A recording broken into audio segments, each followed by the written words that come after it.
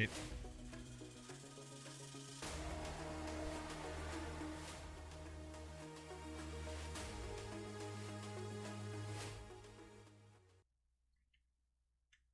First things first, I gotta change my setup here.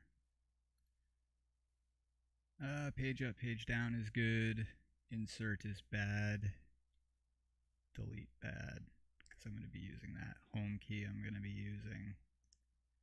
End I'm definitely going to be using. Alright. Good, good. Let's jump into Blender. So I've been doing something for like a little intro or cutscene, whatever the guy wants to use it for. Doc, cool channel, go check them out. Indoctrination. Indoctrinated? Indoctrination. Indoctrination. Let's see here. Launch some Blender and switch over to the live. Save this. Definitely do not save that.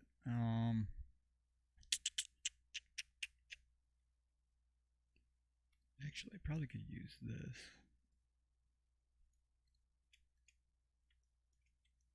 Let's see here. F12. Did I use that one? No. Just for ha-has.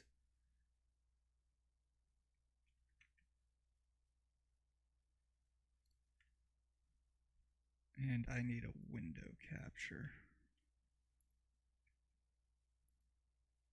And of course the display capture. Boom. Alright, there we go.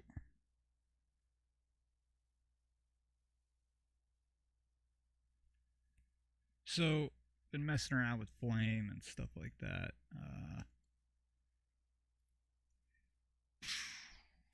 Let's Alt-Z into this. We'll throw it into preview mode.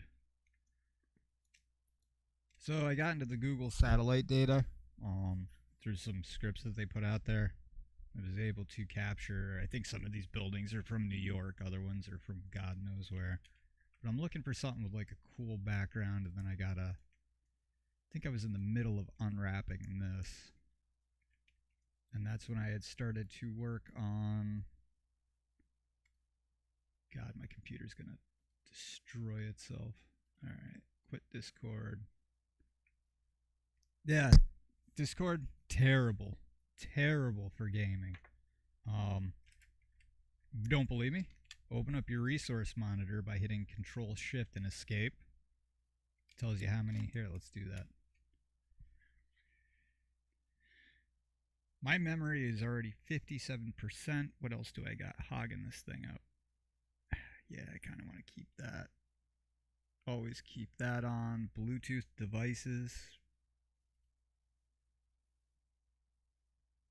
Isn't going to matter because there's nothing connected to it. Steam's a huge hog. Turbo boost is on. So memory is at 57%. We exit out of that.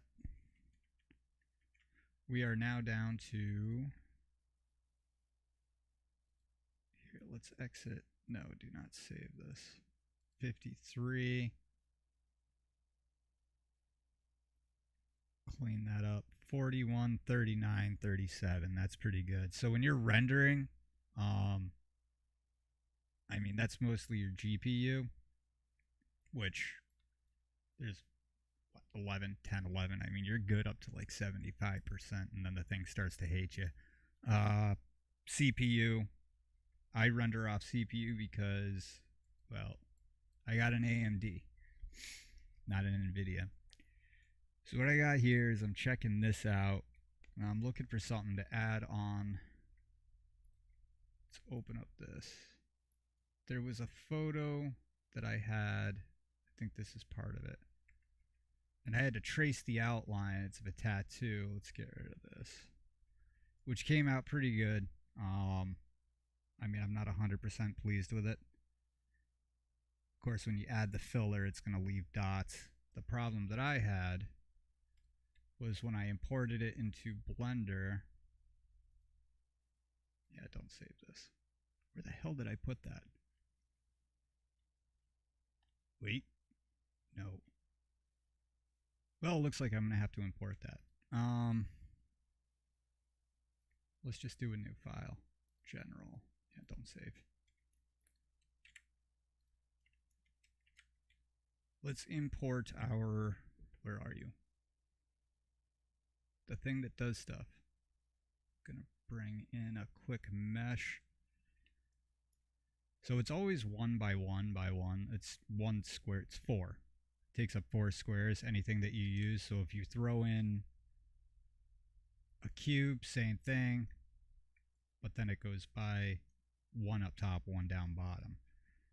So, and this generally, if you're using game engines or anything like that, this is the distance of 1 meter. So from there, I mean, you can make a stack going up, kind of like a cell phone tower symbol, and get a basic idea for height and reference. That's what I do. It is not accurate whatsoever. So, I mean, if you're doing anything like super professional, like what's 3D printing. If you're 3D printing, yeah, you kind of want to make sure that you get that right. Because if you're making parts, especially ones that fit together, you don't want all different sizes. Get that there. So let's bring in, we're going to import our, we're going to import, there we go, our SVG. And the reason why I chose SVG instead of a regular image, again, I turned this into an SVG. You don't lose resolution. You have points, dots, whatever you want to call it. I think there's another word for it too. You have lines and then you have faces. Same thing. And as you expand it, yeah, let's hold control. You can make it go as high as you want without losing resolution whatsoever. So let's control Z this. I might just have to fill. Let's just go with this.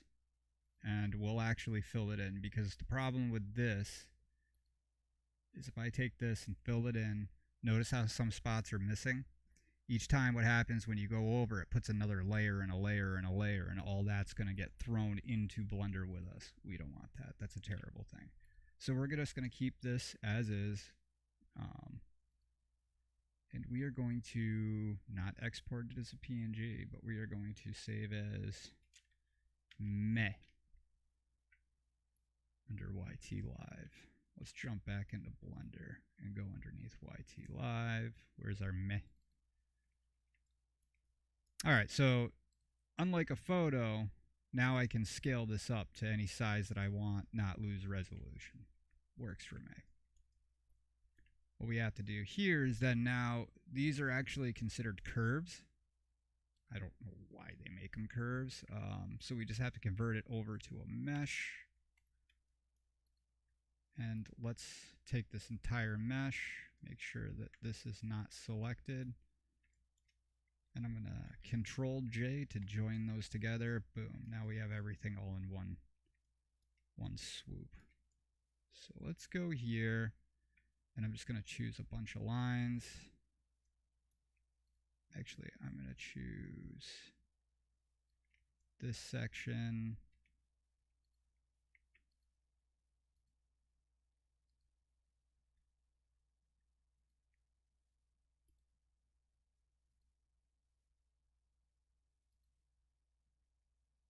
Oh, Control Z. Let's go the other way. I'm going to strike right down to here.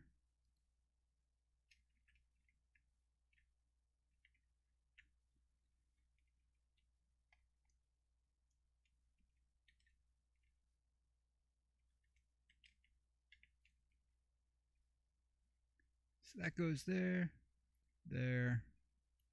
Should make myself unavailable on Steam. All right. So we got that. And I'm just going to hit F. I am not going to hit F. That did not work out the way I wanted it to. You know what? We're going to go to here. And now I'm going to hit F. And then we just have to start from here. We'll go to here. We just got to do piece by piece.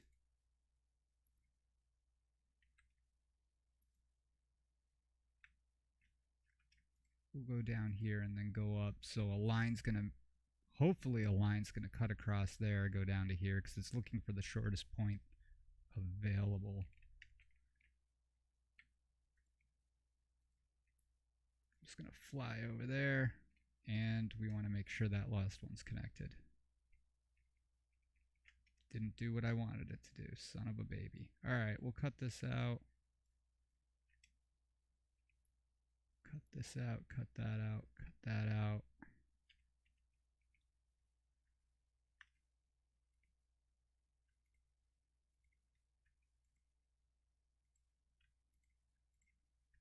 Let's try this. And it's a little bit of a time-consuming process, but once we'll go here, up to there, to there.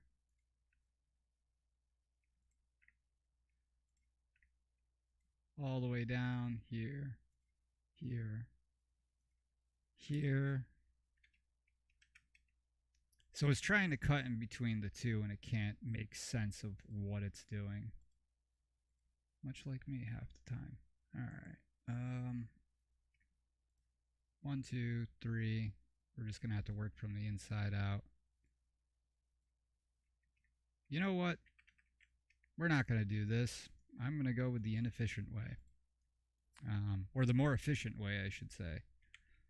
So we're just going to delete the vertices, get rid of this whole thing.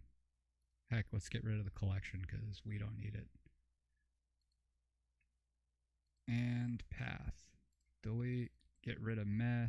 Delete. And we're just going to import the other one that I had. It wasn't Spiral Life, was it? Wasn't Almost Finished 2. Was it? Now I gotta look it up. Alright, let's see here. Oh yeah. And Task Manager itself actually takes up a bunch of memory. Alright, we're gonna go ahead. We're gonna open up I don't know, anything really. Was it Almost Finished? Is it Drawing 1? No.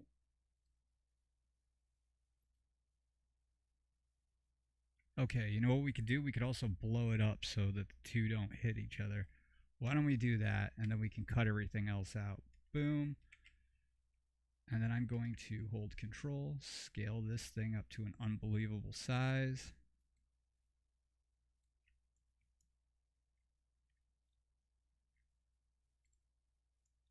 Okay, keep our fingers crossed here.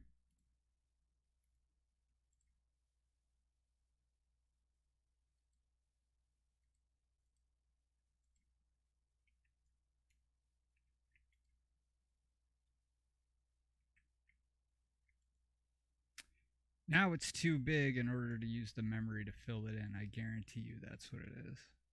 Let's go down half that size. Control Z, Control A. Or actually,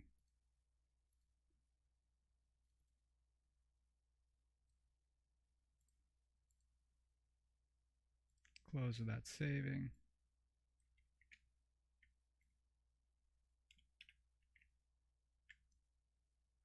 That looks semi-okay. I think I should do something here too, because there's way too, well, you'll see in a minute. And it's good to minimize the curves as much as possible. But if you got to, you got to. Alright, that should be big enough to keep it in the memory bank. And, or small enough to keep it in the memory bank, yet big enough to color it. Son of a bitch. Alright.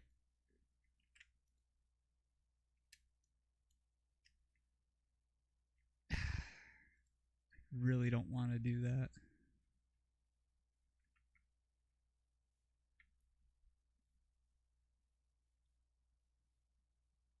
How can I, you know what I can do? I got an idea. And then we'll just go from there. I don't think the guy's honestly going to care too much. if it has every little detail. Because again, I took out here. Let's look at that photo again, just so there's reference and you get the idea. So if you actually look at the tattoo itself, there was a whole bunch of other stuff like shading, and I'm like, dude, I gotta cut this out. I mean, I can always add shading later, but whenever you're working with height maps, basically how they work is black is your absolute lowest point, white is the absolute highest. So if you're like right about here in the gray, you're right in the middle. And what that does is it creates, this is the best way to show it. We'll take black and white, boom, and we'll throw this into a height map. Notice the major difference. It's almost like a spike, and everything gets all triangular, I guess is the best way to put it. Let's turn this red so it's better to see.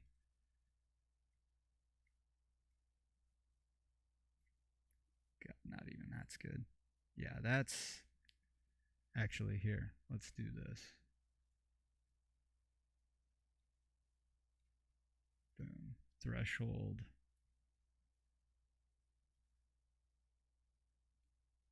There we go. Now, if we go ahead and we kind of filter it, make it a little bit lighter. Well, but at the same time, notice how it's almost like there's a line going right down the middle, and you can see the outline really well. When there's all the shading and everything like that, you can't really. It's tough. It really is tough to make heads or for the computer to make heads or tails of it. So what you normally people would do is they'll throw in some sort of map range or filter, whether it be an RGB, and then you can go ahead bring in whether you want it to start darker, and notice how it's, and then the maximum you can drop that, or I'm sorry, yeah, start darker down here, and then you can go from there. I usually stop a little or start a little bit up top so that other things can go. I layer backwards from the top down. Don't ask me why. I'm just not. I don't know why I do that. So notice like I cut out quite a few different things here. The bottom, I don't know what this went to, but I mean, again, I cut out the cross because it's just, it looks like two moons. It's cool and it has the pentacle on it. So now that we have, yeah, close without saving. We have this. This is already filled in for us right now, which is good. That's exactly what we want. Now I can't cross these over, but I can bring them pretty close to each other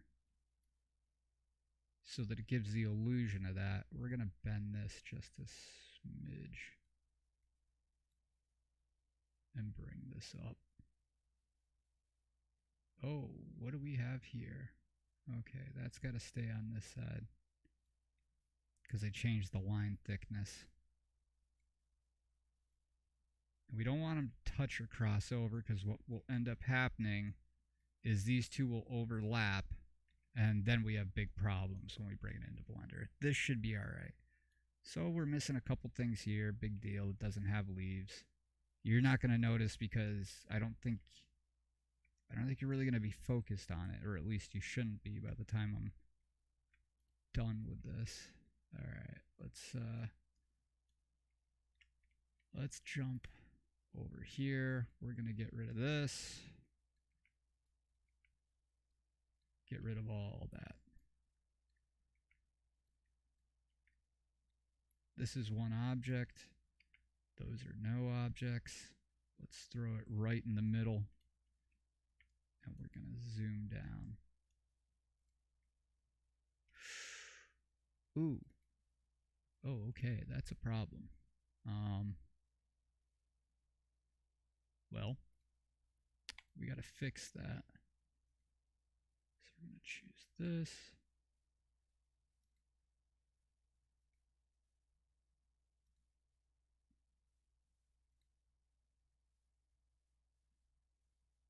And let's just kind of bend these a little bit. This could probably be bent out too.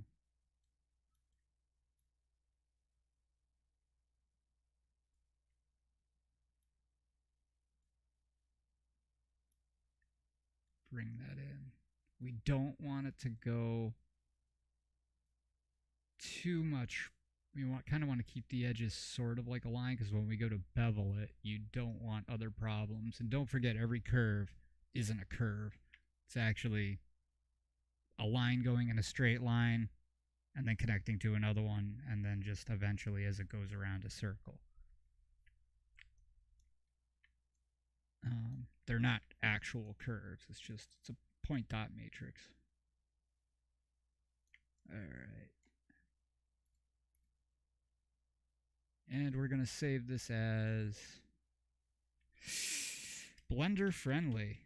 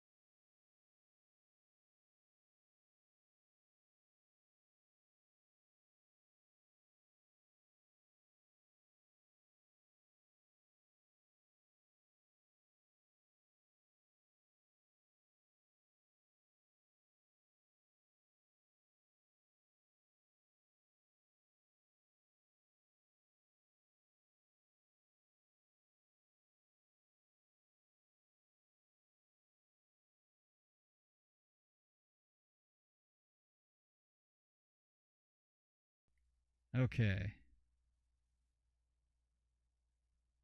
Let's see here.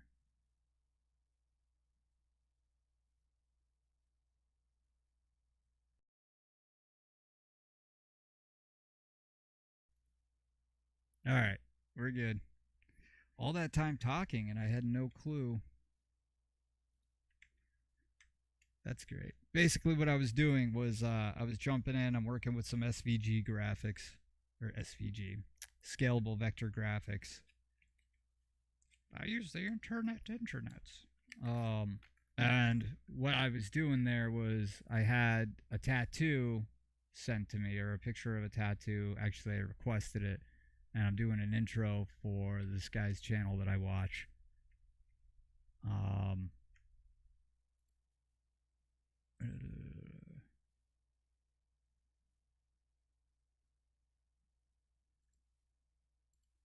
let's see here. So, anyways, basically, quick rundown because me and my infinite wisdom decided to not. Yeah, let's close this. As you could see before, there was here, let's hit a. There was a picture. I just had to trace out the tattoo. I could have used a bitmap, trace bitmap, but I didn't do that. I had to go each individual one, go around the outlines. And what I was doing was basically, you have a problem when you're dealing with this stuff. I just boolean that out. Um, but these lines, like when you're using SVG, you really don't want them to overlap each other. Have them connect or nothing. Because what happens is every dot and every point that goes there, it might look like everything's solid, but in reality, you're going to have a bunch of stuff stacked on top of each other that you're going to have to connect. That nothing is corrupted or broken. Because as you start to work with it and you go around your model, you don't want to get 60% done and say, oh, I I missed something right at the beginning. This is not good.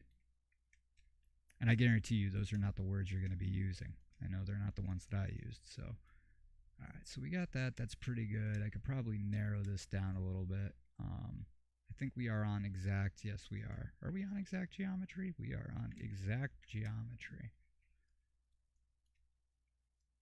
Okay, so we're going on the x axis. I'm just going to hit these two. And G on the x. No. I'm going to hit Control R up here. G on the Z. G on the x axis. And then we can go down to these two. I'm going to get rid of that one. Looks a little bit better. Another thing that I like to do, actually, here, let's just for ha-has, we're going to throw in a plane. We're going to rotate it on the x-axis by 90 degrees, and we're going to scale it 4 times because this is going to be a bit of a larger scene. Because I'm actually going to be, or G on the Y by 1. Nah, we'll make it 4.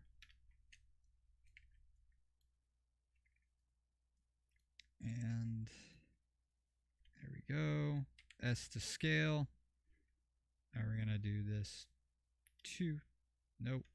3 times. Yeah, 4. Yeah, that looks about right. All right, G on the Y. We're going to go back here.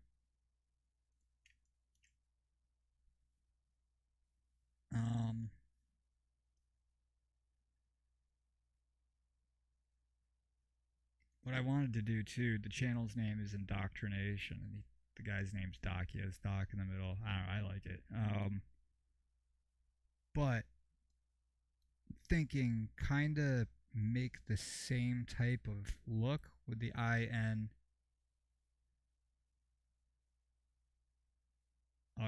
Nation. That would actually, that's pretty big name. We'll get to that later. I'm not going to worry about that just yet. Either way, the middle one's going to be separate. The two sides will be different. But I'm throwing this background in here. And let's throw it into a rendered mode so we can see what we're kind of working with here.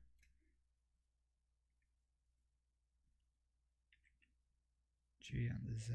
That's too much. Alright, you know what? We're gonna...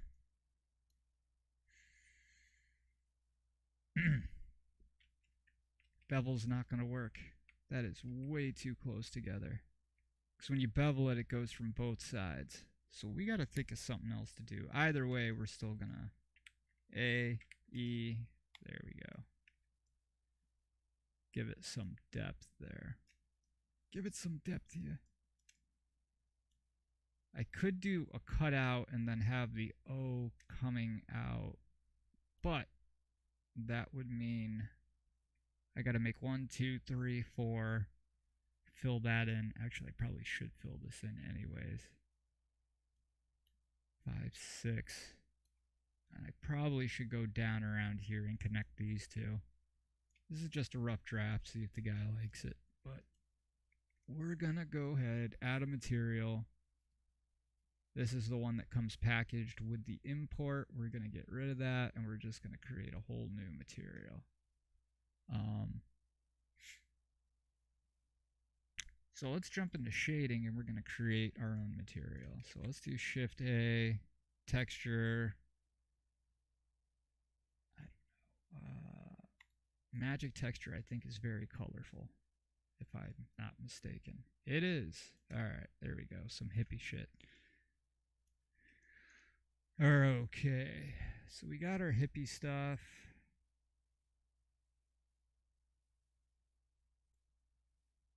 Actually, I do it for the coloring, so you can still see the depth. There we go. More checkered. And let's do a mix.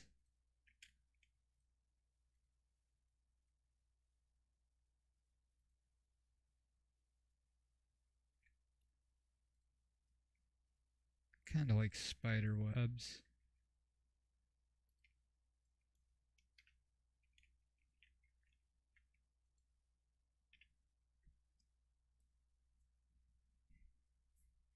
So the white's kind of complementing the background, or the black's kind of complementing the background, and the white's really bringing it out, which is pretty sweet. But that actually is not the wireframe.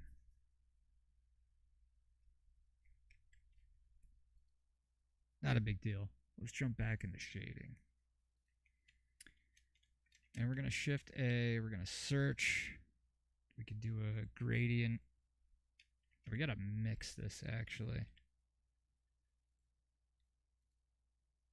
We're going to mix A with B.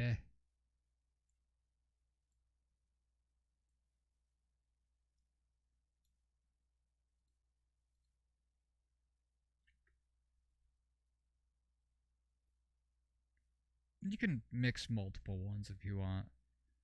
Here, we'll let this be our factor. So that's a little bit more on the lighter side, because he gave me, where's the photo? You know what? I'll open it right here, because that's what this is for. I think it's underneath downloads. Okay, so here's a photo that he took.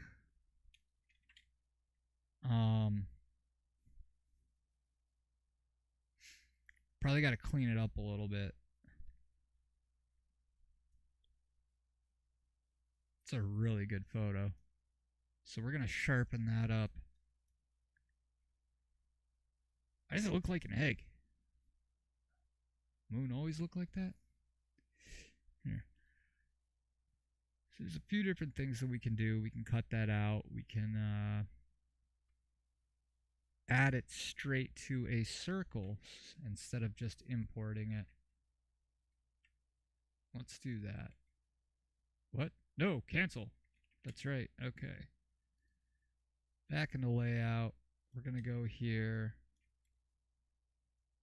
Let's create a new material for this. That's new material 2, shading.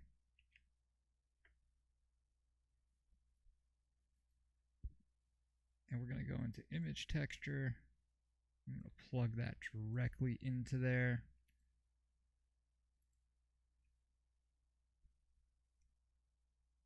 And the the reason why it's squished is because we have a box, and I believe that is a 1920 by 1080. What is this?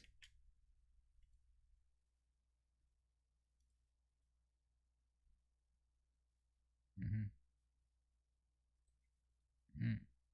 I see. Okay.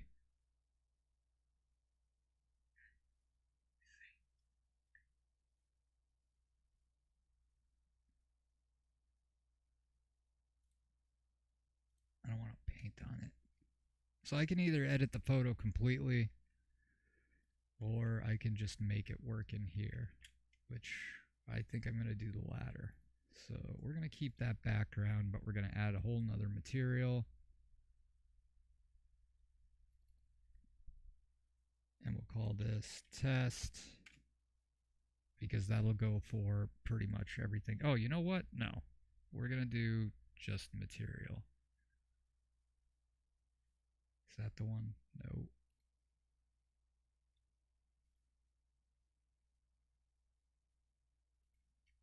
There we go. Material one. Beautiful. There, so now we can tell the distance between them and we're not really taking up a whole heck of a lot of processing power. Usually people don't shade it at all or make it all different colors. I just use one texture.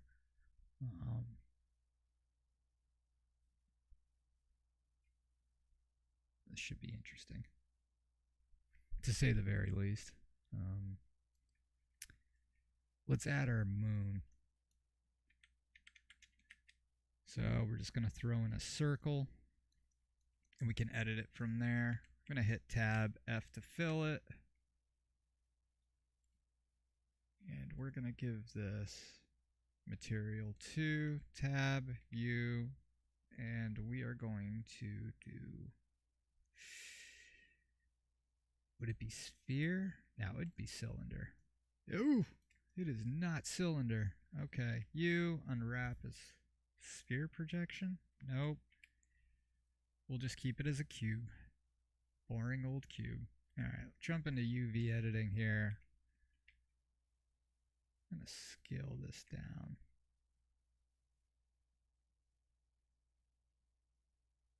I believe I can get away. We'll go right into the material preview. Actually, that doesn't look too bad. Does that look bad? How does that look? Huh.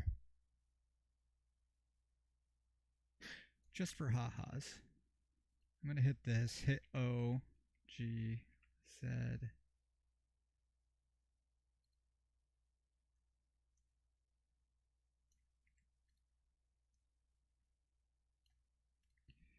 Alright, I'm going to rotate on the X by 90 degrees.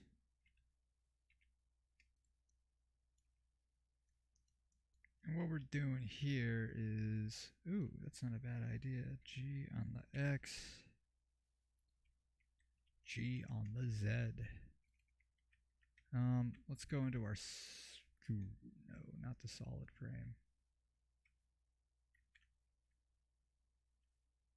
That might actually work out. Alright, let's scale this down just to smurrbudgeon. We're going to bring that over and then we're going to bring it up.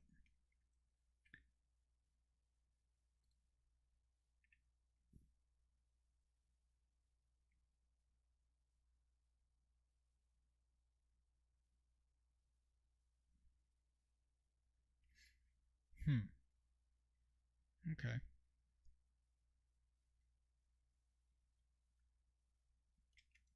We do need to paint this though, which that shouldn't be too bad. Let's look for like tree roots or something. I already know I got a pretty good idea if I subdivide this, but it might actually make it look pretty good. I'm guessing it's going to look terrible. Oh.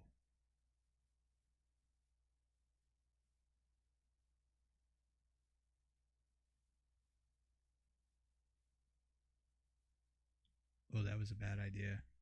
I knew that was going to happen. Yep. Yep. And this, ladies and gentlemen, is why we save our work. Before we do something completely irresponsible. Oh, yeah. Yeah, I already know it's not going to respond. Okay, let's try this again.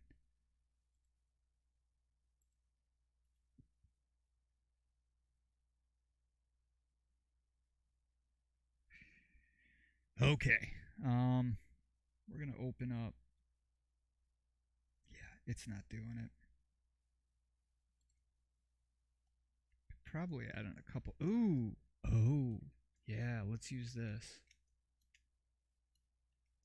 All right. So, file.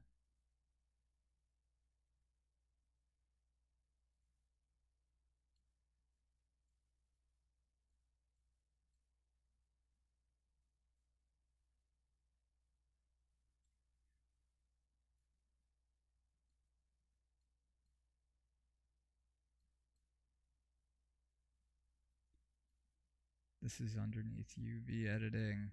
I'm going to jump back in the layout here.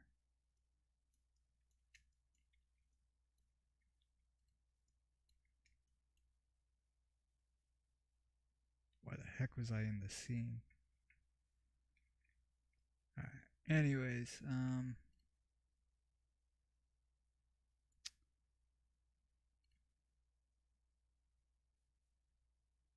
yes to the mirror. We got to jump out. That looks good for right now. Let's hit tab.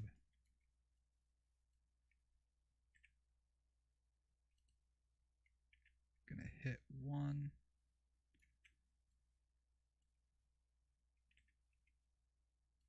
And shift and tab.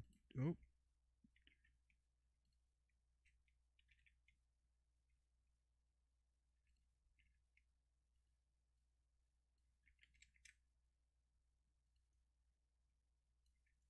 All right, good. We got that.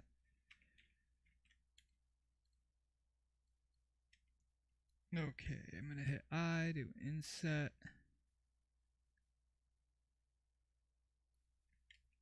And once again, G on the Z.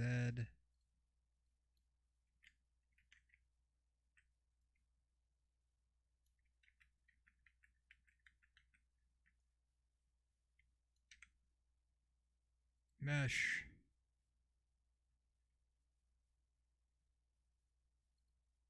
Clean up. There we go. All right, so let's hit I. Oh, escape.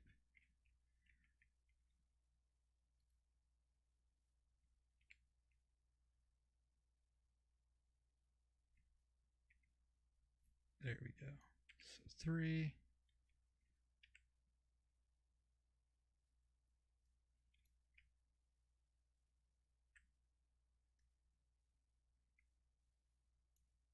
Yeah, that's not going to work down there.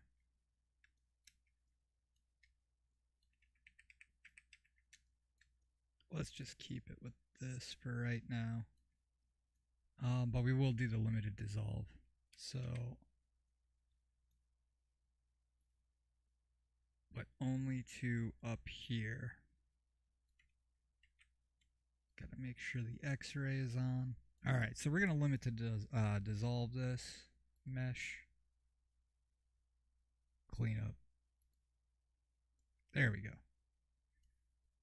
I know. It looks terrible right now.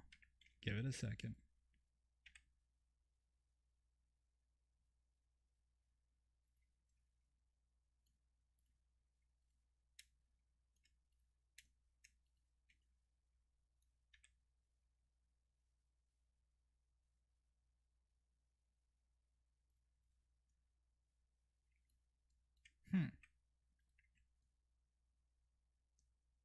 Kind of looks like a chalice, I guess.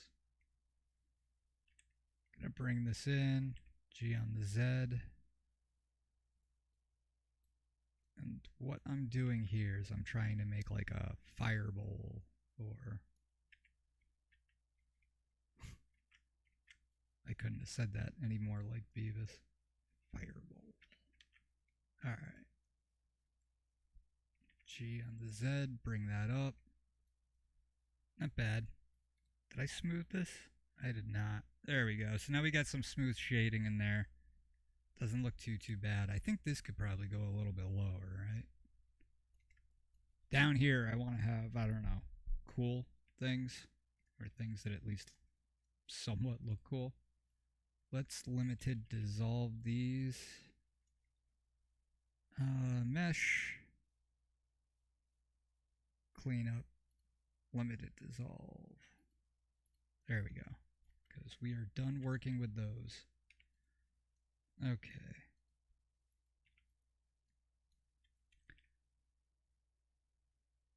Bring that in.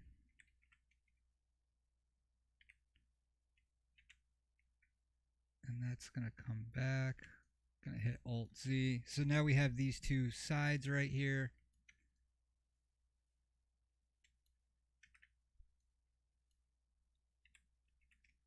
Let's bring it up a little bit more. We don't want it too much because when we go to texture it.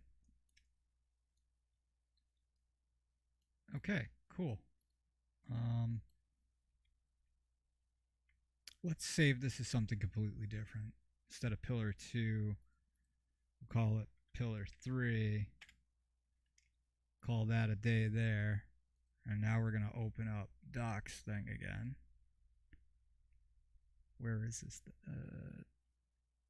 Oh, that's right. We haven't made it yet. Okay, so let's go ahead and import that because we did that right at the beginning. So I'm doing an SVG. Was it Blendly? It was Blendly, wasn't it? It was totally Blendly. G on the Y. Shift tab, G on the Y by 4. There we go. Alright, so we are working with this. And of course, we didn't cut this out, so let's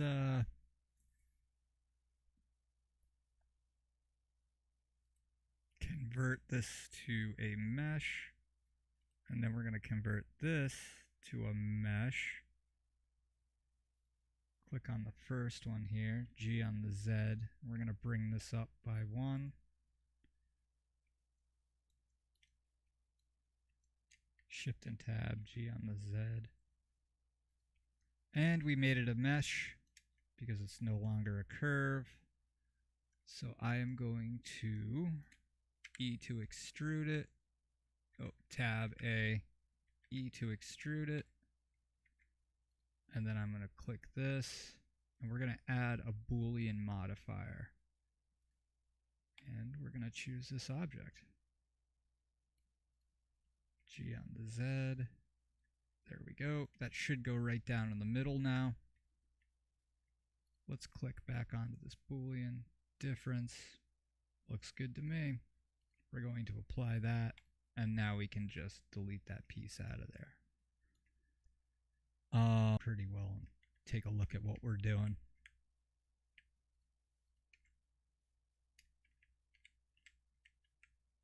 So close. Alright. Wants to play this game, huh? So we're going to scale by 10 times.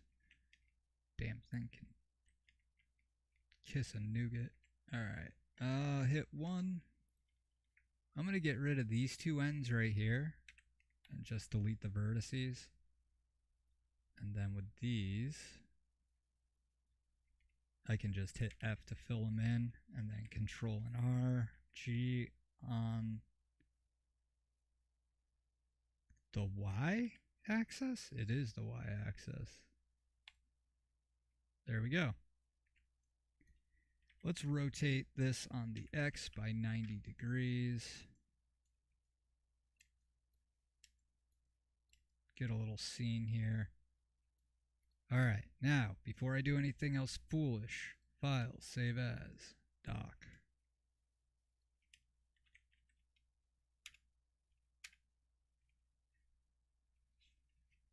There we go. Alright, G on the Y, let's bring that here. I was thinking of like, he wants a moon in there, a picture that he took. Oh wait, Control Z. There we go. So let's click on this again. That, well, we know that's what it looks like subdivided, but let's not do that just yet. Okay, G on the Y, and we're gonna do -4, and that should bring us right back into the middle. So let's get that moon. UV editing. Wait a minute. Layout. Why is this blue?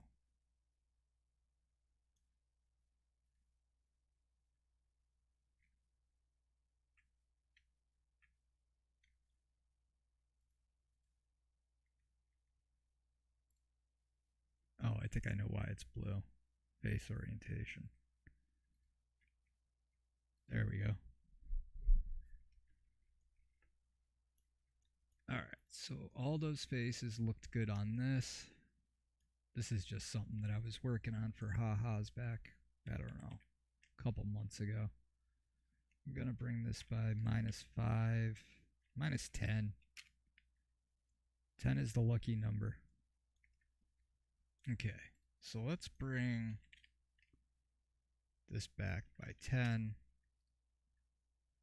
There, so 20 distance between the two. And we need to get his... We're going to do a new one. Call this moon. Let's call this dock. Pillar. That way, once we start getting a million different things in here, we know exactly what we're working with. Make sure that everything's coming out good. F12 the hell out of that. Didn't place our camera because, you know, that's how we do.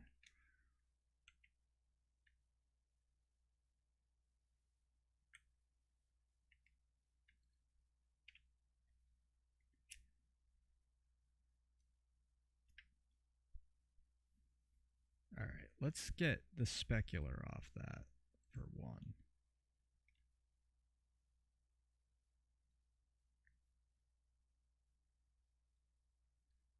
Bring up the metallic and the specular and the roughness down so it's all shiny. Just so we have something to work with. I'm not going to bother texturing that just yet. Actually, you know what? No. The heck with that.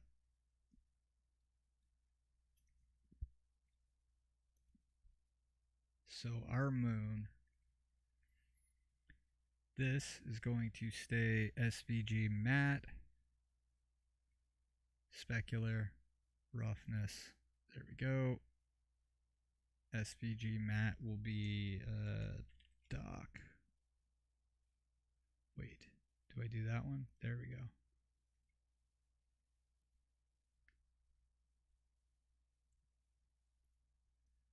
Alright, so we got a couple materials working here that's going pretty well. We could make a tiled floor. I don't know exactly what he wants. I was thinking like a cityscape with, you know, indoctrination going across it, like on one of the bricks, like another brick in the wall type deal. Ooh, that didn't come out too well.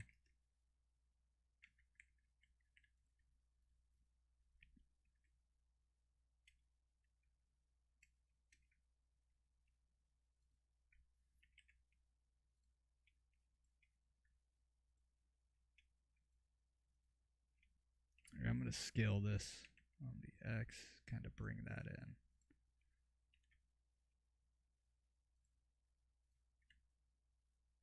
Yeah.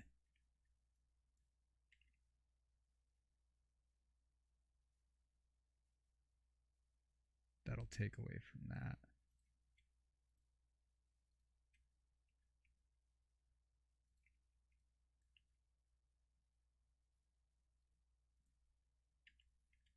G on the X, bring that out.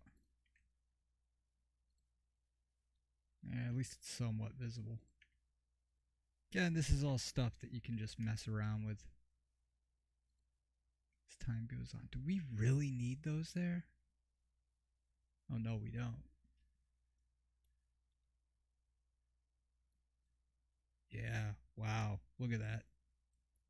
That is a lot of triangles. Okay, let's not play around with that no more. I really don't see why. Mesh, clean up. Oh. Not going to delete loose, but I am going to do a limited dissolve. So much better. Alright. Let's get that moon in here.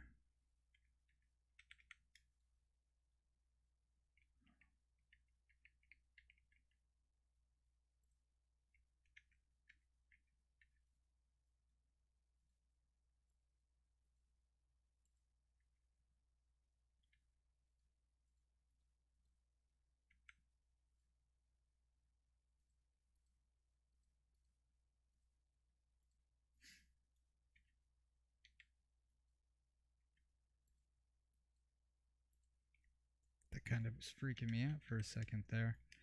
Alright, mesh. Once again, we're going to throw in a circle.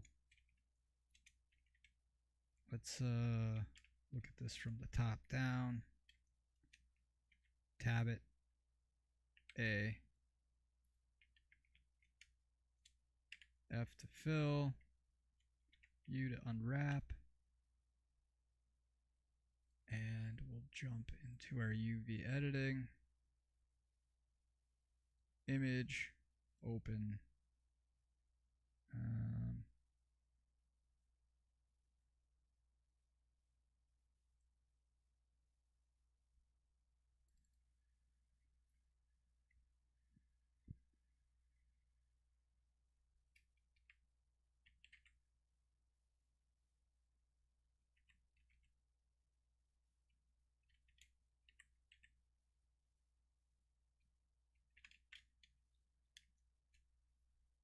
Alright, let's scale this down. We're going to G on the Y.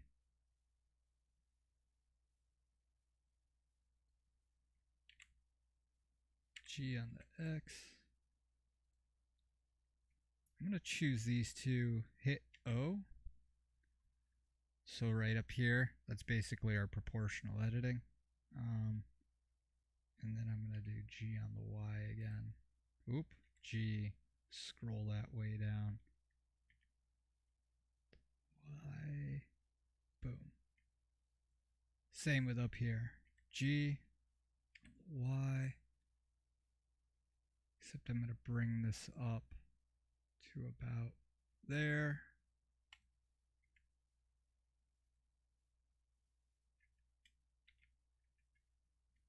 Looks good to me.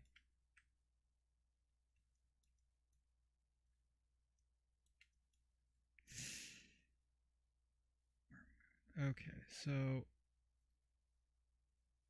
this will be moon.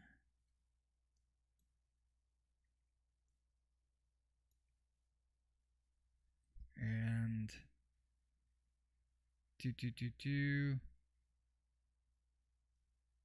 we're going to do use nodes, image texture, warm moon.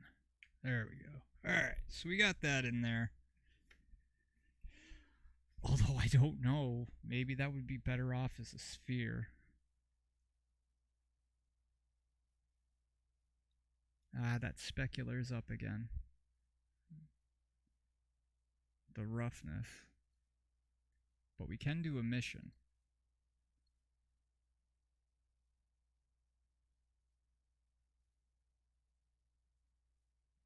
Have it emit some light.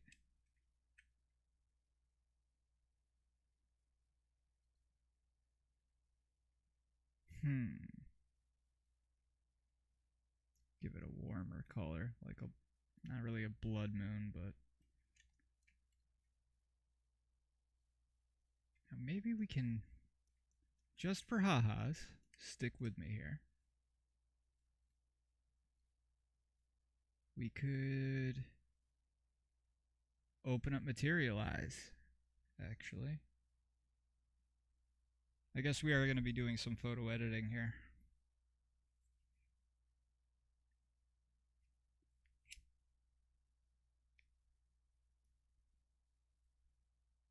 Alright, let's open up our diffuse.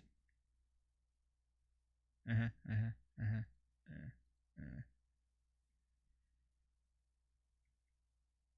docs, pics, favorites, add to favorites, see users, Derek downloads. And we are going to Warm Moon. Select. Alright.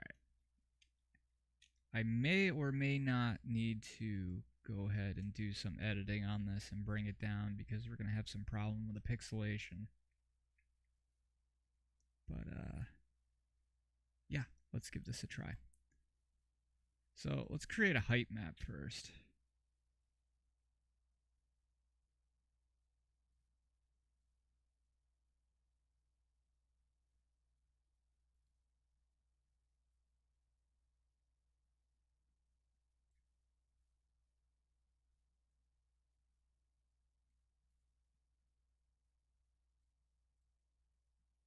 Means the whole damn thing is going to be spiked up.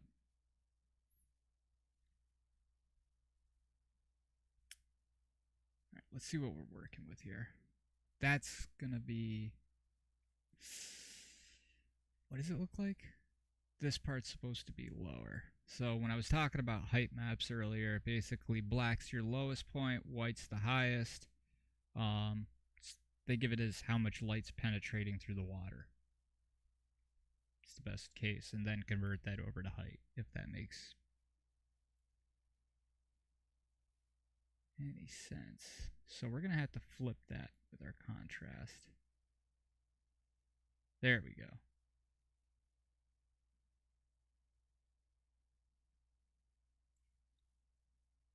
Bring down the film grain. Ooh, that is way too much at the top. Yeah, that is way too much. Hey, what's up, Mod? Of course I do, man. From back in the Rust days. How you been? Been messing with any skins or?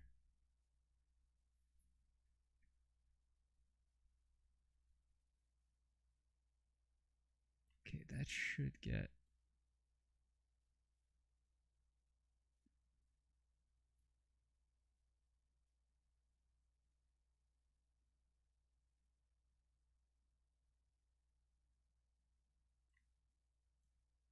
Yeah, how you been, dude? It's way too high. This thing needs a damn reset button.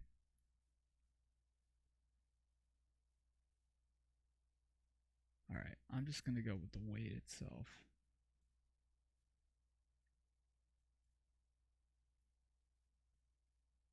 Just crank it, because it is a zoomed in picture.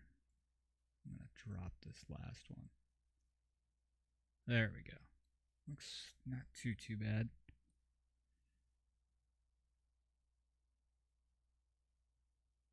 Hell yeah, dude. So what have you been up to? You been messing with Blender at all, or? I'm gonna set this as the height map.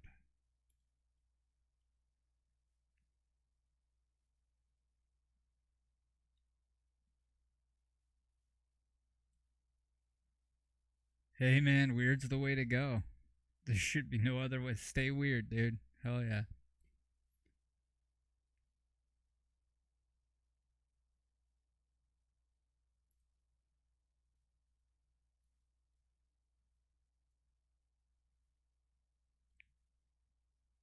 Yeah, you've been you use Mixer a lot, or?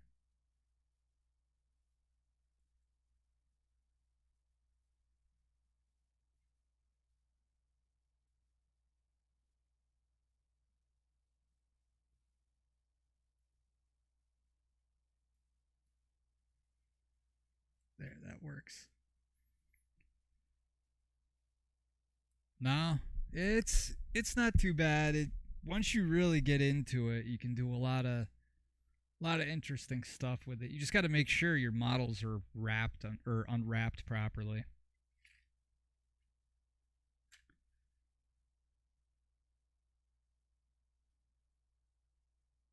I don't really stick to one program that hard. Yeah, it is tough to learn. I mean, it's not it's not easy, that's for sure. Oh, I need to reverse the shit out of that.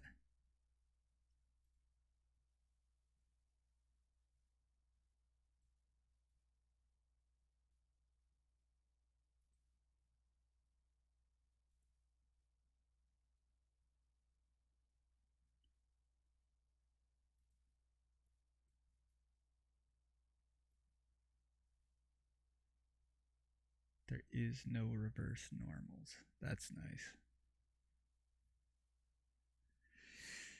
That means we're gonna have to do it manually. But let's see here. Show metallic. Um,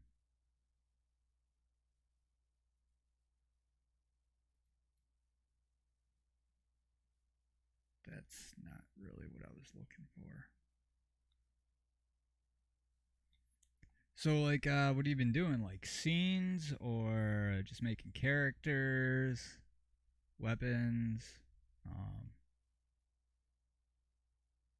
what have you been working on, man?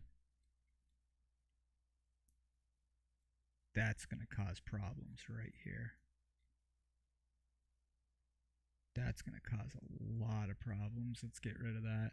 We're sticking with this. This isn't bad. That's pretty good for the moon.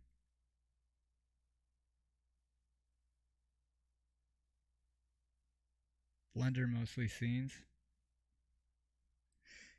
Yeah, don't be like me. And I was just going through my PC the other day because I had like 20 gig left on it. It was in the red. Like, oh, what's this? So I'm searching around for large programs or anything like that.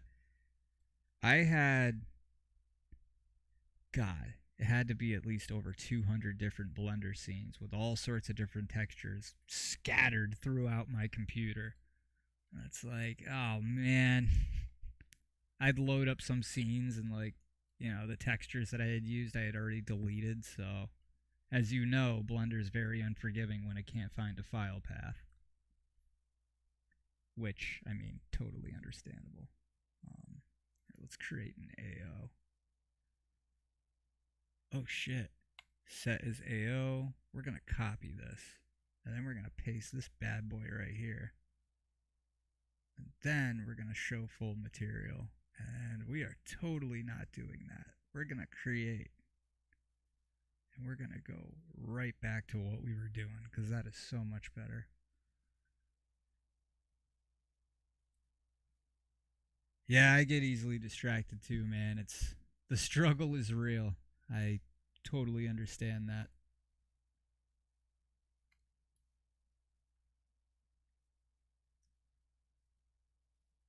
That is way too deep. Well, maybe not.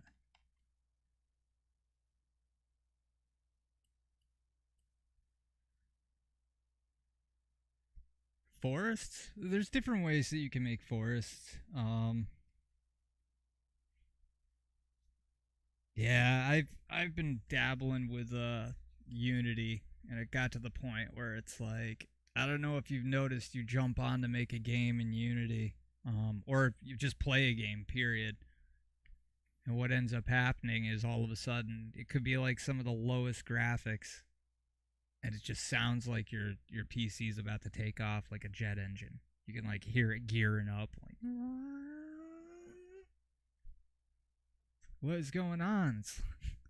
This game has no textures. It's totally accurate battlegrounds. Why does it sound like it's about to die? And then you go to like Unreal, which has, photorealistic graphics and all this other stuff, and it's like computer's not breaking a sweat. So I started reading up on it, and I guess it's like Unity just started being like that probably about 3 or 4 years ago, maybe sooner than that. But they loaded in. It was no, it might have been longer than that. When they introduced the apps, they put in all that tracking crap that just basically goes to their servers and then their benefactors servers for advertising. And you don't have to have ads in your game. I mean, it doesn't even have to be a cell phone game, but you bet your ass it's going to be running in the background. um, so it's like, why the hell would I be? It's not even part of the game. Like, I'm not using it yet. My whatever machine's running it is gonna suffer for it. So I've been trying to learn the Unreal Engine. Just looking at it, back in the day, they actually called it Unreal Ed.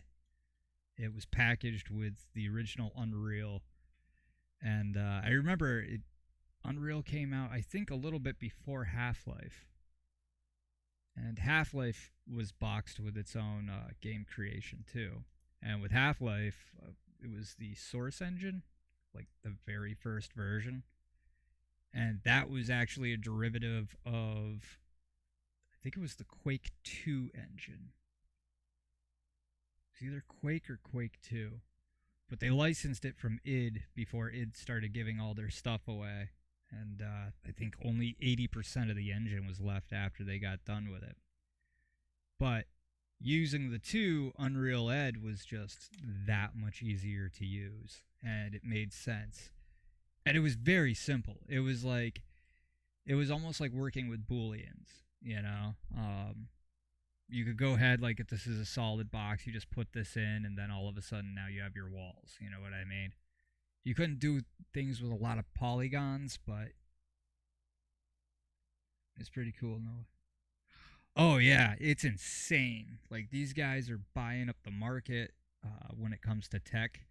They got mega scans in their pocket. I think they were talking about buying another like LiDAR company. I believe I saw that. I don't remember where. But for, scanning more in, real objects, what I'd like to see them do is make some software for our phones. Because there was, God, what the heck was the name of it? Did you see the game on record? Yes. Yes, I did. That was, shit, we need to pull that up. People were like, oh, hey, yeah, this is totally not, what is it? Come on. Boo. Okay. So, unrecord gameplay. What gives it away is actually the barrels that gave it away for me. So, like, even right here, I mean, look at the ground. That's just...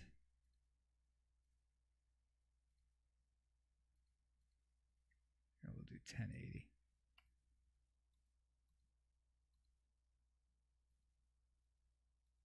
You'll see what I mean by the barrels.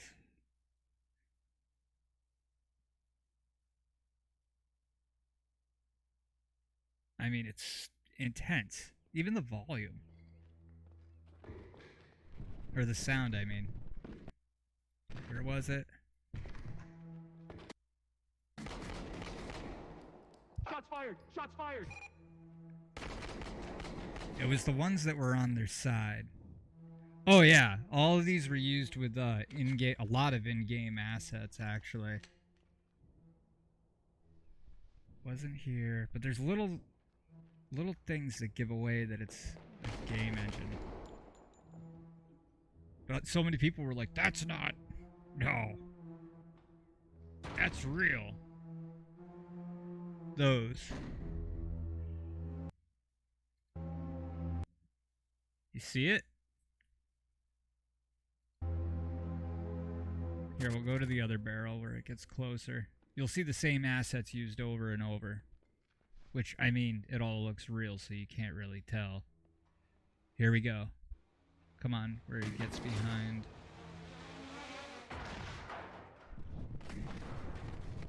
Where are the barrels? There are the barrels.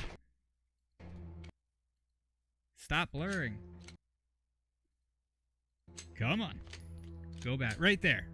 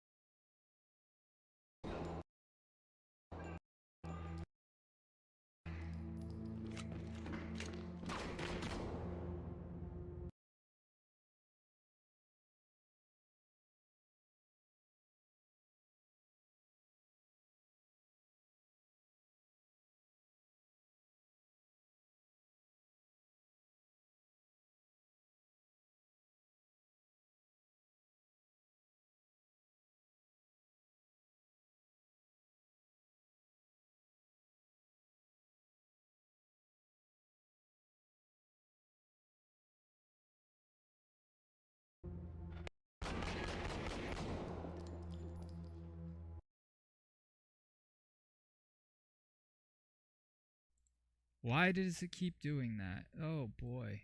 Oh boy, oh boy. Let's get into settings here. Can you hear me now? What the hell happened there? Hotkeys. Stop streaming. No, no, no. Huh.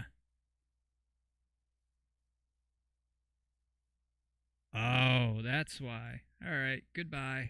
Apply. Okay, let's jump back. That's a little bit better. Sweet. Yeah, absolutely. If the volume's low. Crank this up a little bit. How's that? A little bit better?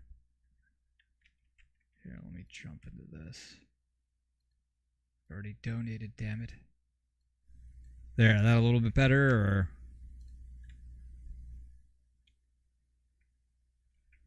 Yeah, no.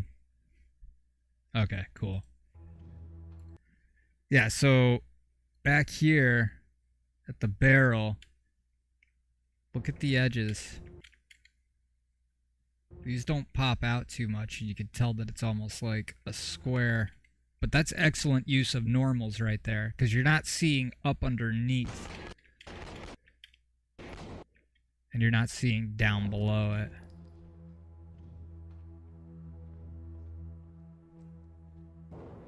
But yeah, for Cyberpunk, see, they fixed the barrels on this one, so when they had those on the other side, basically that was the bottom facing us.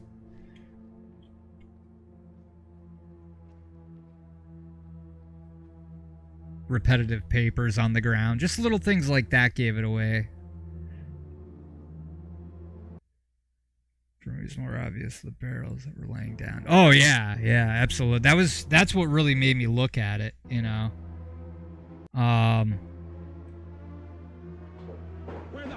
And just the movement, you know, and the explosion was kind of out there. But yeah, Cyberpunk, I mean, the new Cyberpunk definitely looks pretty good. But after seeing stuff like this, and what was the other one? The horror game there.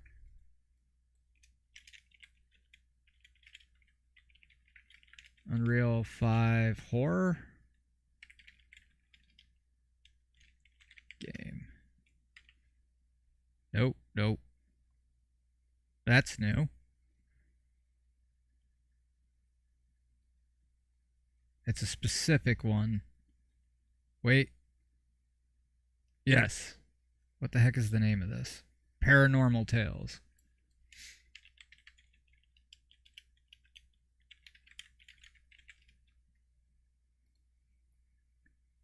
This one too. This one you could tell a little bit more, but Come here, boy. yeah, so same thing, like it's pretty good. They added another one. Won't go through it. Where is she? Above the house. It's awesome. towards the end here.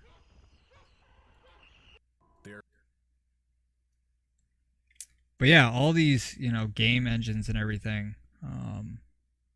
What is it? Cyberpunk graphics update. Yeah, 3 weeks ago. So there's the path tracing. But if you look at this, I know the crawl's crazy.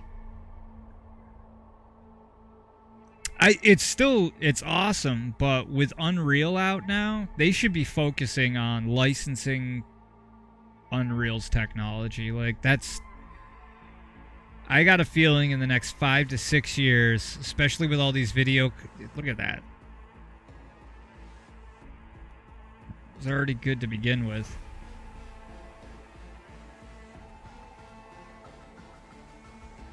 Yeah, the before and after is insane.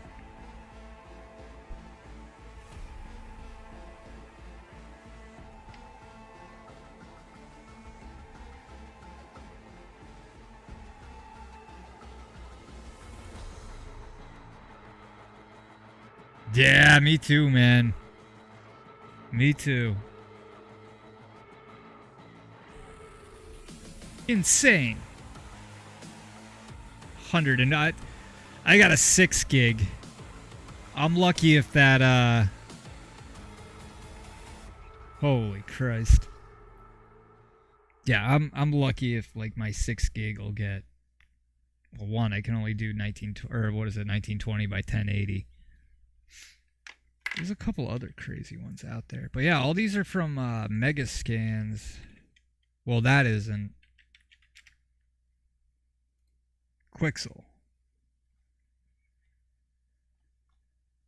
But like in my tutorials, my specs, oh god, horrible. God, what am I working with? Basically, I got, what is it, a 3.5 Intel, which it's like, I think i9 or i7, i9. I forget what it is. Oh wait, shit, it's right here.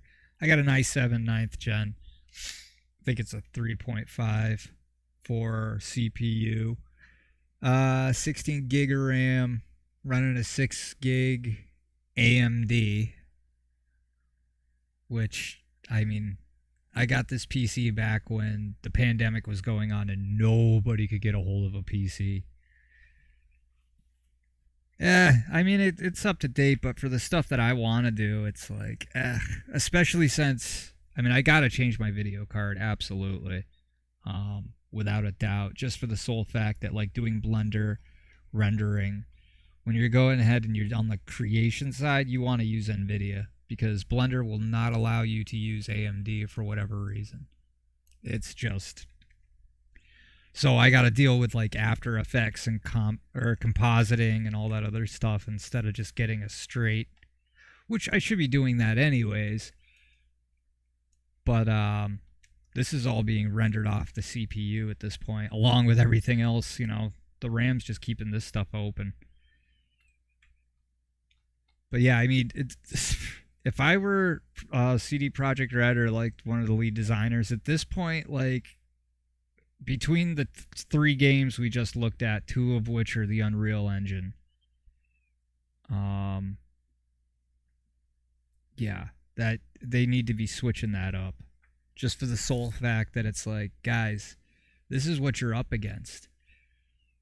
Like, they're making one game and they have all these people just working on it, hundreds and hundreds of people.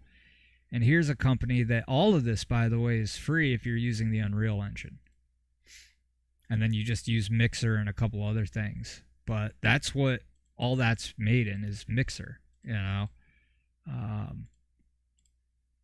From there, I mean, you could take this and using Mixer, you could just totally repurpose it completely, 150%.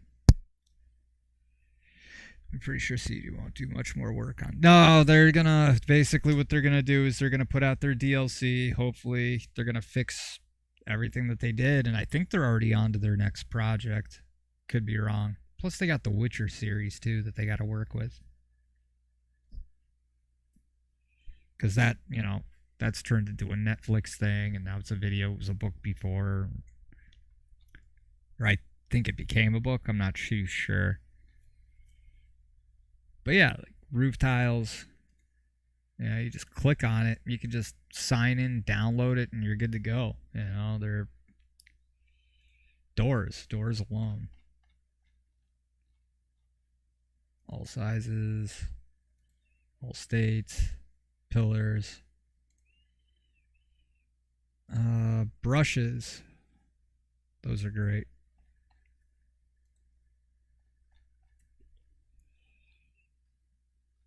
Again, all these tools are just available online. I use something similar sometimes. I use textures.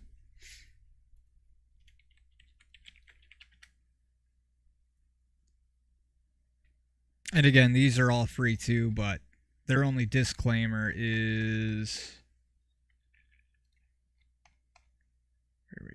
underneath help, license. Yeah, use textures to design a website. For commercial, web design. You could also do it for game, animation. But again, where is it? They specifically put... Can I put some of your materials on my own? No, so you can't redistribute. So it's an open source license. Should say textures.com somewhere.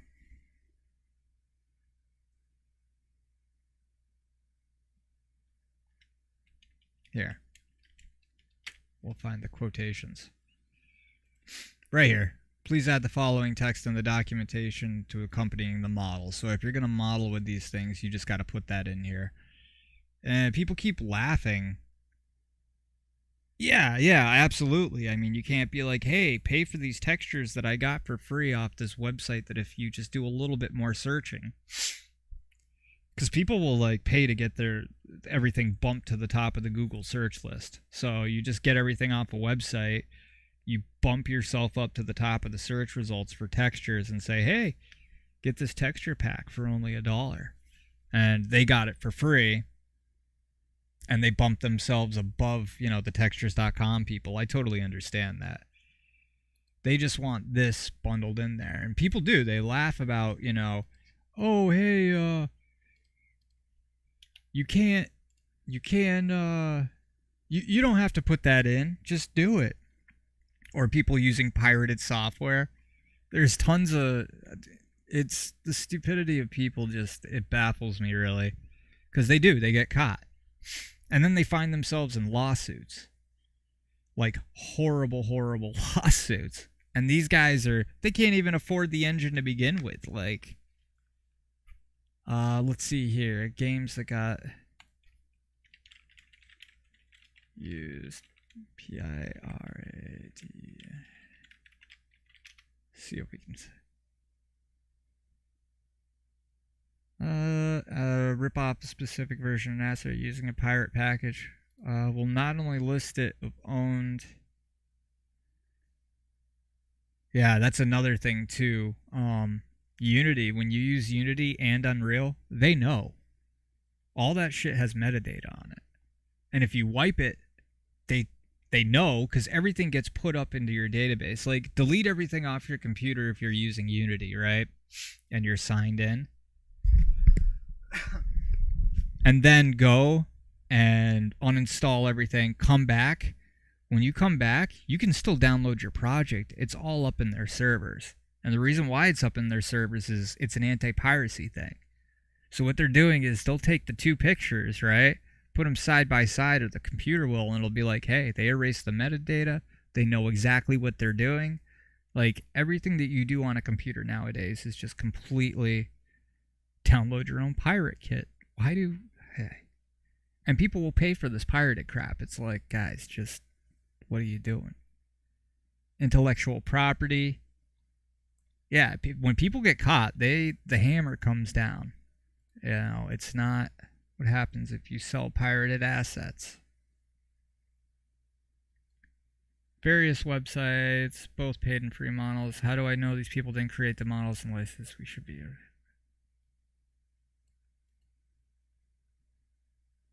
Yeah, so they just don't want you reselling it. But a lot of games, people will decompile it. Like there is Unity.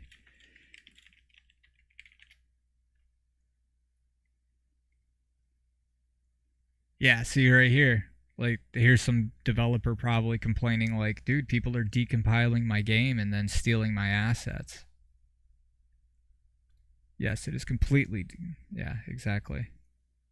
Extract the code in most assets. I wouldn't recommend it because a lot of these decompilers are. They're not from the best people on earth. Let's just put it that way. They're not really guys you wanna. What was the other one? And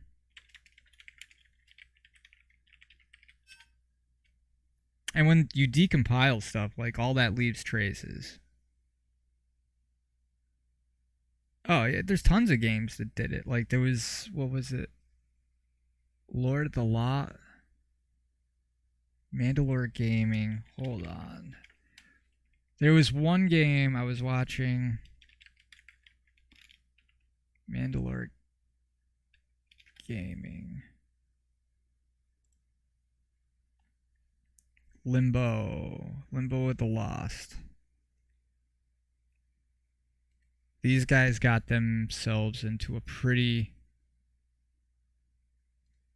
So first they used a free to use game engine, which was where is it? Limbo with the Lost, Mandalore Gaming.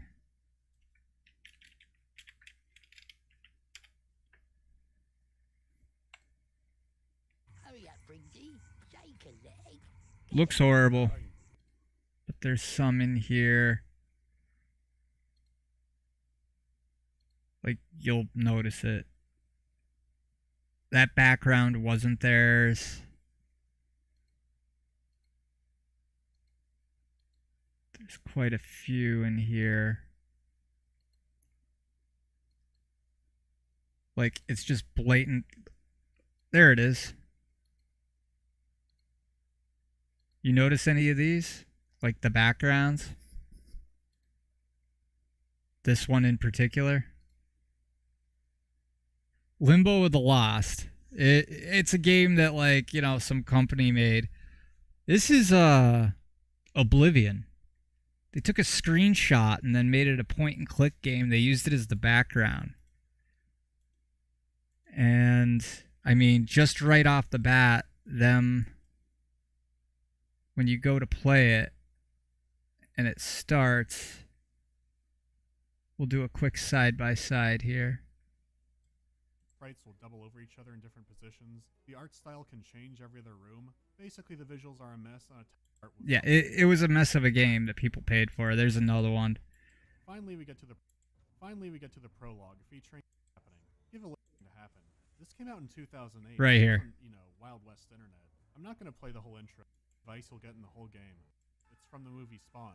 Yeah, they used Spawn, the opening. When you start it up, you get a cutscene of someone falling through fire, and it's from the movie Spawn.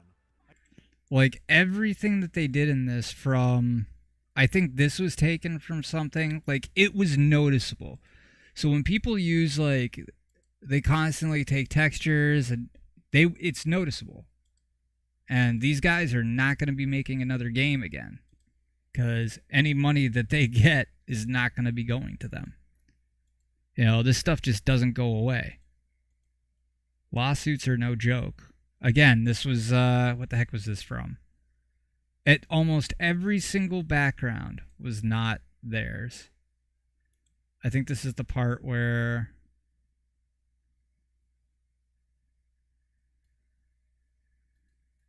Yeah. So again, like, it's better just to make it yourself. Yeah, look at that. That's oblivion. It's just unbelievable what some people do. And it's things like this, like you don't want your name attached to this because it's what the heck is his name?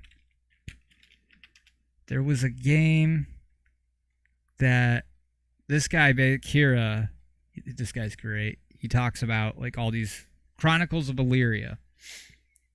What a mess that was. I almost supported this crap. These guys basically, I don't even want to get into the rundown. They got millions of dollars and never delivered a product.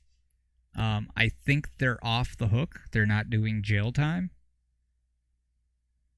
But at the same time, well, yeah, in every game, like sometimes companies reuse assets or they'll license them off other ones. I'm talking about like you or I, people that don't work for studios that decide they're going to go off and just either make their own or whatever with stuff that's not theirs. You know, you will get caught. And this guy, I think he got off the hook with it, but he will never again, never be able to say, hey, I'm making a game, can you help me fund it? Because what ends up happening is, well, people have the internet and they're going to dig it back up. God, there was another one too, like Earth 2, that was another disaster. And it's, if you're going to, basically what I'm saying is if you're making a game, you got to be like, really, it's going to be tough now because people ruined it for you. Like, badly.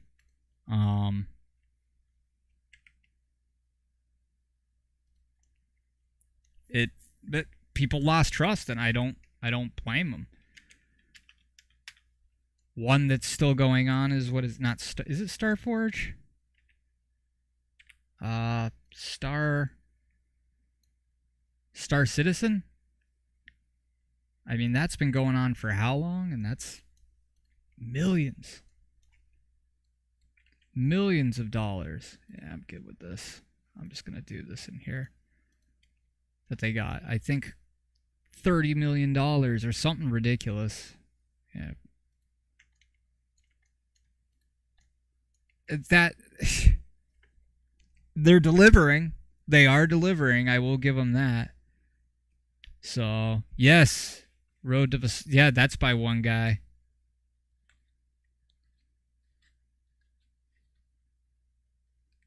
Yep. Yeah, that's... I think that's made by, like, a military vet. Road to Vostok. Pretty sure. I could be wrong.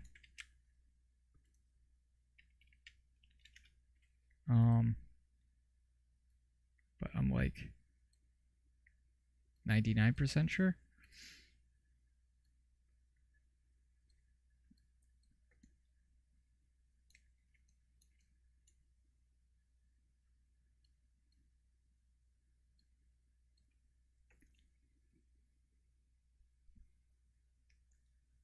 Yeah, that's... So, I mean, that's something I'll definitely be checking out. It was, I like those games, you know? Same with the survival games. Rust, Mist Survival. They gotta pick that up, man. They really gotta pick that up. It's a good idea. The map's good, but the game feels empty. I guess is the best way to put it. I mean, it's a small development team. I think it's only 1 or 2 people, but still. But I still got it. And then, you know, you get these games that, especially that are in early access, like, what the heck was it? Green Hell. That was another one that looked great. That's a small team. You get used to it. You're like, all right. And then they completely change the game around. Like, even the intro. I'm like, what are they doing? It's like, so now I'm on a boat? I didn't run away? What's going on? Okay. Bump map. Gonna throw that right into our height.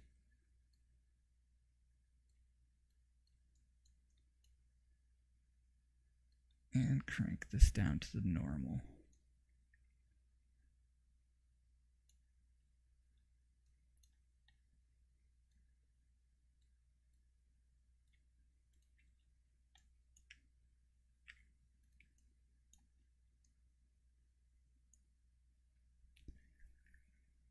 There's that problem spot again.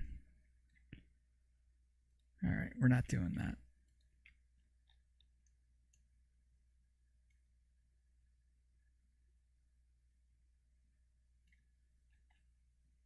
We are, however, going to set the background color to absolute black. And then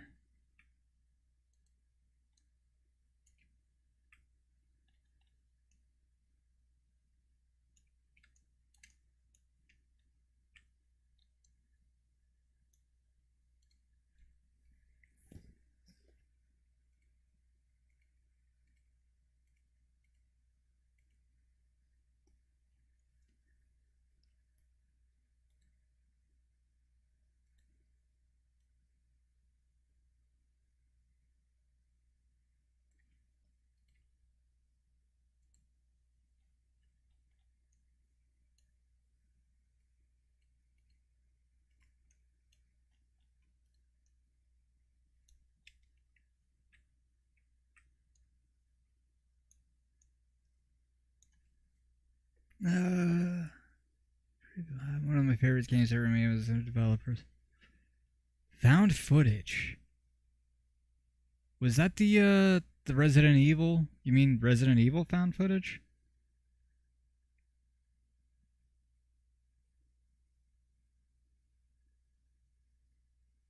Found footage.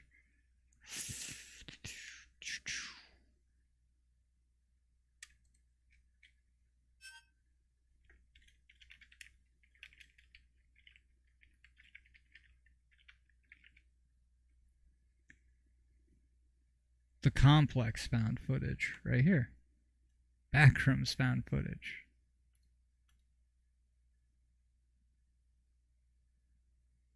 Yes.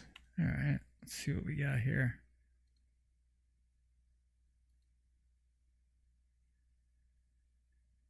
Yeah, the backrooms. I got so many backrooms games. Yeah, that's always fun too, like making backroom stuff.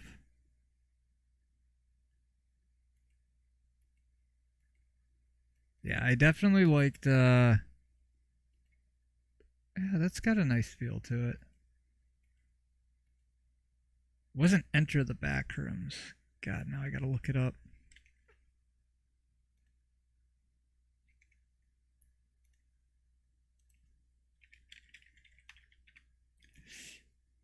Inside the Backrooms. It's a little bit. Hey, they got an update. When they do that? Oh, a few days ago. Oh, they added more stuff to it. Yeah, and then Escape the Backrooms, same thing. Making backroom stuff? Hell yeah, man. Yeah, I tried doing that. I was trying to make my own backgrounds texture for the level 0. And it just it didn't really I couldn't. I got way too picky with it. Instead of focusing on the details, I was trying to focus on the textures because there's really not a lot there. You know, usually when you're dealing with something else, like you got 10, 11, 12 different things going on. And this is just walls, a floor, and a ceiling. You know, and your occasional table or door or doorway. And it's so simple, but it's hard. If you understand, I'm sure you get what I mean if you're making it. It's getting the aesthetic right.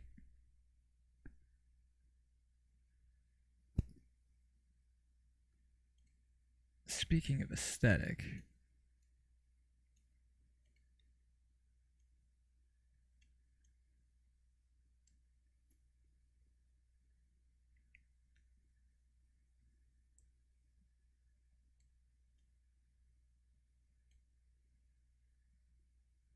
oh, that's why.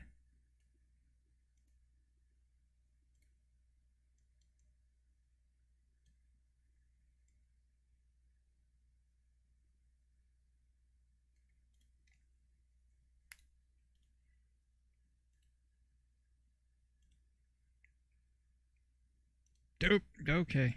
Time to do a new one. Moon. Yeah, we're going to exit out of that completely. We're going to drop the moon. We're going to do a new one.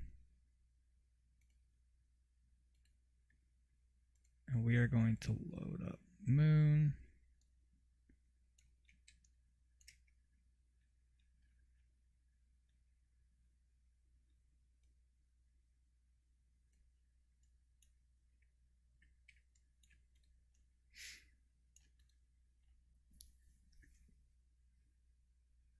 I'm going to have to add in a mixed shader for that.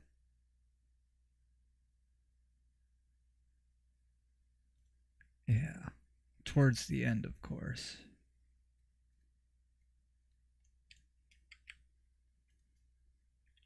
Mix. Should just be mix.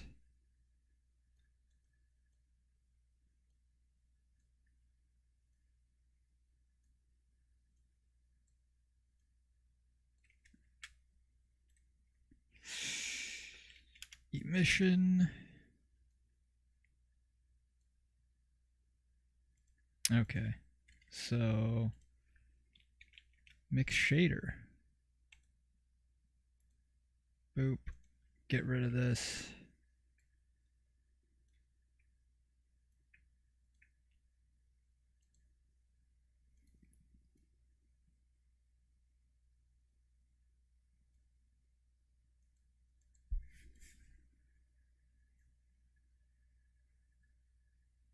Go towards the end here.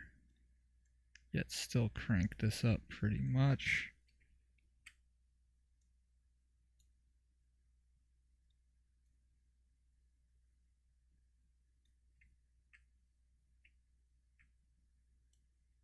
Why come you not?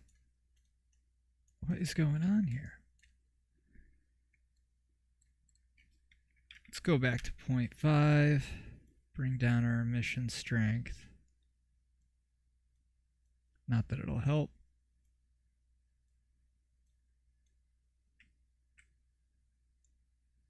It wants to show.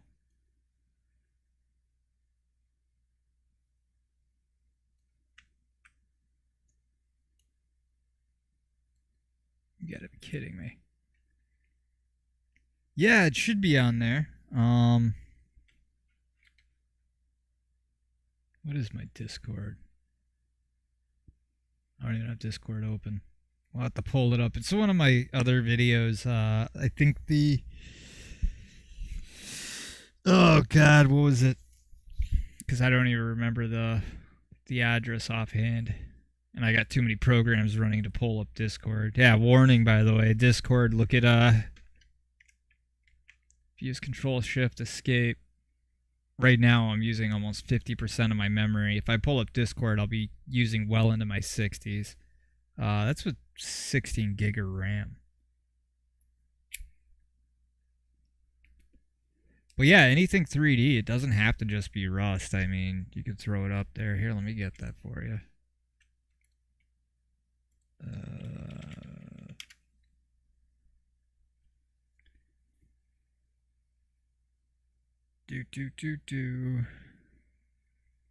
I'm on Rumble now too. I'll probably be switching over there. Their channel. Videos. I used to think that. Holy God. Alright.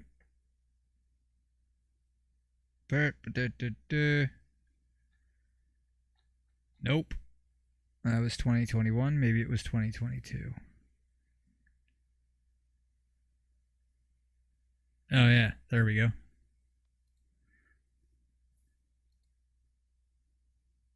Try this.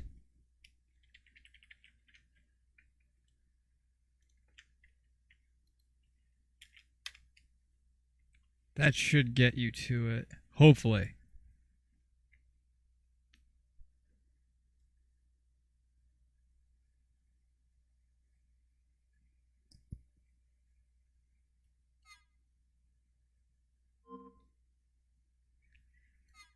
And he's gone.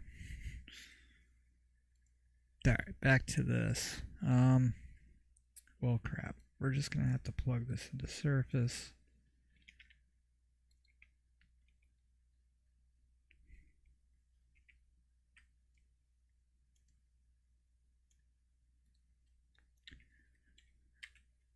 G on the Y. Oh, nice. Good. Hell yeah, man. I don't jump on there too much, but every once in a while, like if I pull up Discord, I'll take a peek, you know. I'm not running the server anymore, so that was I had too many high hopes. I should have started small, but I was like, this is gonna be awesome. And yeah, that didn't work out too well. Alright, so let's see here. Rendered. We got that sheen. So there's a way to like get this to actually illuminate. I'm not gonna do that too much. Because I'm going to rotate. Probably helps to see what I'm doing here.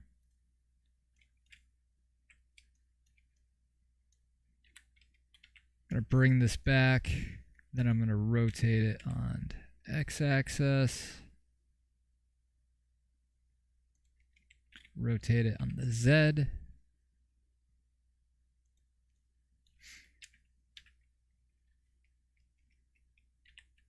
I'm going to bring this down. I'm going to bring this over. And then I'm just going to...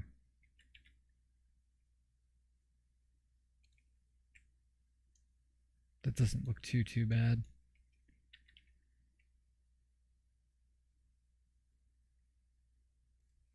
All right, cool.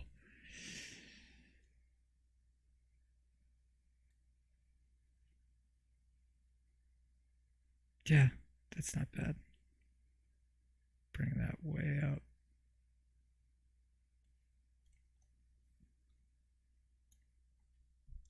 There, now I can take this and I'm going to throw that right into here. Actually, just make a new collection.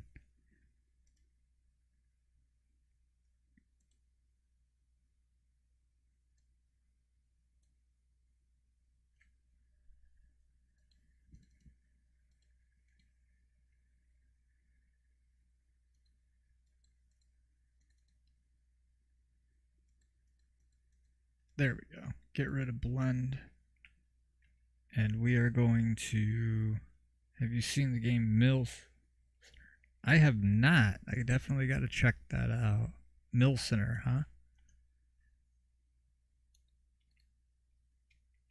G on the Y. Bring that a little bit more forward. Yeah, Mill Center. What's that about? Is that like a light collection one? Moon.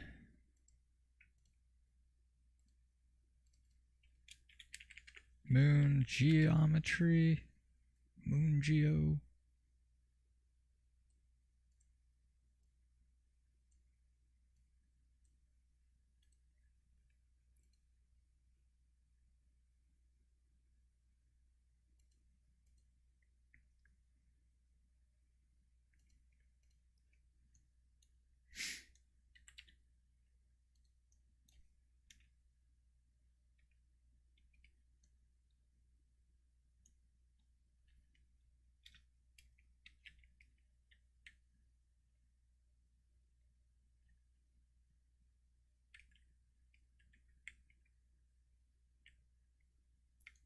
What is going on here?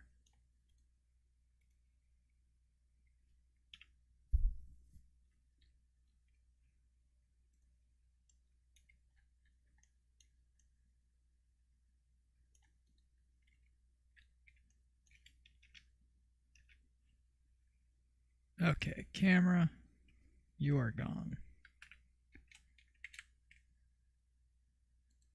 Add a new camera. There we go. For whatever reason, our camera was being super fun.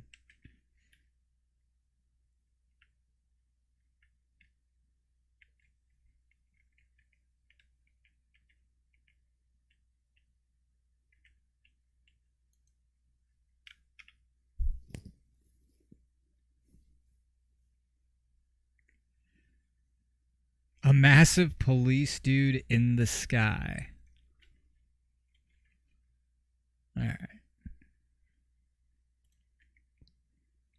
Massive police dude in the sky, huh?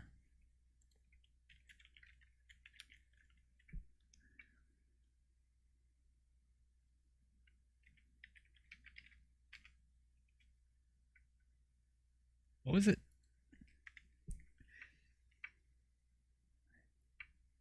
M-I-L-I. L-A-S-T-O-N-E-R.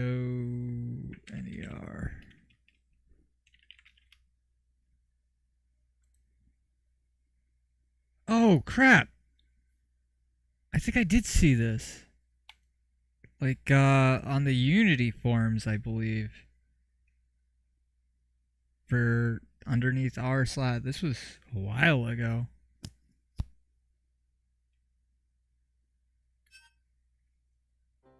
He actually did something with it, huh?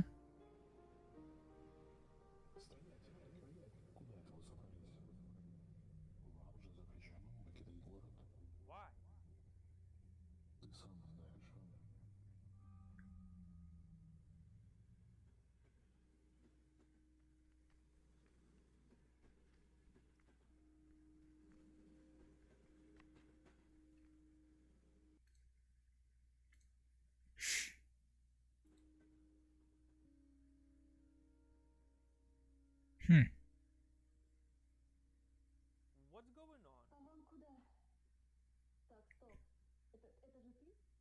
on? Oh god, subtitles. Yeah, I'm one of those guys.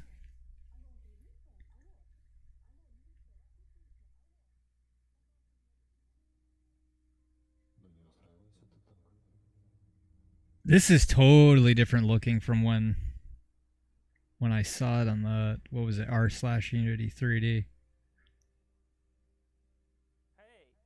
I have a question.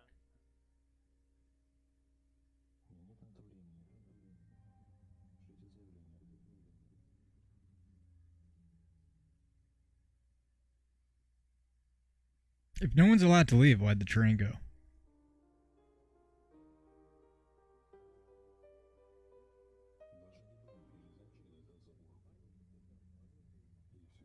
Fuck off.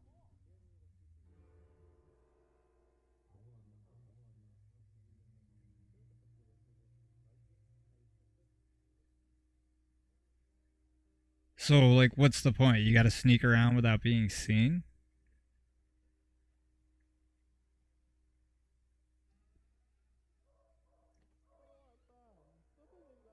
I don't think everybody would be in their houses if that happened. I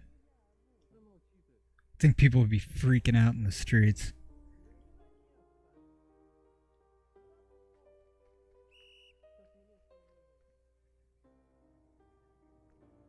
Okay, so it's like a sneaking game.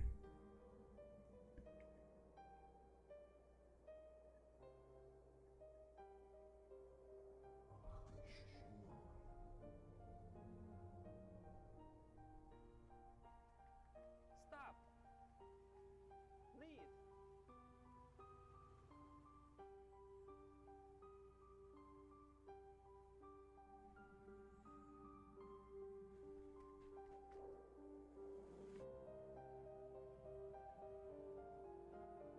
Huh.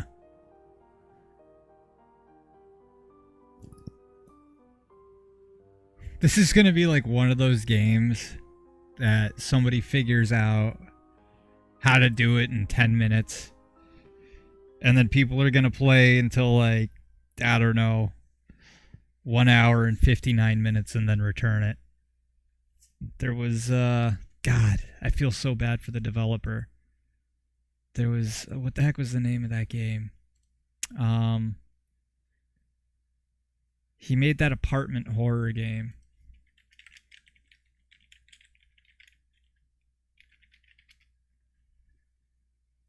Not the apartment. Oh, was it? Oh, Father's Day. That's what it was. And I don't have Steam up. This can come down. That's good. That's good. Let's jump back into... Yeah, no, cancel.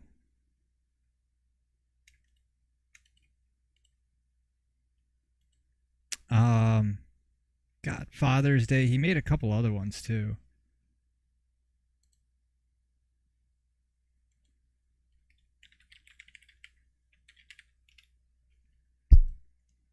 Oh, crap. Maybe I'll sell off some assets and get that. But it was summer of 58. So because of this, right? It was a quick game. It's $8. The guy put a lot of time into it. That's another thing. If you're going to make a game and you're expecting to get money off it, you got to make sure that it's longer than 2 hours for somebody to complete. Because if it's not, they're going to return it. And if they return it, it depends on what platform you're using. I don't think Steam does, but it'll end up costing you money because they're still going to consider that a transaction whether or not it's returned, and they still want their 30%. Or whoever you buy the assets. If you use the Unity engine, I know after you make $100,000, they want, I think, 30%. Or you can pay it right out up front. But it was summer. People.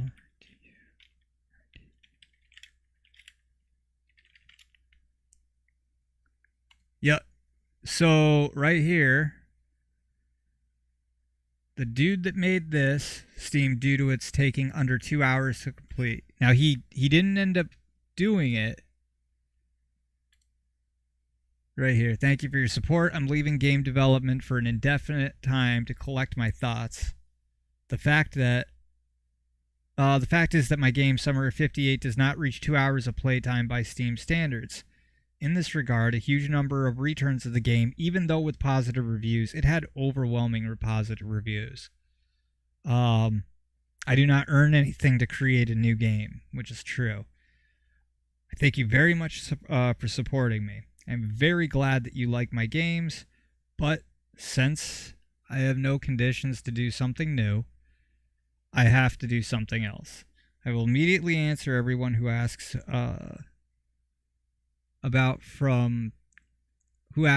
from day to day. This game will not see the light of day in the near future. Thank you again. So from day to day is still, it's unreleased.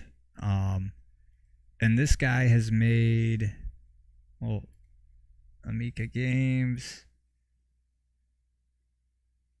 October 22nd, January 6th, 2023 was September 7th. So he's made a few since then. Yeah, you must, September 7th. And he made them, this from what I heard, yeah, very positive. It was actually overwhelmingly positive. Find yourself. There it is, from day to day demo. It still has yet to come out. Locked Up. That's another, Living Dead Nerd played that. That's September 7th. But from day to day, because of that, like, I guess it was supposed to be, I think, what was it? Psychological person, abandoned house, clean slate. After the tragic events of your family, I think it was a continuation of Summer of 58. And he's like, look, you guys like the game. It's not like it's $60. You had some good scares. He worked on everything himself. And people just returned it. They're like, great game. Thank you for all your hard work. Oh, you want to get paid something? Oh, no. That's what people were doing. Very rarely do I return games, but if you're going to be making a game, just be aware. You want to make sure that it's at least 2 hours playtime long. Which means first time around, if you wonder why people do unskippable cutscenes, well, that's probably one of the reasons why. You know, if you ever notice like you can't skip a cutscene the first time around, yeah, neither do I. No, if games are terrible, they're garbage, then I return them. Like, they don't run well, or it's a flat out lie what they were showing, or the game's completely different than advertised, that I get. But people love this game. You know,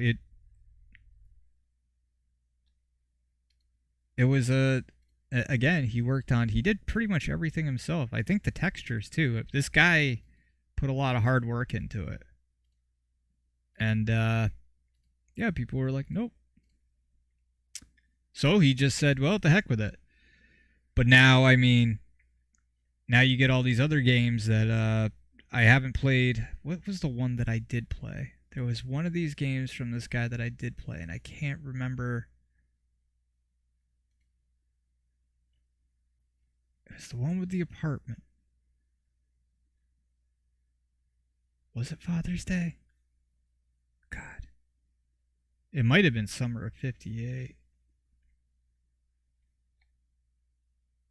These are all on my wish list.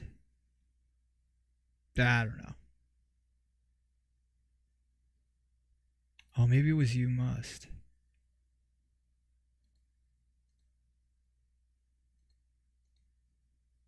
But yeah, I mean, he's got the dark, eerie, weird feeling, you know, like something ain't right. Jesus Christ. So now, you know, that's the problem when developers have to stop the player from actually playing the game so that time can continue on in real time and the clock keeps going.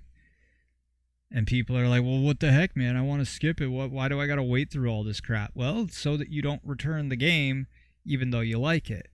Which in turn, I mean, it's a vicious cycle. That will make people not like the game. So, yeah.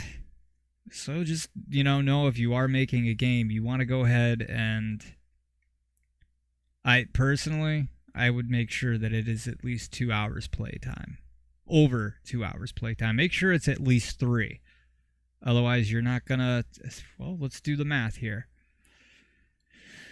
How much does Steam charge? Or how much does Steam take from sales? I think it's 30. Okay, it's 30%. So right off the bat, that's 30% right there if you're going to put it on Steam. I believe Epic's is the same thing. And then how much does Unity take from sales? Oh, they boosted it. The royalty threshold of 1 million. It used to be $100,000. Your first million, you have to pay 5%. I don't think that's it. What is...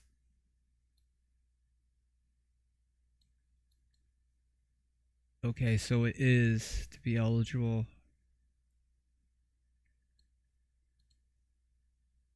See, I'm going to go with the 100,000. 1 million? Who are these people? Trust Radius? I've never heard of them.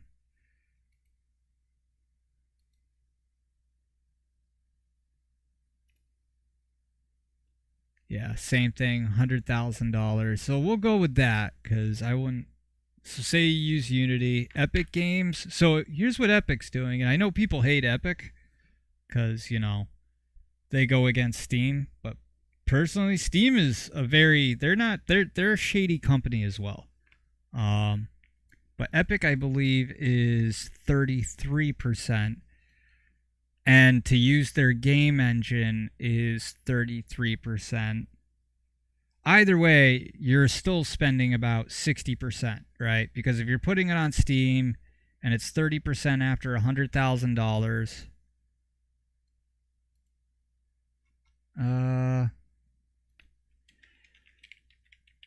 Let's make sure. Percentage, 5% royalty. That.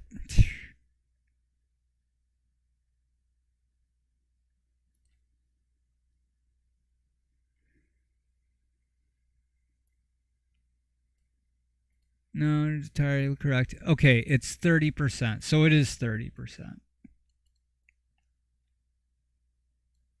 Yeah, same thing.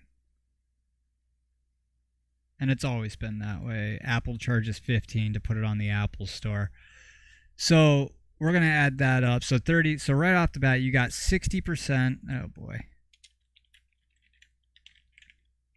Does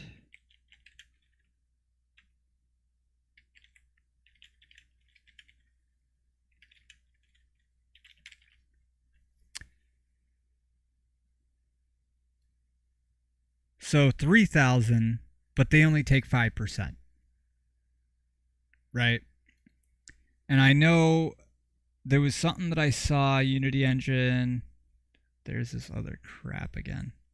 After a 1 million threshold is hit. I don't believe any of that. I've never heard, just recently have I heard. Yeah, so Epic, 5%. For the engine. To put it on the Epic Store, I believe it's 25%. So they uncut 5%, you know, people are like, oh, it's just 5%. You know what 5% is on $1 million? Like, not that you're going to get to hell. 5% on 100,000 is, I believe, $5,000, you know? Shit. Before I make myself look like an idiot. 100,000. So we need one more zero. Divided by 0.05. 100,000.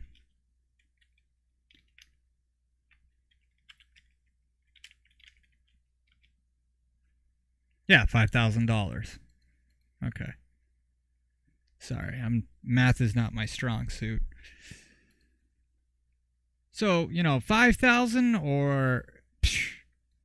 Now, the thing is, there was something that I was reading where Epic was talking about if... I thought it was pretty much the same thing. Store is $100. So, you have a submission fee of $100. However, there are a few rules to abide by. Game, blah, blah, blah. I was reading something about... There's that 1 million threshold again. When was this?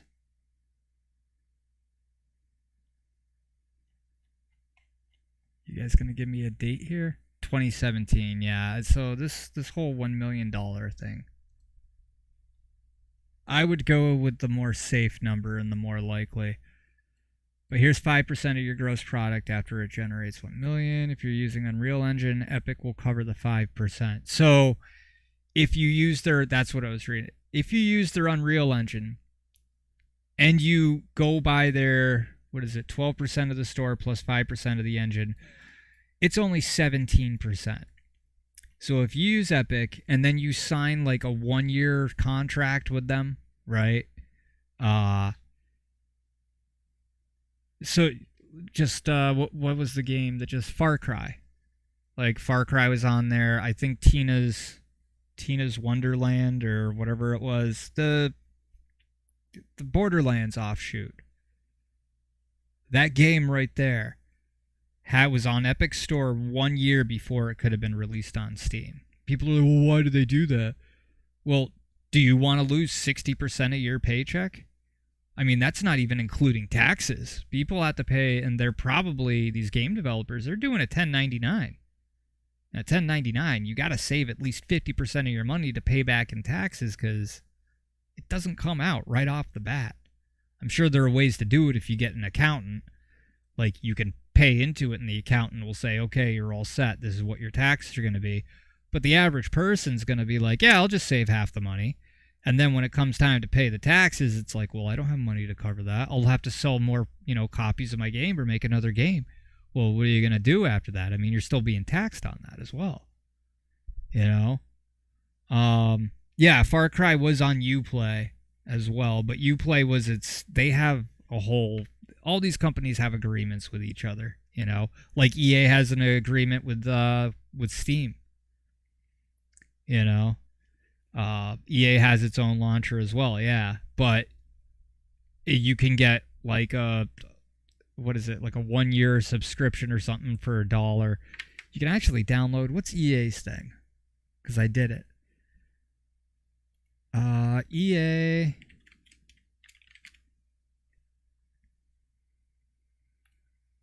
So right here, FIFA.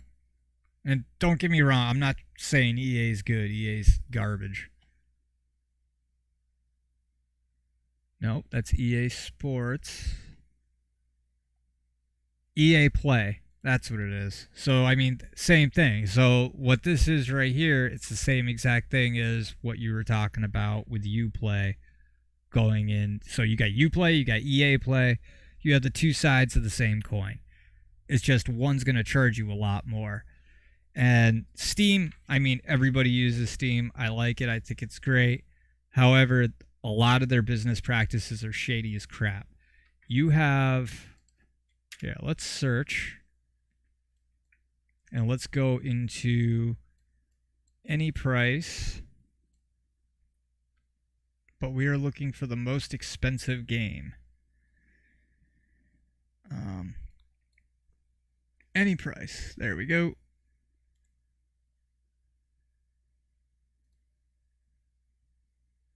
View unfiltered. I probably should not do that.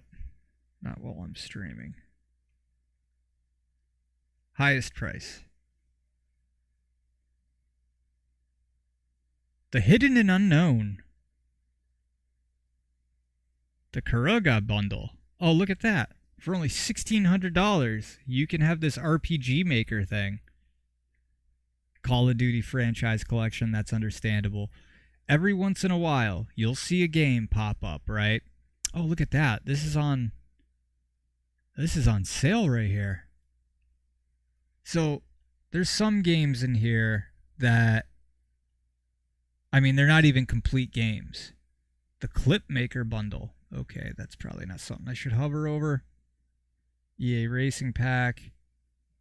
And I don't believe it's on the store anymore.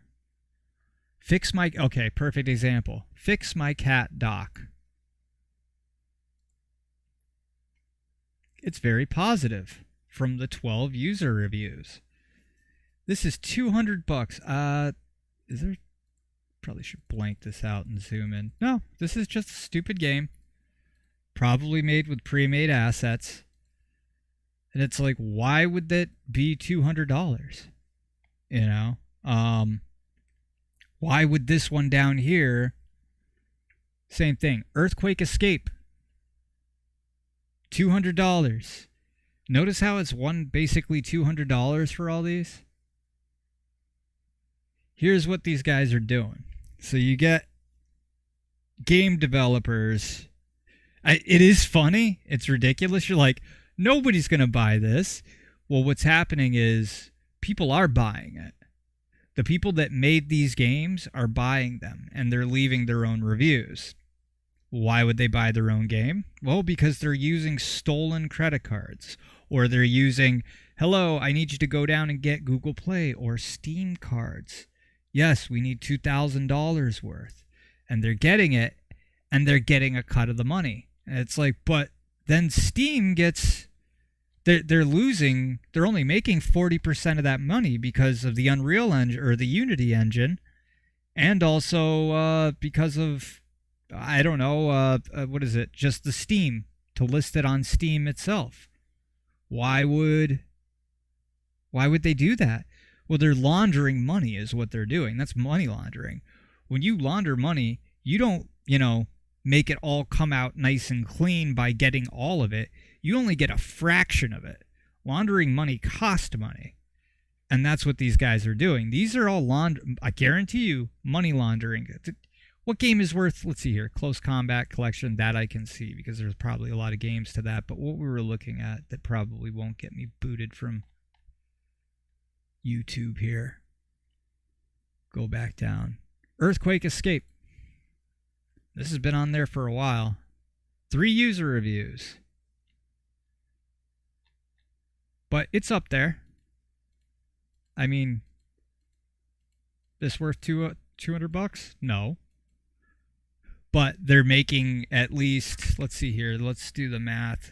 And taxes plus international fees. They're taking all this stolen stuff, and what they're doing is they're just basically, add to cart, checking out, going to the next account, add to cart, put in more Steam cards, add to cart. That's what these guys are doing. Or they're friends of the quote-unquote developers. Cat Gaming. Oh, Reincarnation of the Ocean. $200, that's it.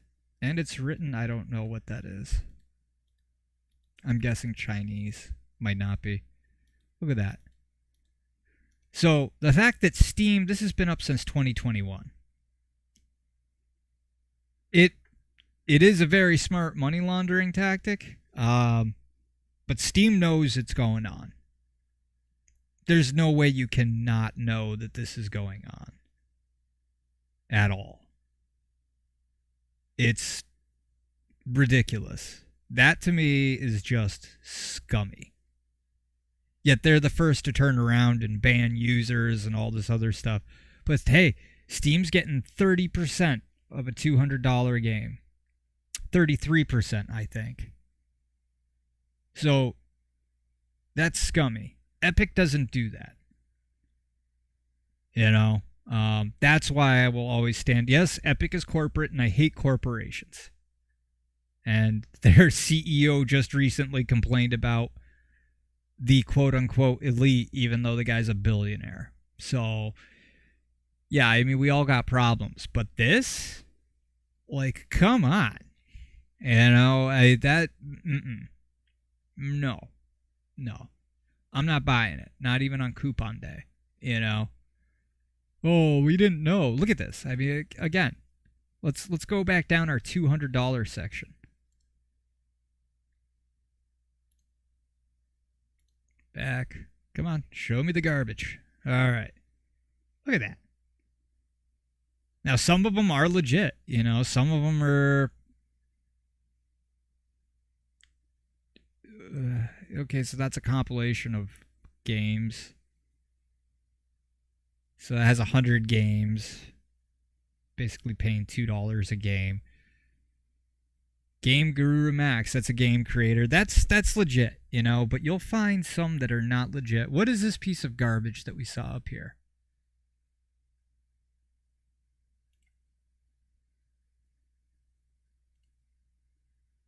The Hidden and Unknown for $2,000. This has got to be...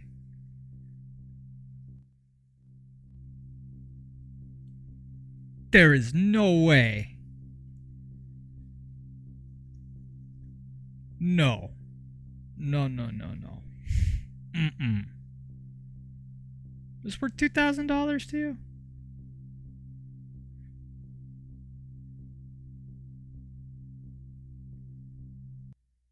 Oh. What? What does this say? There is the human cycle which cannot be stopped as long as humanity continues to exist that has been... Okay. Is it a point in... What is this garbage? Our connection to the AI has been interrupted. It has its consequences. $2,000. This has got to be... I shouldn't say that because I'm not positive. Or it's somebody that was like, screw it, let's see how many sales I can get. That I kind of gotta laugh at if that's the case.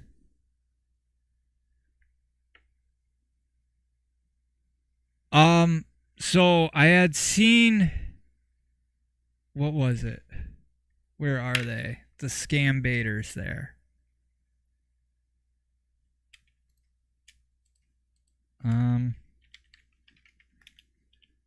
Scammers asking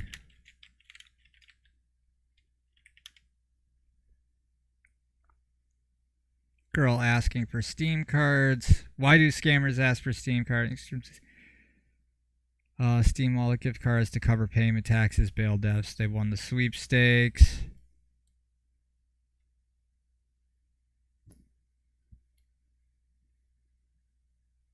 Never give a Steam wallet gift card that you know. But again, they don't, like, why else would they? Why else? Like, what are you going to do with a Steam card? Are you going to resell it? I mean, you could resell it for less money.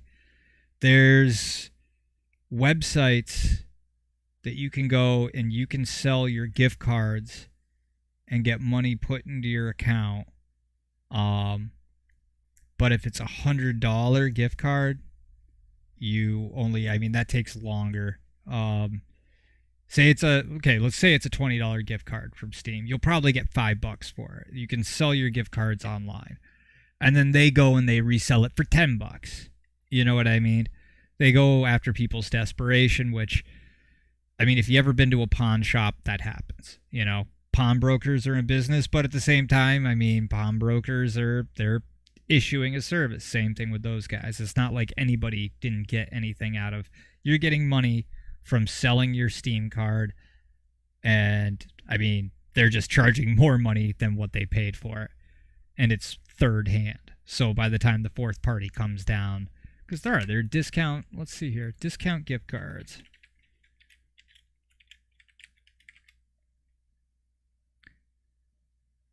Yeah, right here. Low's $100, half. So this person probably got like $10. But I really need the cash, man, but I have this gift card. So it's probably stolen from a relative, or it was a Christmas gift, you know, or a birthday gift, or whatever. Buy just $1,800, $93 for, see, that's exactly what happened here. Somebody probably paid somebody $50 for a $100 gift card that they sold online. So sell your gift cards.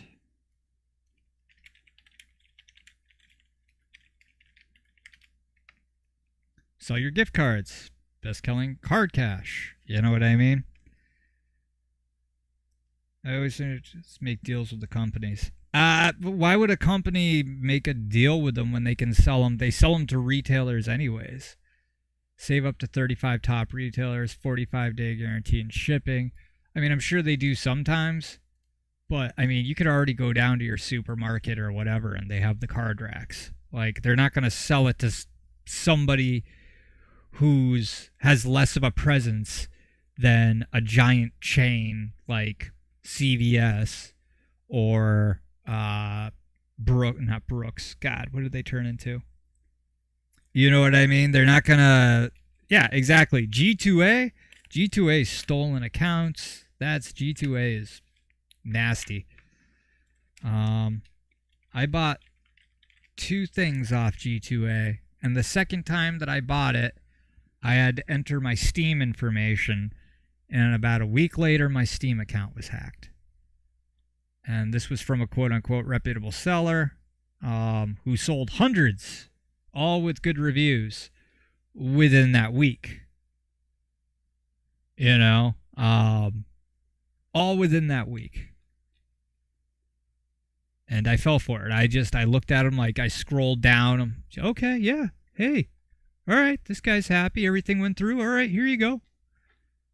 Here's my credit card information. Here's my Steam account. Game was gifted to me. Everything was good.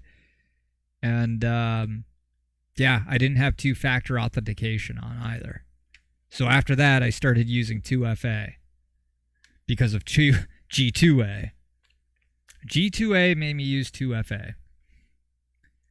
So you got to be careful with that stuff.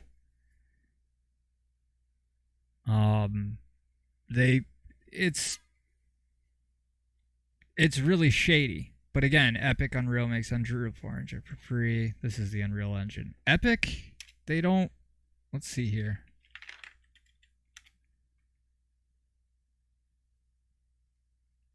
Epic Games. Let's search their online store library. All right, search store, browse, keywords, price.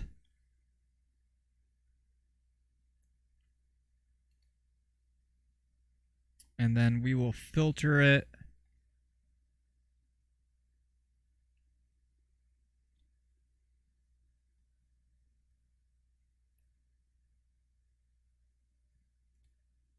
No.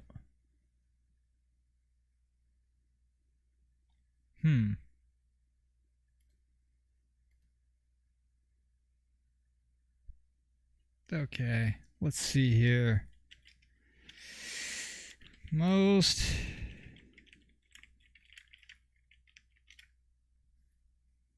Yeah, these are the most expensive games. Too Human, Cyberpunk. Legit games. And they go ahead and they give, free games. I did a lot of cybersecurity like that. Yeah, phishing. Who knows? I mean, these guys are. All it takes is just one letter off up in the bar up here, and it'll bring you to a site that looks almost exactly alike. Or, I don't have Coinbase, but I got an email from them saying that my account was whatever. Had I had Coinbase and I looked at it, I had seen an email from Coinbase actually before on a friend's phone because he was showing it to me. He had to reset his password because the genius doesn't remember them. And they're not like randomly generated passwords. They're like, my dog jumped over a bush. Like stuff that you can remember, and he always keeps the same password.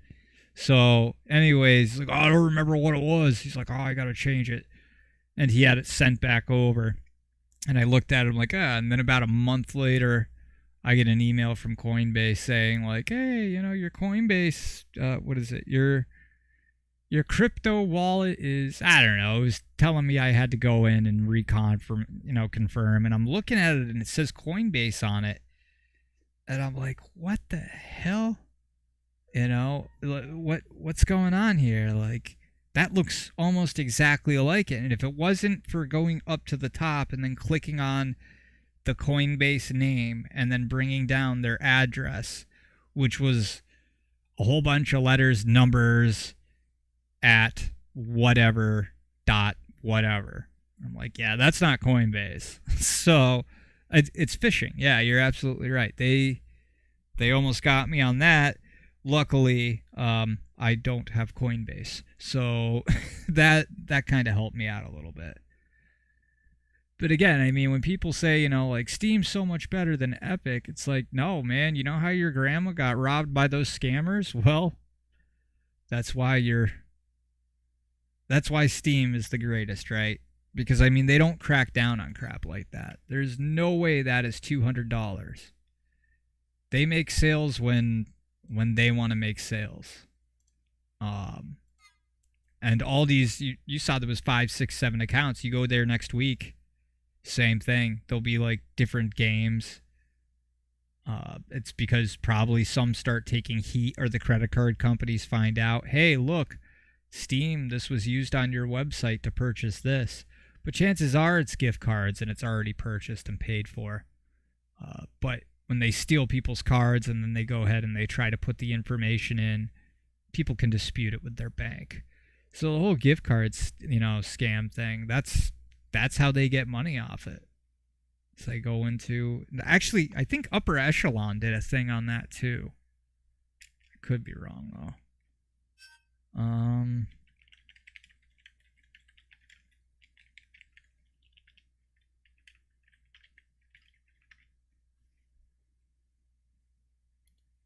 Yeah. They talk about the money laundering right here. Pretty much everything that I just said. And then some. Lab 3D was a bare-bones, nothing game published by Tontal with no other games in their library and listed for nearly $200. What's more interesting is that in response to a forum post, the developer for this game, in Russian, states, quote, "It isn't a joke, let's call it social research. Don't spill the beans to anyone. I can always lower the price." That would seem to indicate, at least in my eyes, that the architect of this particular method, whichever criminal organization it might be tied to, does not want increased attention, and once again, There's that number. 200.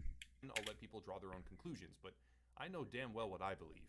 Moving on, we can look at a pair of games called LLK and Number. These two games were published on the exact same day, one of them by Chen Yun 0577, and the other by Rong Yao 0577. It's basically China and Russia that's doing this.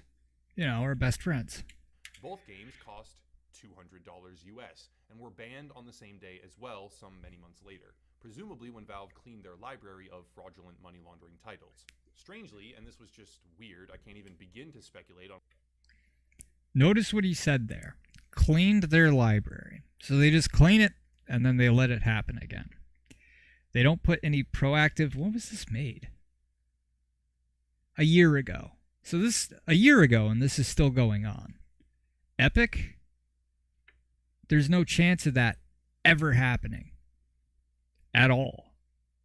Because they just don't allow it. I think there's a price cap as to how much you could pay your, I'm sure there's DLC out there, or if there's, bundle packs, but the most expensive things you're going to see on Epic are AAA games.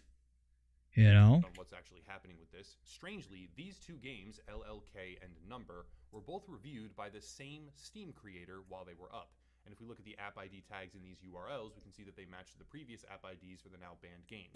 And that curator is called, quote, a very powerful country, end quote, and only ever reviews Chinese My God. games. It has over 700 reviews on the account right now, only saying every single time, quote, game from a certain country, end quote. It's really strange activity, and I don't even know. Wouldn't it be great if somebody took over one of their accounts and changed their creator name to something like I love Winnie the Pooh, or Xi Jinping is Winnie the Pooh's cousin, or because any information going in and out of that country, like a game from a certain country, yeah, just name it something that would get the Chinese government really knocking on their door. What to make of it. Whether or not these products were used to clean dirty money and what. Oh yeah, Steam is dirty, dude. Steam, I mean, Epic is corporate. I hate corporations I really do. I do not like corporations whatsoever. I've worked for corporations. I've worked with corporations. I will continue to from now and again because I do believe in capitalism. The reason why I'm able to speak to an audience or use a platform is because of capitalism, but it has totally been taken advantage of by corporations. And Steam is, I think they're more of a, what the heck are they? Is Steam a corporation? I think they're an LLC. Steam is a what is it? LLC? And yes, you should always form an LLC or whatever for your games because you need to copyright and trademark stuff. And if something happens, you're limited liability company, or it might be corporation. What is Steam? Steam is a, what are they? What is Steam? PC. Okay, so they're a corporation too, but they're dirty. They're a very that to me is low because that money is coming from senior citizens as far as I'm concerned. People my age, younger, maybe, a decade or two older, they don't fall for that. But the elderly, I mean, I hate to say it, weak and feeble. And they get taken advantage of. I never realized this. Yeah. Yeah, it's crazy, man. What this guy really broke down into it for good 17, To 18 accomplish that minutes, goal, 16 minutes. From time to time, a highly priced, non-existent, or asset pack style game makes it to the Steam bestseller list, indicating that too much volume might have been funneled through it accidentally. But one thing is clear. Cybercriminals absolutely know about gaming. They understand how it can be used. They take advantage of that framework in titles like World of Warcraft very often to launder their funds, as well as Fortnite through Epic Games and many more, with a verified instance in which they overran the economy of a Steam game, CS:GO, one of the largest Steam games, to such an extreme degree, all peer-to-peer trading of their chosen product had to be disabled. That's the reason why we cannot trade directly with each other anymore, is because of these scammers. So Steam put a halt to that, but they didn't put a halt to their income. During the pursuit and capture of El Chapo, one of the most prominent criminals and cartel leaders in human history, law enforcement agencies were forced to track down money transfers and deconstruct the framework by which funds were carried across borders. Cartels use a myriad of different techniques, some as simple as physically concealing the money in trucks to export or depositing it into bank accounts at a sum of less than $10,000 and then sending via wire transfer. Others, however, are quite complex and involve the usage of intermediary online brokers who are either willing participants or, most importantly, unaware that these activities are taking place. An example of swapping cash for commodities and then transferring it would be the Sinaloa cartel using dozens of stores in the LA fashion district to purchase expensive clothes and ship them back across the border to ultimately be resold. Going from cash to product to pesos, thus cleaning the money, is what they are looking for, and logically, in a world where digital assets are becoming more and more common each and every day, finding a way to convert cash to some form of online commodity. That's another thing too. Assets, the asset stores, like we were talking about earlier, they'll rip people's assets off and then resell them. My buddy, when the Unity engine first came out, I think it was Unity, they were moving to 3. It was right when they started putting in the post-processing effects, and you could get motion blur and all that other crap. We're talking 2012, 2013 maybe. I think it was about 2012. I told him, I'm like, hey dude, we need to get a license. This is before they did the $100,000 thing. Like you had to, you couldn't use it for free. Like it was locked. You had a free version, and then you had a paid for version with all the things unlocked that you can use for development tools from Unity. And one of the reasons why they did it is because of what happened to my buddy. He wanted to save $200, and I believe it was $1,500 per license, and you could do 1 PC, 3 PCs, or I don't know, like 10, 12, enough for a team. What ended up happening was he was like, oh, hey, I'll just get this off eBay. He had got his taxes back, and he's like, I can get a 3-pack for, what was it, $2,500. And I was like, dude, but like a 3-pack is $3,000. Why would you buy it secondhand? Like, what? That's sketchy. Why would you buy secondhand software? Like, that's not even a CD or some sort of actual hardware. Nothing. There was no hardware to it whatsoever. It was all software that was digital download. I'm like, no, don't do that, man. He's like, why? He's like, this is a good seller. He's already sold 14, and it's eBay. eBay's reputable. I'm like, dude, I don't know, man. Something sketchy about that. So he goes, he gets it. We use it for probably about a week. And actually, I think I know for a fact. Where is it? Hold on.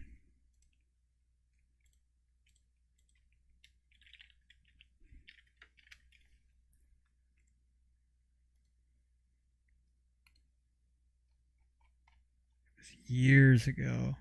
Right here. 9 years ago. Hey, how you doing? Derek Dumas. And we were messing around with bump mapping because it like unlocked all that crap. You're really getting into this. It's definitely And we did our test level. Derek Dumas and Nathan Medlock here.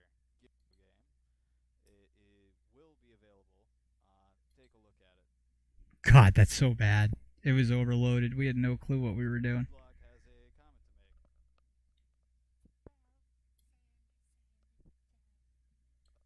to make. Okay. Anyways, this was Unity.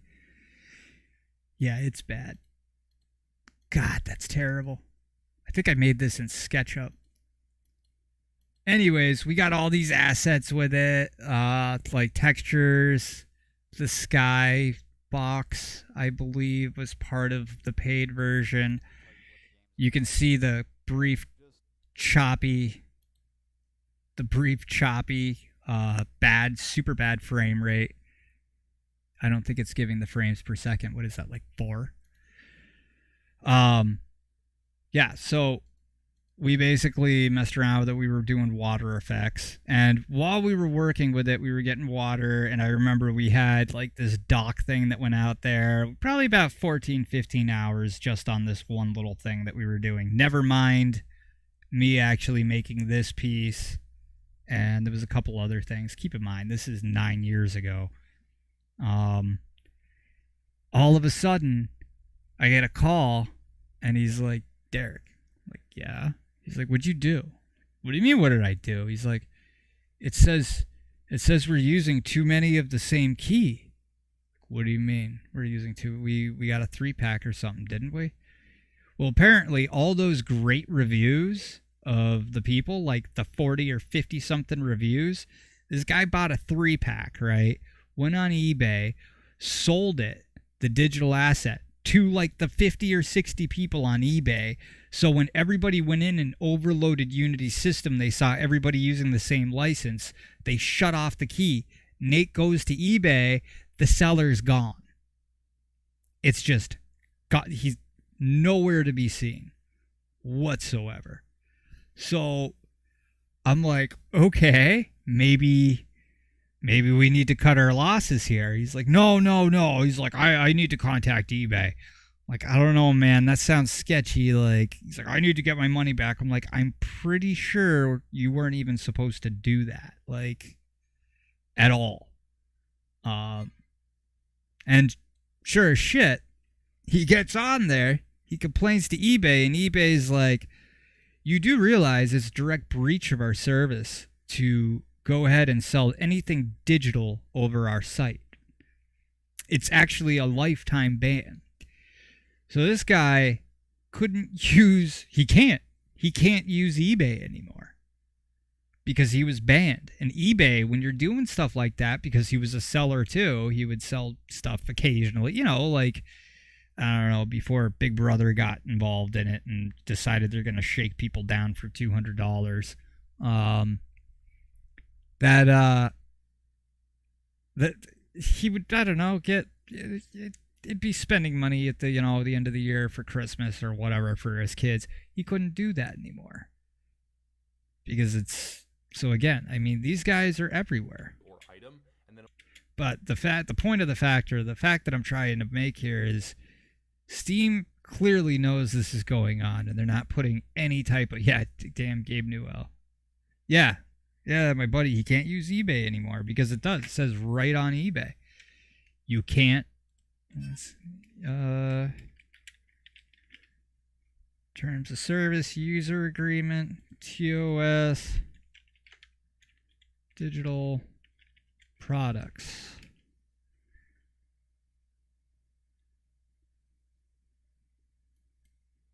Due to the nature of electronically delivered goods. So, yeah, approved eBay sellers. Where is it? NFTs. This is before NFTs. So we're going to go down this rabbit hole. Oh, boy. Exceptions to this policy. $10,000, not NFTs. We're going to be running into that. How do I sell a digital item?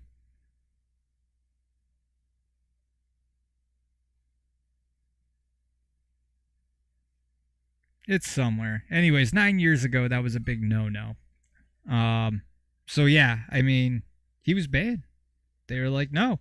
They're like, not only is the seller that's no longer on here, I think they were using, God, they had to have been using a stolen social or identification, because nobody in their right mind is going to commit that type of, there was 50, 60 something people that downloaded that.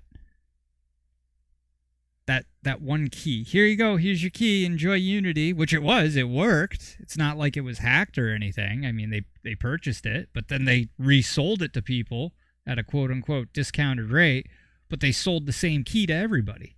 And then they shut down the account. Took off.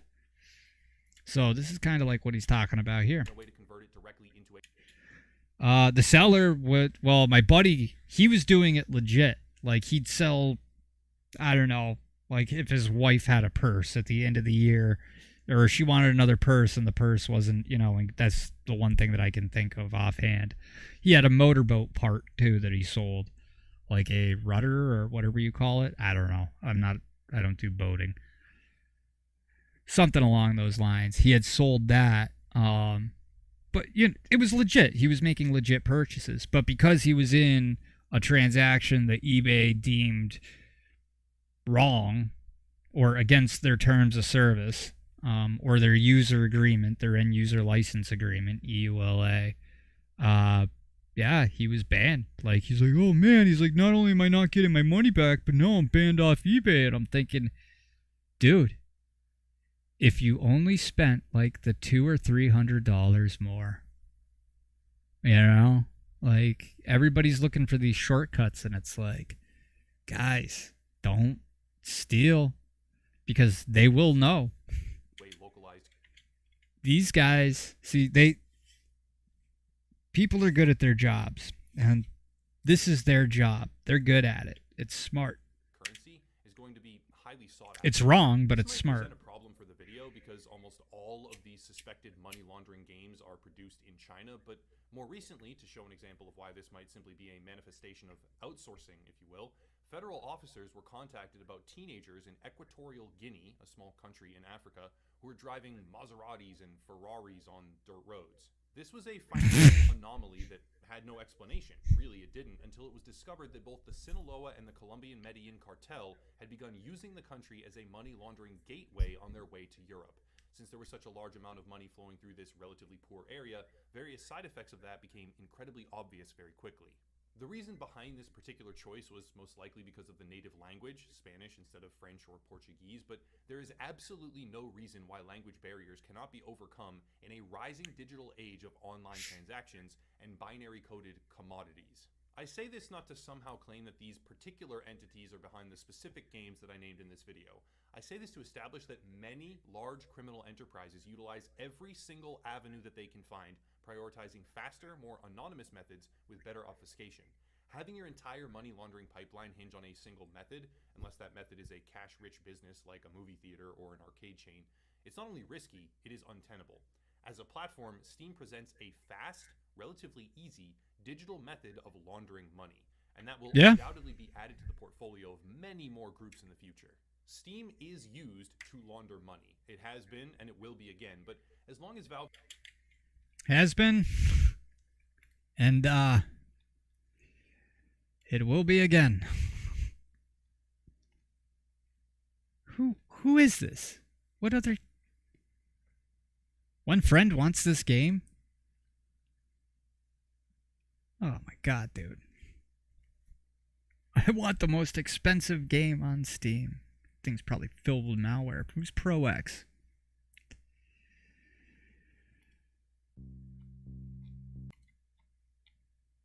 The world is filled with the hidden and unknown. A lot of things remain that way. But there are some things that shall be shared. Crucial evolution for our civilization. This is the easiest way to share some of these facts, is through some made-up stories that real people save face. What? And yet teach us the necessary lessons, like why the fuck would you spend $2,000 on this piece of shit?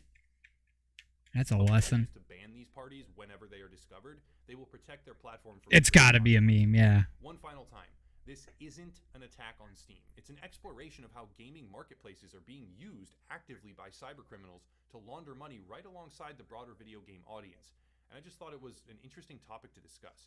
It's a break from some of the other things I've been wrapped up in recently, too much so, if I might say, and it was just really fun to learn about.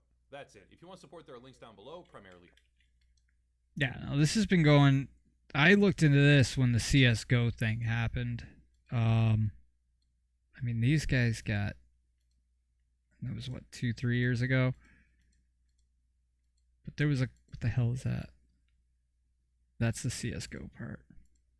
Where's the lady? She will punish them. HD remastered. That is not. There's a lot of them. The quote unquote adult games. Fraud Source, video game, CS:GO. There's a lot of stuff on this, but people will. I mean, the second you exchange cash or a bank account for not so much gift cards, but like, Visa Pay cards and stuff like that, you got to put in your social security number in order to use it. You might as well open up a bank account. Somebody's going to buy it, refund it over and over, so they got to pay the tax. Yeah, that would be awesome. That's a good idea. But I think Steam stops you from doing that. Jump Fly. Australian. Yeah, no, so this has been going on for about a decade now. It's just, again, you hear, if you watch these scam bait channels, occasionally you'll hear them say, hey, we need you to go down and get Steam cards.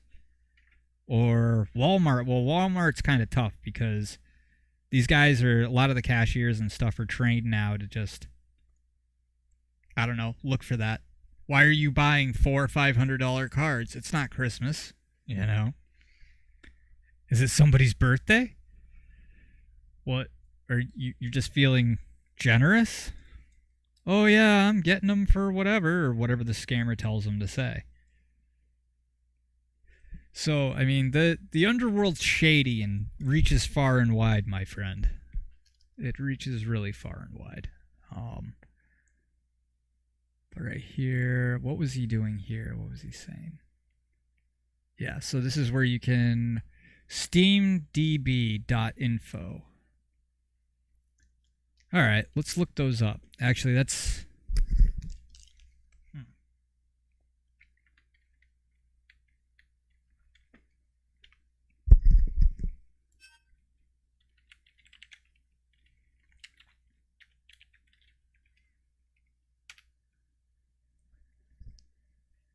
Okay. Where was that game? This has got to be... Grab the Steam game. And we are going to search up the game number. Jesus Christ. Argentina? Holy crap. Their currency is really taking a hit, huh?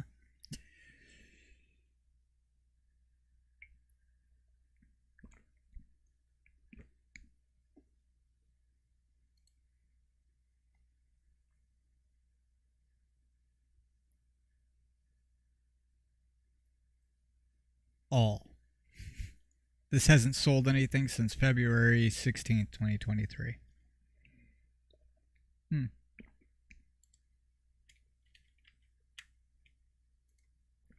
Okay. Let's go back to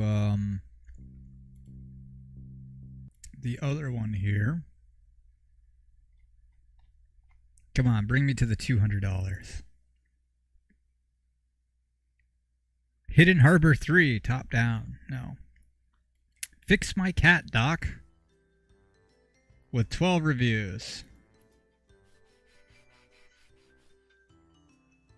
It's a freaking cell phone game. Unbelievable. Control C. I'm going to shut that garbage off. Let's see here. In-game, patches, store, hub, charts, app info. TIT Studios, huh? Okay. Partial controller support. Where does it say? It's the Unity engine, of course. Because don't forget, Unity's getting a cut of this stuff too.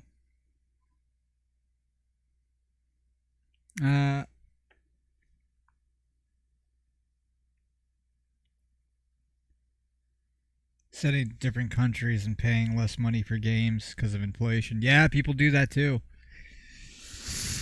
Everyone I know, everyone. I remember when Fallout 4 came out and they were setting their VPNs to Australia because that's the beginning of the time, like the beginning of the day. And they were playing it like 12 hours earlier. Like, I'm just gonna wait, man, because people were getting banned. It's like, I'm not losing my account over a game. Look, when you use platforms, people make the rules. If you break their rules, don't get pissed off when they catch you. You know damn well what it is going into it, you know? So, yeah, I'm not going to install. You must be signed in to watch the app. Where? Icon developer. Yeah, never sign in through Steam through a web page. Where was he finding same it? Day, one of them by Chen Yun 05, both and a number.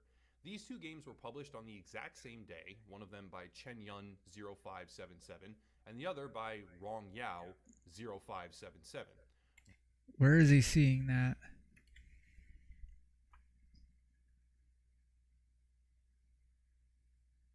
Oh, I see. Underneath associations.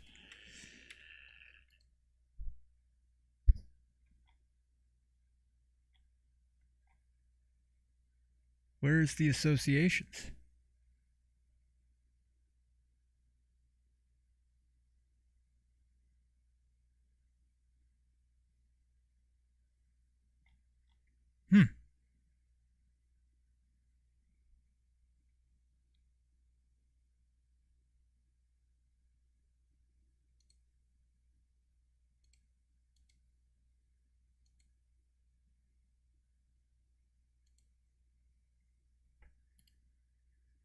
Yeah, it's underneath information.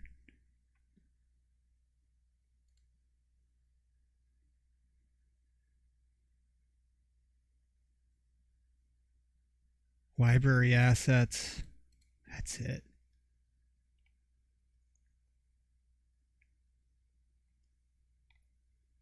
Okay. Joined that once on an alt account, of course. Okay, I was scared. Yeah, exactly. Yep. Yeah, exactly. Some people get away with it. But if you don't get away with it, is it worth the price? It's like, look, you got to check your gas tank. You can either wait, walk down to the store and get a flashlight, or walk into your house and get a flashlight, or you can use a lighter to check your gas tank. Because you're going to get devastated if it goes wrong. So we might as well use that as an analogy. Are you willing to go for the consequences? I mean, because people bitch and complain. I can't tell you... Here, let's see how many people bitched about Rust today. Why was I banned from Rust? Well, probably because they fucking cheated. Oh, look at that. But I didn't do it. I got a false game ban. No, you don't get a false game ban. That's not a thing. There was something on your machine, or you did something that totally tipped them off. This was 2021. Let's go into the discussions. Oh, clan recruitment. There's always one. Oh, look, right here, 3 hours ago. I wasn't playing Rust for years. I'm working every day, so I can't play. Almost a hacker hacked my Steam account and played with my account. And his or her hacks can help someone. Help me, please? I have to wait. Yeah, I don't believe this. Till 2038. Well, that's what you get. That's unfortunate. I recommend buying an account off G2A. See, this is the ongoing cycle. You probably won't be getting that account back. People who are dumb enough to not secure their account with 2FA deserve. Yeah, this is true. I mean, I got it on my phone. It's a phone app. Yeah, that does happen. But I guarantee you, let's see here.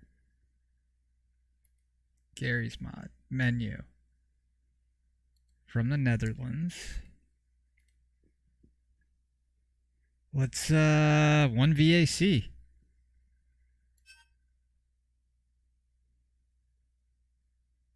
Yep, that account's done. That's toast. No more online games for that account. Here's the thing. If his account was hacked, because my account was hacked too. The assholes actually. So they hacked my account and they ended up playing it's like Grand Theft Auto, but it's not. Shit. There's 3 of them. Mafia 3. Like, what the hell, man? And they started deleting people off my list. And I didn't have 2FA. They tried getting into my email. That didn't happen because I've always had 2FA on that, and the email that I used for Steam was not the same one that it was my secondary email, basically. So I was able to get it back. They made note that it was me because there's things that you can put in. I think, where the heck is it? I don't want to go through my account thing too much. But there's ways for Steam to know, like, if it's really you. And had they have cheated or whatever, they were going to take note. But they blocked him out of the account, and I had to wait 3 months to use my account again. That's how bad it was. Because they weren't sure who was telling the truth or not. They slipped up, though, and their VPN shut off, and I come to find out they were from Russia. So, yeah. They probably got it from a phishing site or whatever. But that just goes to show you how much the hacking is out there. I mean, it's unfairly banned in Rust for a week. All right, Johnny, let's see here. You do not have any VAC bans, so he must have got banned off a server. So that could have been... If you don't get a Steam VAC ban, that's probably an admin error. So I would look that up. Both games cost Associations, header image. Yeah, so... $200 US and were banned on the same day. Yeah, they could socially engineer Steam support, absolutely. Yeah, did you see that guy $2 million in CSGO stints that got socially engineered? No. Probably got fish. Yep. Yeah. I did have a friend that got their account hacked from the man. He probably got... Yeah, I mean, absolutely. Don't forget, when you get caught cheating, too, I mean, that's not one of the things that people are usually forthcoming with saying, like, yeah, I got caught cheating. I have yet to hear anyone say, hey, man, I got a VAC ban because I was hacking something. You know what I mean? It's usually like, oh, my account got hacked. I don't know what was happening. You know? It's kind of a mark of shame almost. But again, you know. Yeah, this guy does some good work, upper echelon. The AI craze. That's a whole nother can of worms right there. But yeah, that's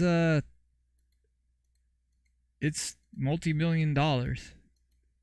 Millions, if not billions of dollars. I mean, the game industry outsold the music and the film industry combined. So you have more people playing games than doing any other type of media. Yeah, that makes sense. You know, it's crazy. All for my cat doc. This is the dumbest thing ever. Here's the thing. This guy made like 40, 40s, 80%, 200,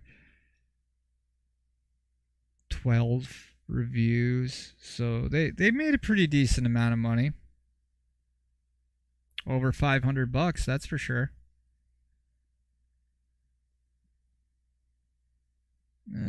Socially engineered Steam support. The CSGO social engineering. Yeah, I'll check it out real quick and then I gotta get back to... I went off on a tangent. My ADHD kicked in.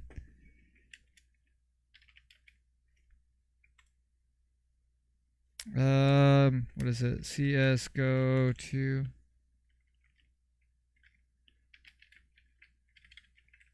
$2 million $1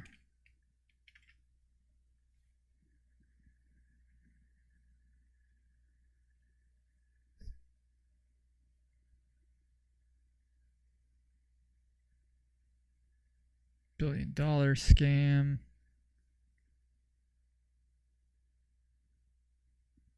One year ago.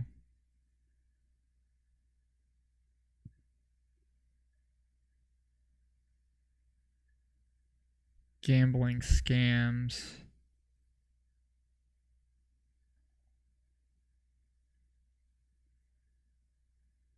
Nah, it's cool, man. You're not distracting me. I'm distracting myself.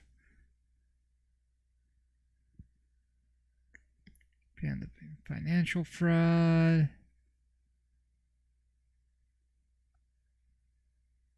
Underground $1 million industry. Hidden in... Yeah, that's right. RuneScape, too.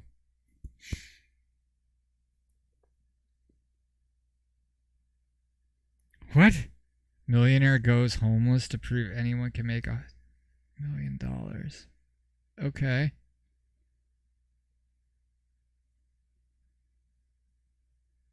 He unboxed the best blue gem. Yeah, I'm not spending the money to take that chance. Alright, hold on. CSGO.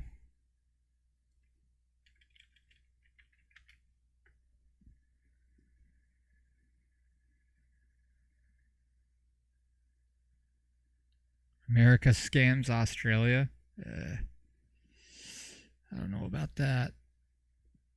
Established titles. Scammer rages after I hack his PC. That's great. This Scammer Revolts is wonderful. Where is it?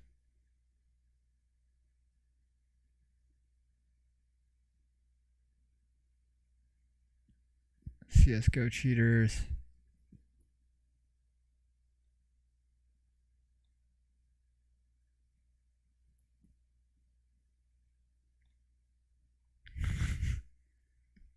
Ponzi schemes, yep. Oh, God, this is another terrible thing, too. Roblox.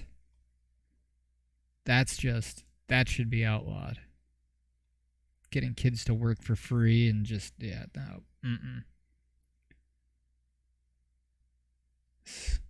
This scammer stole $6 billion. $260 billion. What? Sponsoring today's video because you need a low ping rate to complete the Inferno, and sometimes connections are slow through TeamViewer. The buyer can still control the account while the scammer does this. The scammer then disables the buyer's input and trades over as much of the victim's bank as possible before the victim can shut off the remote connection, usually getting away with billions of gold worth thousands of dollars. As you can see in this clip, the buyer stopped the program before the scammers could get away with the Code I Want and Ancestral, but they did get away with his Twisted Bow and Armadillo. The creator of the scam website decided to move on from scamming in RuneScape. His partner scammed him and stole the website, so he decided to expose it and sent me footage of dozens of these lures. He ran the scam for 13 months and ended up profiting 260 billion GP. At current gold prices, that's over $200,000. Sometimes the scammers would actually start the Inferno, making the transaction seem pretty legit. They would have to time this perfectly, but his partner would drop law runes at the Inferno entrance, and then they would disable the remote input again and exit the Inferno, pick up the law runes, and teleport into multi-deep in the wilderness. In this clip, the victim cuts... By Zeus. Okay. CSG Sam.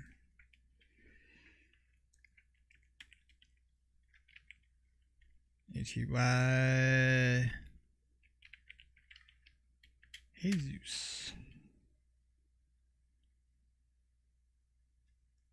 Biggest ever. That's got to be it. I'm Jesus, and this is Andre. Andre is a man who has made a terrible, terrible mistake. And Banned for to be nothing. honest with you, I don't feel sorry for him.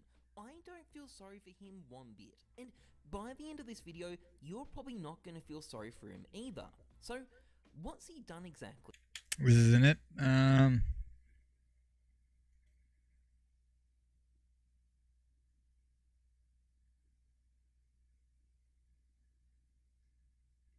CSGO Sinister.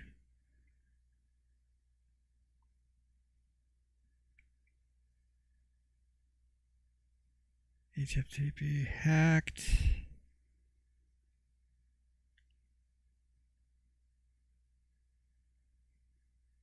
HFTP hacked.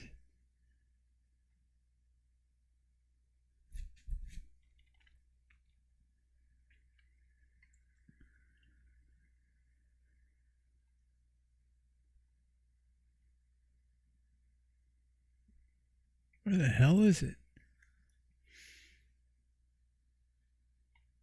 Okay, search HFB hacked.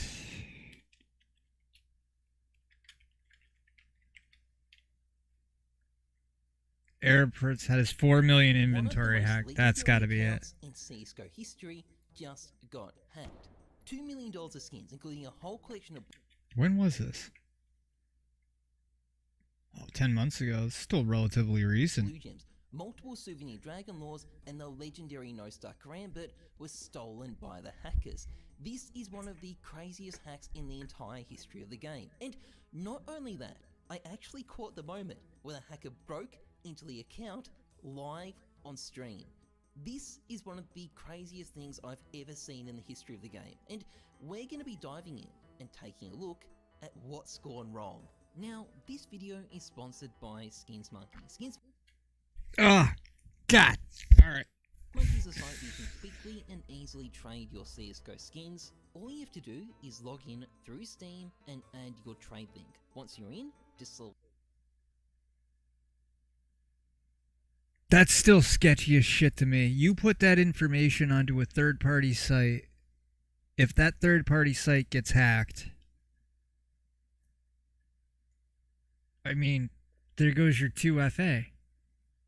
It's another instance logged in until you log everything out. the skins you want and hit trade, and you'll instantly get it. Yeah, no. Yes, I get it. I hate that. They need to bring back direct trading.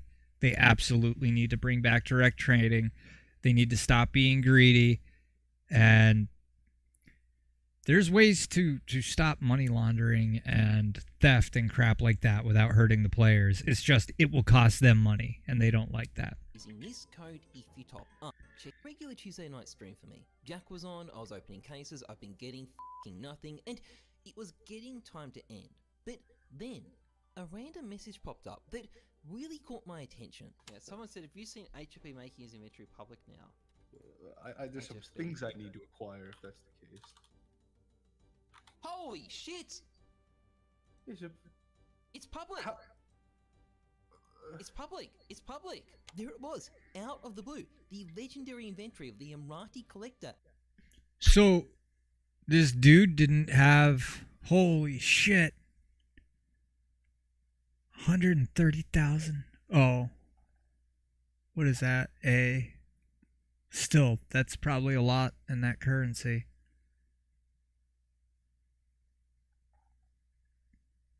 Holy God. HFB was public again, after being completely hidden for almost 3 years. Now, it was a bit odd that his profile picture had changed, but otherwise...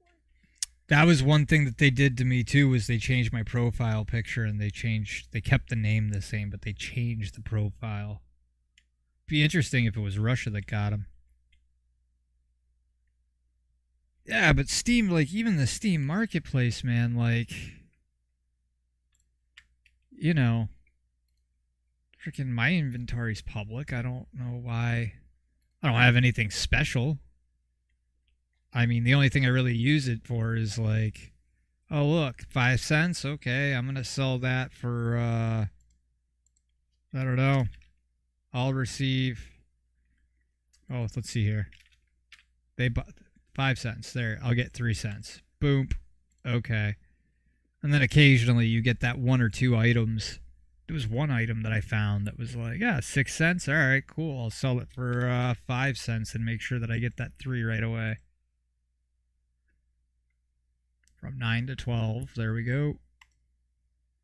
Same thing. I mean, the marketplace, I get it through the Steam market, but the direct trading was, you could actually do like, hey, I'll trade you this currency plus this Faz card. You know what I mean? It was Russia. That's kind of, yeah. It's always Russia. It's Russia or China, man. It's bricks. There was nothing immediately out of line, so we quickly went to check his skins. Oh, does he still have the no star? I've been wondering. Everyone's, well, not everyone, but I have been Let's have a wondering. look. Let's have a look.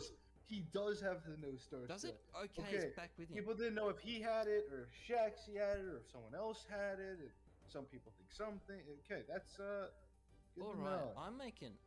This is, as you can tell, I was a bit shocked. I hadn't been expecting. I think he sold the account, it says. Who the hell would... How much was his inventory worth? Like, I don't think he... You don't sell a whole account like that. This plot twist, but it still was pretty cool. So I wrapped up the stream, made a quick short about it, and was about to go to bed when I noticed something a bit odd. The items in HFB's inventory were disappearing. Someone was taking them out. It wasn't quite clear who or why, so I went to sleep, having no idea of the absolute carnage that was about to unfold. Marketplace trading. Hello? HFB did what? That's Arrow, by the way, not me. Cool guy, by the way, you should sub to him. But anyway, that's basically how my morning began. Within about 15 minutes, I was in my natural habitat, Adobe Premiere Pro, as I began to unpack the absolute carnage that had happened during my 6 hours of sleep. HFB skins had shown up, specifically on this Russian marketplace. And given the fact that HFB is not Russian, it's pretty easy to figure out that he'd been hacked. Now, we'll get to the hack soon, but first of all, let's just look at some of the sales that went down, because it is clear that the hacker either had no idea about the value of the items, was panic selling, or more likely, both. For example, there's this skin here, the legendary Pico Blue Gem, a literal piece of CSGO history, and it is worth enough to literally buy a house in some places. It was sold for $940 on the site. I don't think that's... It was probably sold for $940 for the... The only thing that I can think of is anything over like $1,000, especially if you're in the United States. And, you know, other countries, the United States is like the only country that's like, don't scam other countries. China, hell, man, they're teaching their kids that in school. You know, they have state-run hacking competitions to see who can hack. They encourage that. China definitely encourages their civilization to take from other civilizations as much as possible, or their country to take from other countries. Yeah, their civilization. That's what they do. I mean, it's no secret. That's just what they do. So they probably did that because they were going to switch it over to an American currency. And I think there's over a certain amount that when you do that, a flag goes up. Like, I was watching this this YouTuber that he made a card that it wasn't even a punch card. It wasn't like you could punch out. It was a metal card. And on the metal card, in just a drawing, there were these pieces that were like a link chain. I forget what they called it exactly, but it turns your regular rifle into an automatic. It goes behind your firing pin. Or not your firing pin. It goes behind the trigger onto, I don't know, whatever the hell it is. I don't know the inner workings of a firearm. But basically, it would turn it into an automatic. It was just the card. It wasn't like a punch card where you could punch out the metal pieces. It was just the drawing. You can find the schematics online. Well, the FBI came, raided his house and everything. And the reason why they were tipped off to it wasn't because he was selling it or anything. It was because he withdrew too much money from his account. It was his account. So, again, I think it was like anything over $1,000. Maybe it's $500. I don't work for a bank. I don't know. It might be different per bank. But this right here, $940, that looks more like along the lines of, oh crap, instead of me doing a... What if he sold that for the price of what it's worth? There's no way the bank wouldn't let that go through. The bank would be like, yeah, no, that's not happening, dude. They would put a halt on it immediately. Snipe. Either the transmitting or the receiving end, you know? Because unless it's from the same country, but even then, I mean, if this guy's a prince, that would be... If you're doing that to your prince of your country and you're in that country, I would run. I would run very fast because if they find you, nobody will find you. Of the century. Now, thanks to this resource here, we've got a good overview of the sales that went down. A ton of HFB's rare items were sold for way under the market. So, for example, okay, HFB's maybe not. new souvenir Dragon Laws, both easily worth over 100k, sold for more like $60,000. HFB's times 4 stat track Okay, so maybe he was panic selling. Redline Iberpower Holocraft, it sold for 31,000 when it's worth more like 40,000 or 50,000. And HFB was also a big collector of rare stat track factory new knives, often things that were one of a kind. And as you can see, 2 of his stat track factory new M9 Bayonet Crimson Web sold for sub 10,000 here. They're worth a lot more than that. His stat track factory new Butterfly Crimson Web also sold for a massive discount. Stat Track Factory New Crambit Ultraviolet, you know, again, sold bargain basement prices. There's a Night Stripe here, exactly the same. As you see, it's just devastation. All these super expensive skins being Yeah. sold for... Yeah, that's probably what it was. It was probably, Hugh's right, it's probably panic selling. I'd be freaking out too. Like, why do people even put themselves in this situation? These people, if they get caught, they're done. They're gone. Nobody will find them. way less than they're worth. But it wasn't just happening on this Russian... And there's always a digital footprint. I know, I'm sure you do too. There's people in the military. I know somebody, like, one of the basic things is how to crack VPNs. You know, it's not a foolproof technology. Like, this guy's going to get caught. And it's not going to be by the quote-unquote authorities. It's going to be by people that... The guy made a big mistake. marketplace. Some of the skins were being sold on Buff as well. For example, HFB had the best condition set of Pandora's box gloves in the game, worth massive overpay, but they were literally quick sold on Buff for a discount, picked up by this guy here, who probably thought he'd found the deal at Buff for a discount, picked up by this guy here, who probably thought literally quick sold on Buff for a discount, picked up by this guy. China.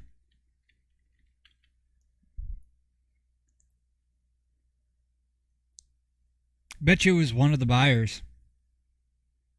Guarantee you it was one of the buyers. Here, who probably thought he'd found the deal of his life. And within a couple of hours, HFB's inventory had been emptied and was private. But before people even had time to properly process what had happened, something even crazier started going on.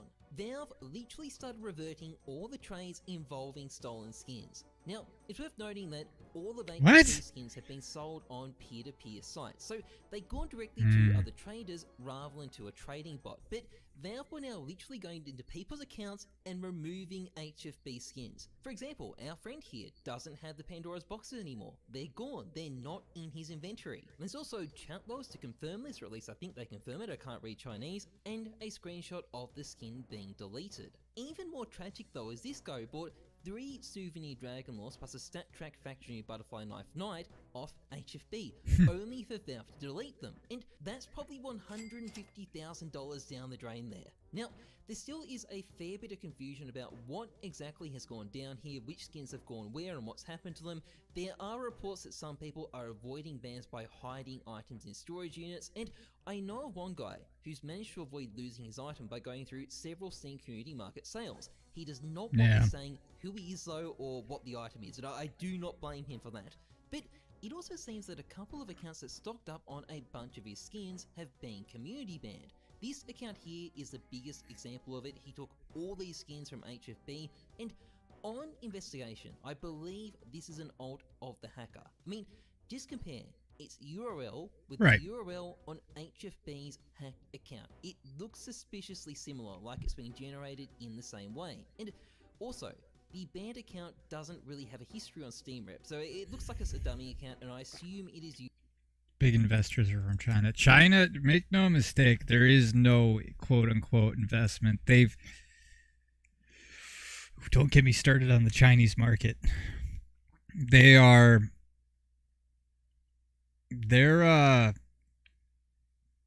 just as in debt as the United States is. It's just they put... We'll check out another video after this. You'll understand what I mean. These quote-unquote investors, a lot of them invest in the real estate. And the Chinese real estate is... They have entire abandoned cities that they're still building. That people buy condos in to never live there. Only to resell them. It's the most absurd thing, but when you work it out on paper, it makes them a quote-unquote profit, and they've hyperinflated their currency to the point and cut it down because it's not a separate banking system, it's government owned. So anything, I try to stay away from anything China just because I don't feel like getting burnt. It has nothing to do with the Chinese population. I know a few people from China, good people. But, I mean, I would never... I don't trust their... I trust their government even least... Or, I trust their government less than I trust our government. And I don't trust our government at all. So, yeah, this private trade ban... So this guy got no trade bans either. Yet... What? By the hacker himself. Not 100% certain though. Could be proven wrong. Maybe it will even be lifted. We'll see. All that is certain though is a bunch of people have gotten... Community ban, but no trade ban?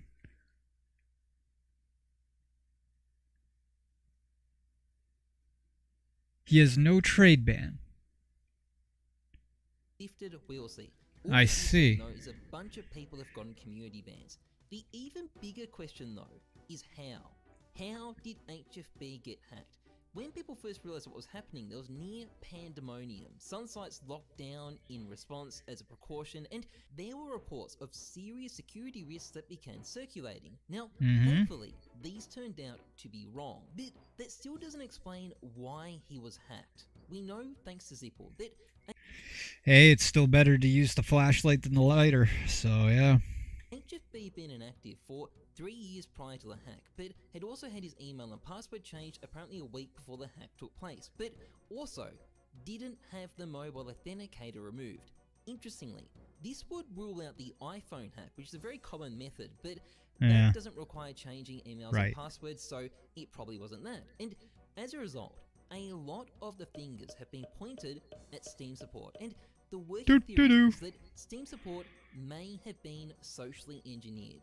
Now, I am not going to share any of the possible methods. Some have been suggested, but I don't want to spread possible methods of hacking Steam accounts, but there is a very good reason to think Steam support may have been involved, and it's the way they reacted. As Zipple points out, this would be my point anyway, but I'm going to include him as an argument for authority. As Zipple points out, Steam support got involved quite quickly and resorted to very radical methods to restore skins, and that is a pretty strong sign they made a massive f*** up and they know it. Obviously, they're never going to tell us what it was, but it really implies Steam knows exactly what went down and are probably going to do something to make sure it never happens again. So, if you've got skins, you really don't need to be worried.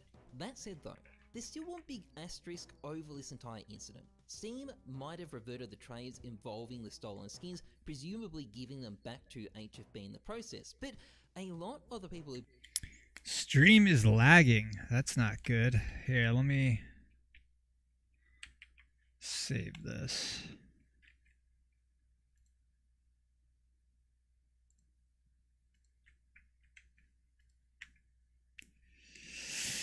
We're gonna close that saving. Alright. And then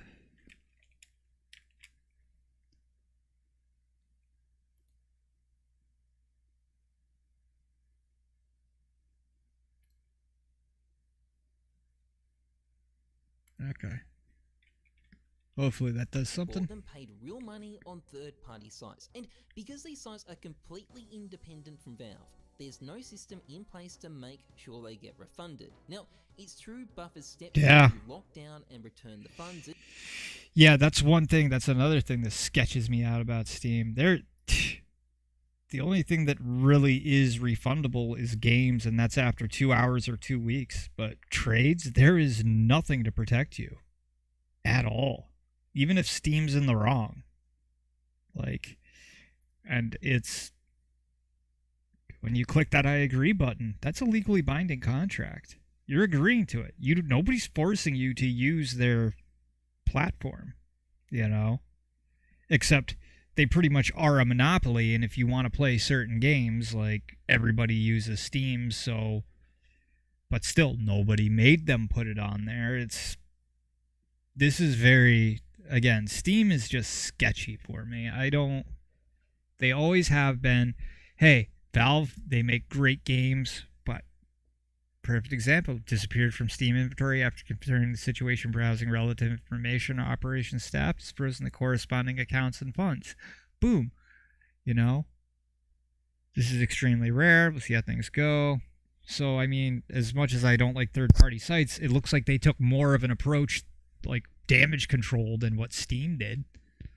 I applaud them for that. That is really good. But yeah, this whole incident does highlight a serious problem with the market. Having Valve control the skins and a completely unrelated party control the money is a recipe for disaster. And you could end up in a situation where an innocent party might lose thousands of dollars to a hacker even though Valve has reversed the trade, because the money is in the hands of a completely separate party. And this problem is not going away either, because Valve can't be directly involved with these cash sales because it carries huge legal risk for them. They're never going to guarantee your sales on another platform. So if you see a deal that seems too good to be true, it's worth making sure it's not a stolen item before you buy, because... Right there. What he just said. Seems too good to be true, it's worth making sure it's not a stolen item before you buy, because it could really come back.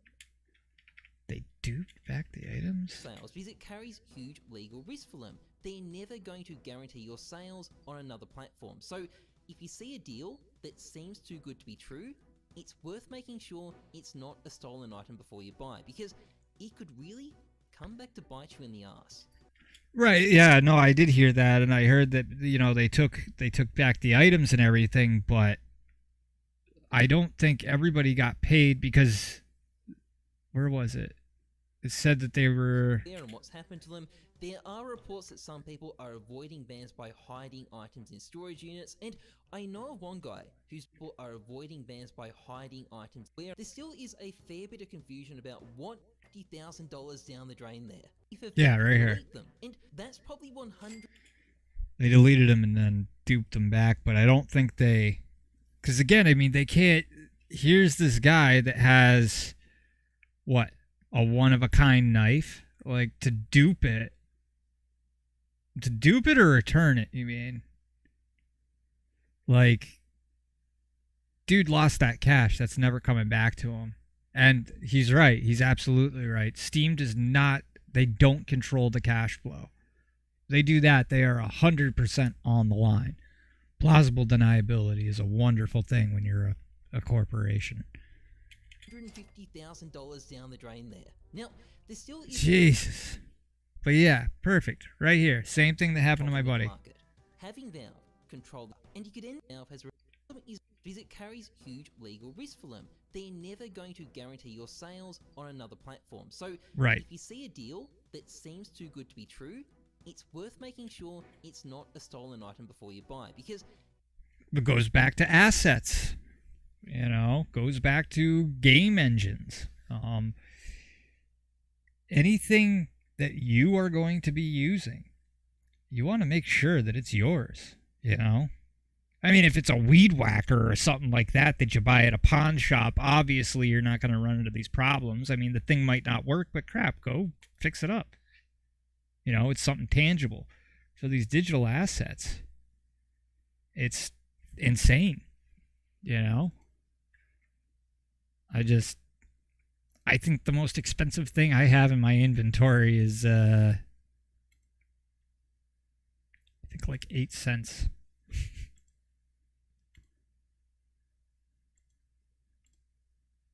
I mean, if people hacked my account, they'd basically get a couple outdated games and $1.12.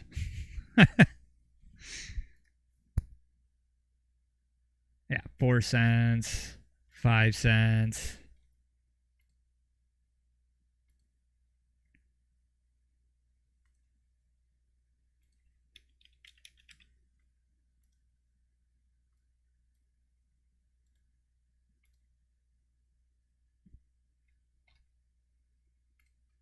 Catwoman is 6 cents.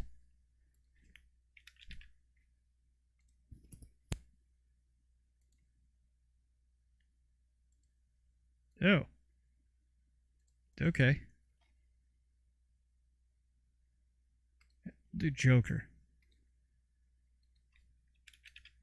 5 cents.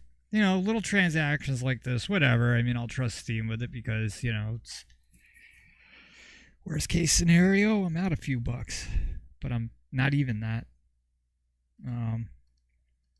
Yeah, no, that's insane. I mean, again, how did he...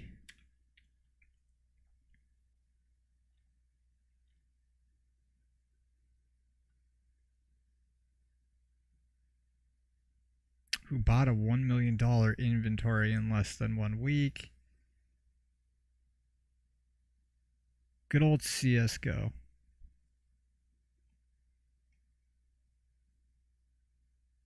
Yeah. Now the whole skin thing, and again, these skins, that's the whole reason for the peer-to-peer trades for dropping. I mean, just do the right thing. If you do the right thing, you will get so much further. And then you can shame the shit out of somebody when they fucking do the wrong thing. But yeah, that's nuts, man. That's a lot of money. I bet you, I guarantee you that's what happened too. They probably social engineered Steam support. Because these are people that, I've got to run them all the way in Europe. Hey, thanks for stopping by, man. Get some rest. I have no idea what time it is over there. Hold on. Oh, geez, get to bed, dude. Thank you for staying on as long as you did.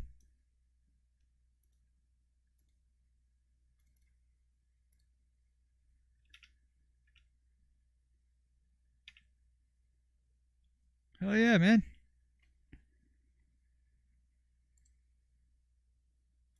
Hey, take care of yourself, dude. Yeah, throw some of your work in the Discord, throw it wherever, I'll be more than happy to check it out. The more you do that, the more we can learn from each other.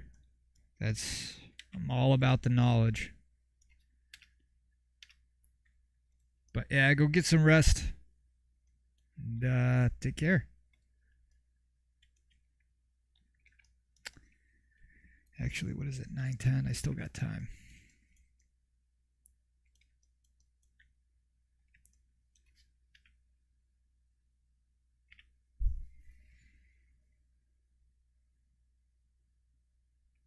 I gotta do something with that.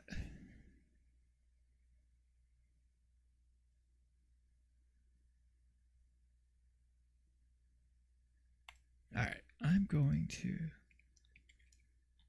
add Hmm.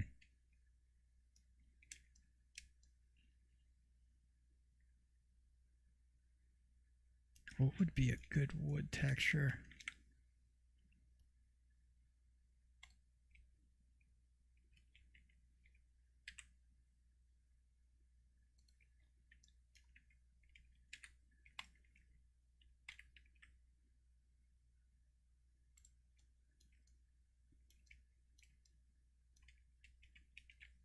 Gonna set another one here.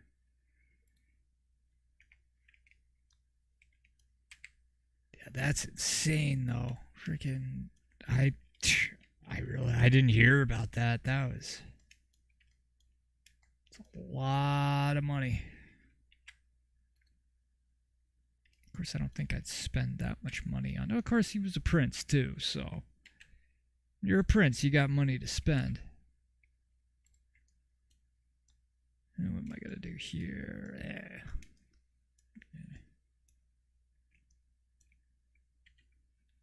Yeah, let's add a skin modifier. And we're gonna hit tab, hit this.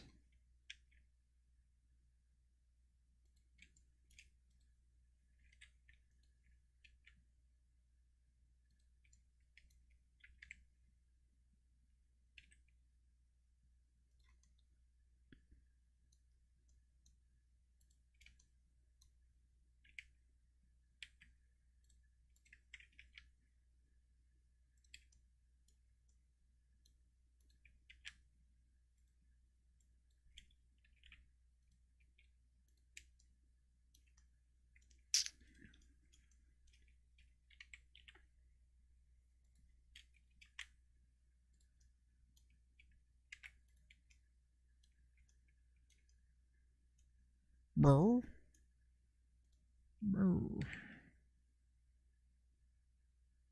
Yeah, the hell with it. Throw it over here.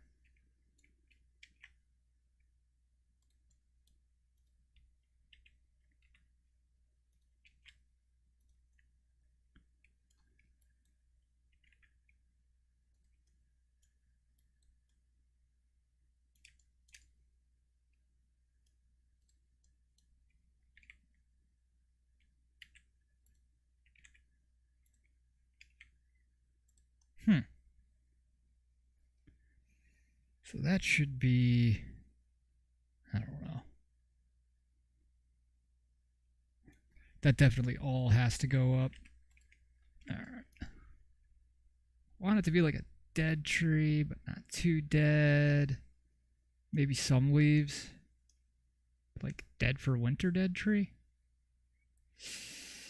And I'm going to throw this over here, and then I'm going to extrude another one going this way, which I have no idea which way that is. Screw it. We're going to throw it this way. Okay. Let's do another one. Throw that back.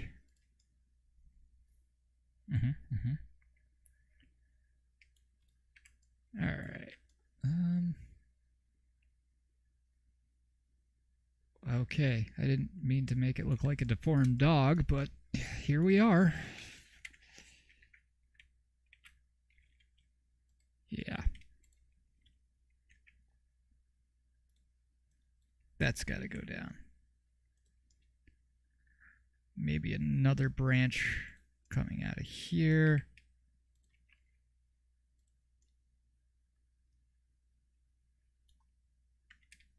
And bring this over. Maybe one coming out here too. Whoa.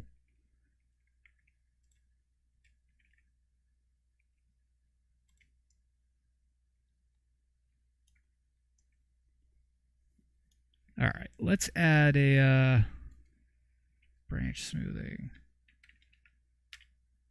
Go to 0.1. We are going to add, I really don't want to add a subdivision surface just yet. What do we got here?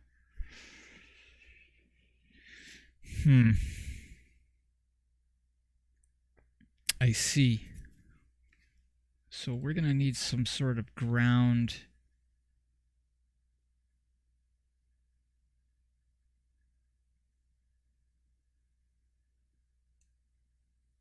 All right, let's get this. Oh, Shift and Tab, G on Y. We'll throw that back to here. Get a top view. Is this? It is. It's still polys. We are going to have to texture this though.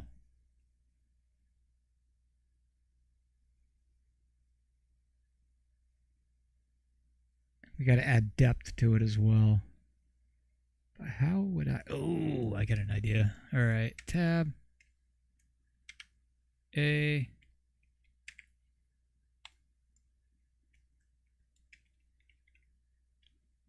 Right down the center. Right click, and then I am going to scale.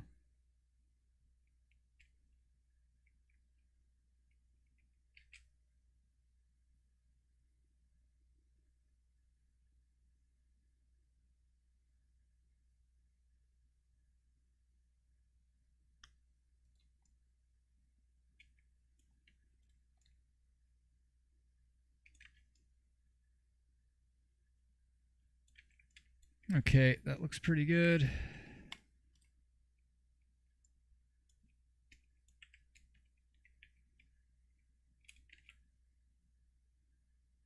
We're going to go up on this edge just a smidge. Come on.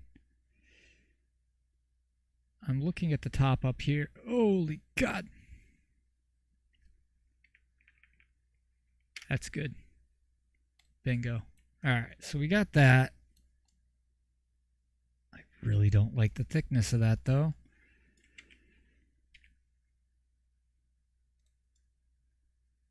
Scale on the Y.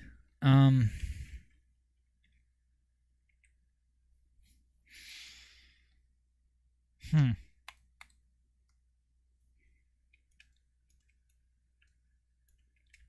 right, we're going to scale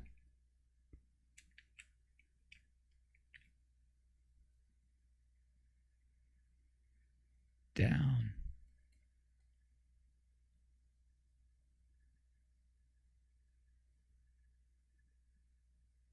Probably should make that two separate.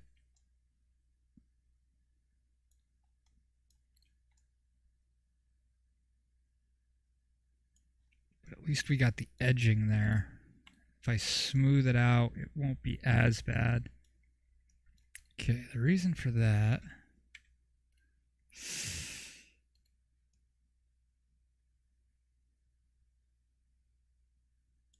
Yeah, that needs flat. That's got to be flat shading for now.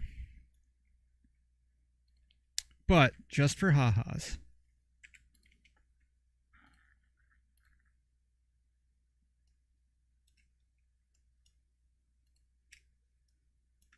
Let us, man, I got a lot of cleaning up.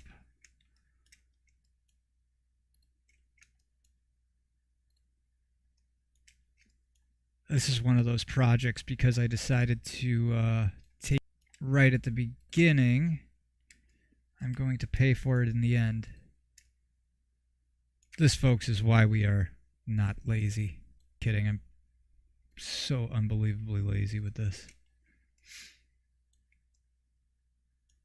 All right, let's zoom into this.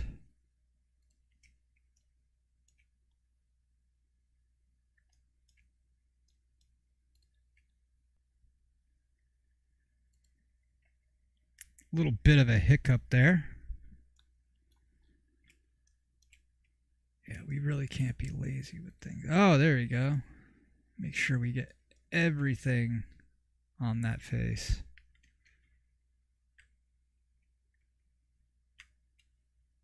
There's something downloading in the background, or I really should not be using Steam to stream this, or using Steam while streaming this. This is one of my more foolish moves. We got that. We got that. I could do it bit by bit, but even then, yeah, I don't know. I'm going to stay with that for right now, and then we'll just work with what you got, as they say. All right, let's see here. F12. Good. That's kind of looking exactly how I want it to. And then if we zoom out, the moon gets bigger, that gets smaller.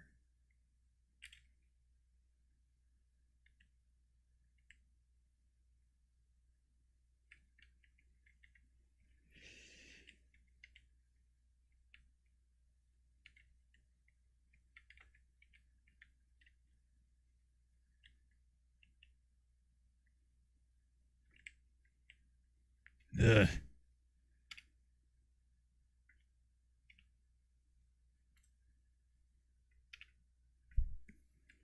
Yeah, we're going to hold off on that for the moment, get our scene set up. Let's go back to our tree.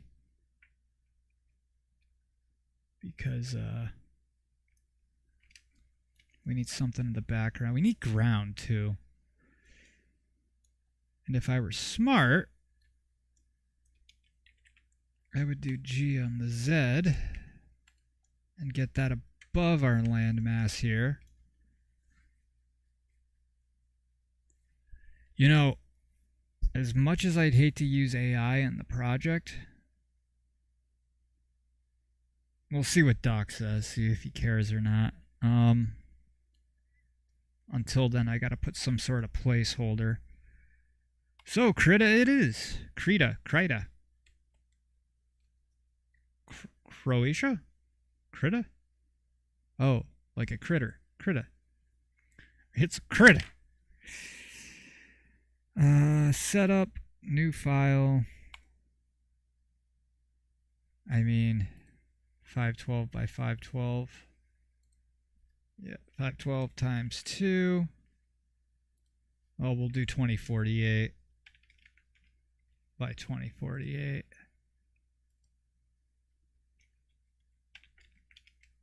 Whoa!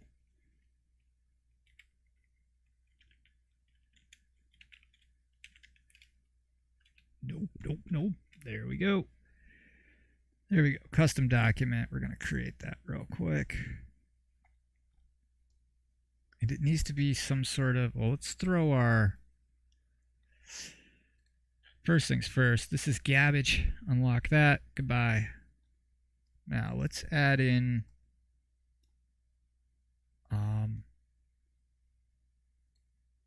Not bubbles. It's not what we're adding in. Something that kind of looks like bushes or a background or something.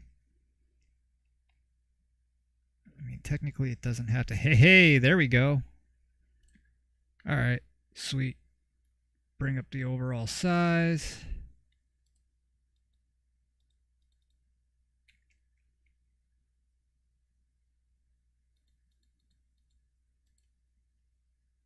Bring down the size like 5, and we're going to go towards a more dark. Throw these here.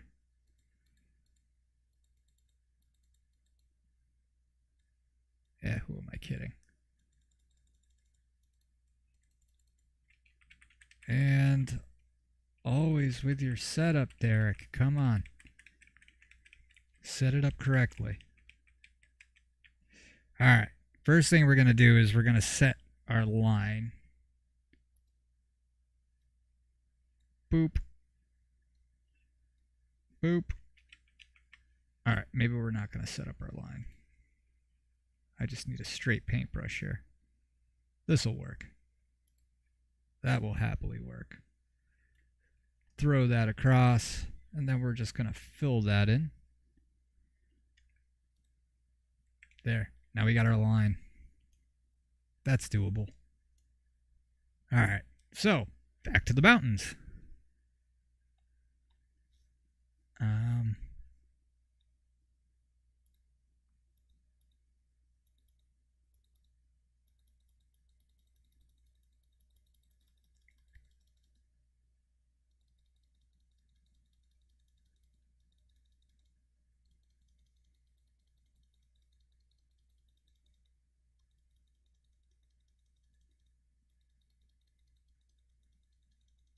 kind of keep it on par here.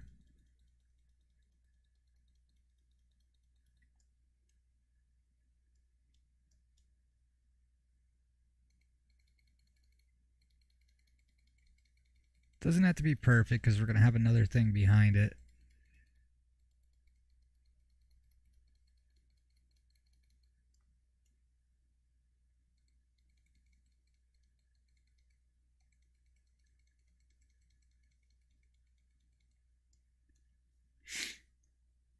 As long as the top's good, that's all I care about. All right, so we got that. Let's add in. We'll just do something a little bit lighter.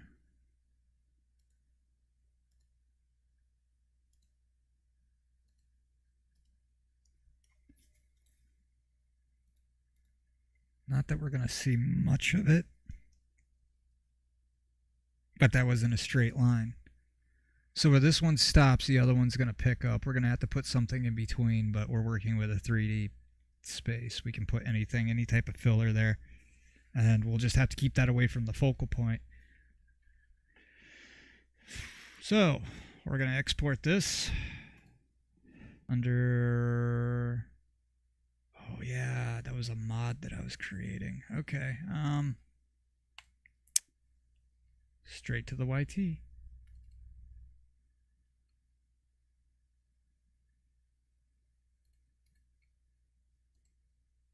Export.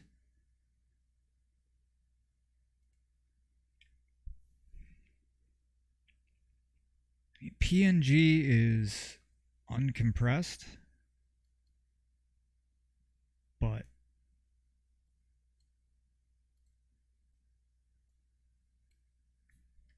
we'll call this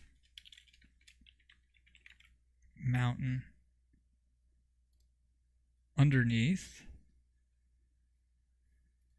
YT Live. Save. Compression. No compression. Oh, all right.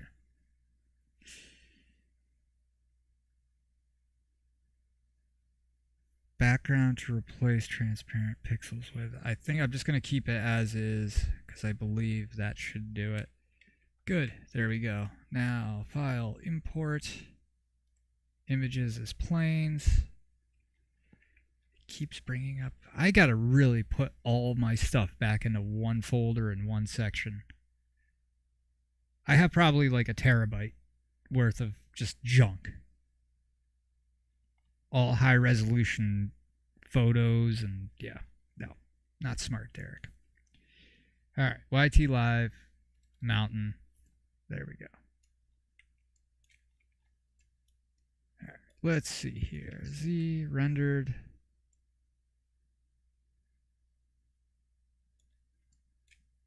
All right, so let's scale this up 10 times.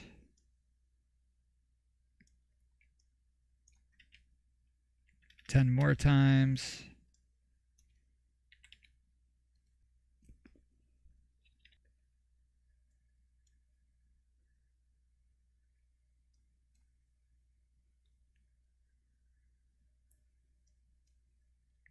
Yeah, we're definitely going to...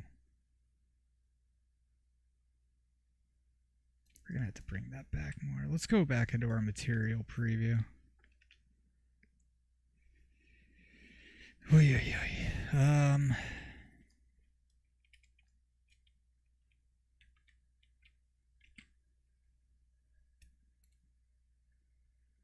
I'm going to bring that right down the middle. And we're going to go right down the middle. And of course, right down the middle.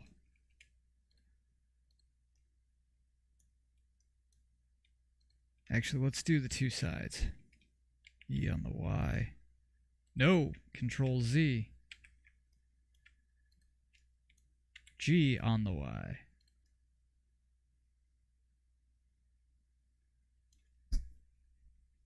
All right, okay. Not bad.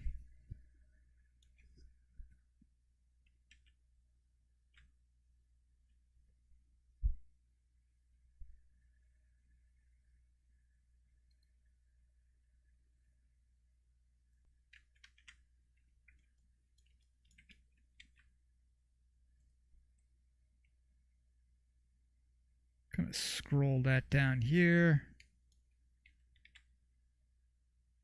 I'm going to bring this one out. Actually, I'm going to bring these both out.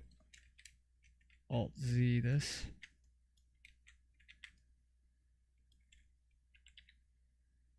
We'll do G on the Y. Not bad. Probably should have brought up my opacity.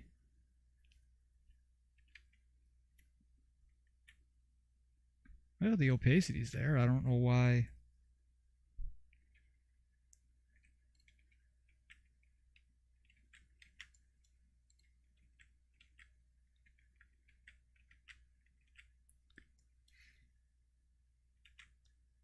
Oh, is it going to look like that? What's going on with this thing? Alright. Alright, so we're going to have to push this one back too.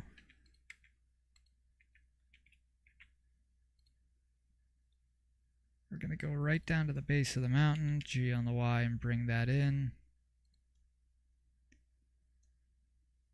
And this one will definitely come out a bit. Now, I know this looks funky here like this. But once we throw some light onto the situation, once we shine some light on it, yeah, we'll just use a regular old point light. We can mess around with it later just so we know what we're getting ourselves into here.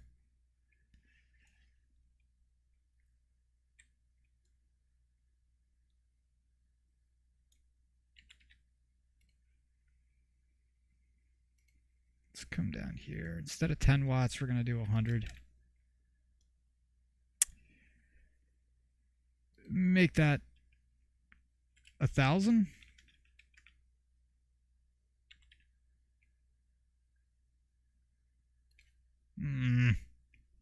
We're going to need plenty there. Okay, we're going to add another 0 for 10,000. Hey, there we go. So let's see here.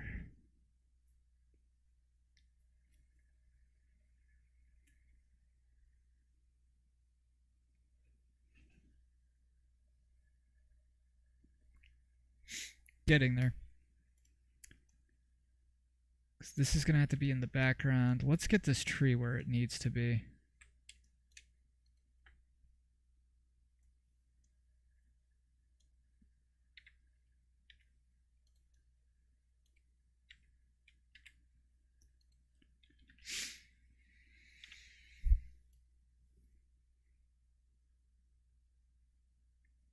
And then we can zoom out. Let's zoom way out.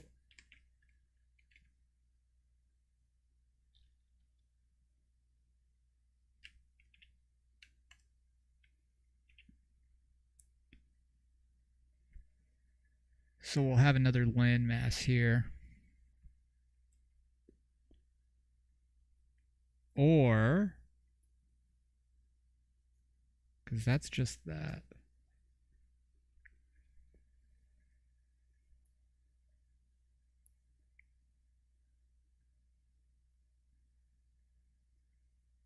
I don't know. Yeah.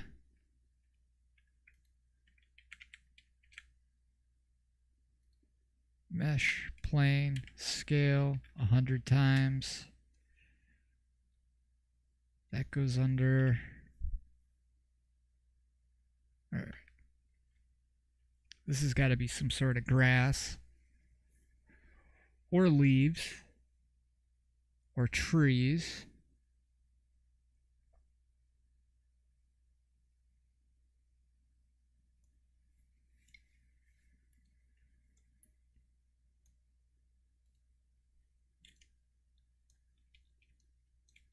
So we'll keep working on the tree for a minute here. More and more.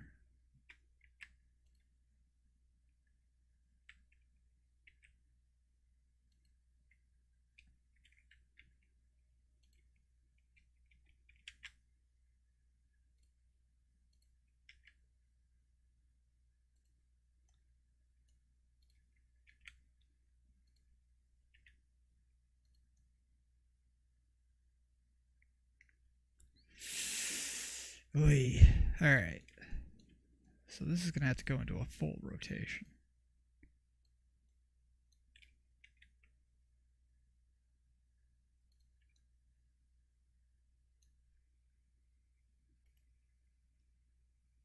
And we're going to add a subdivision surface.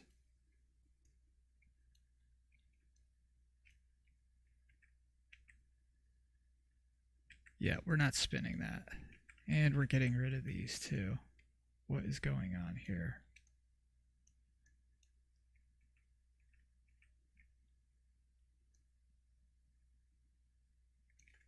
Oh, okay.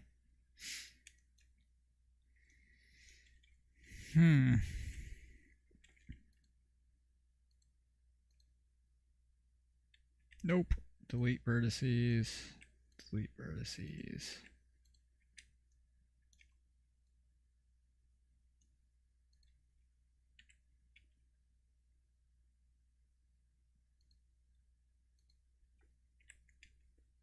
Whoomp. Huck that over there. All right.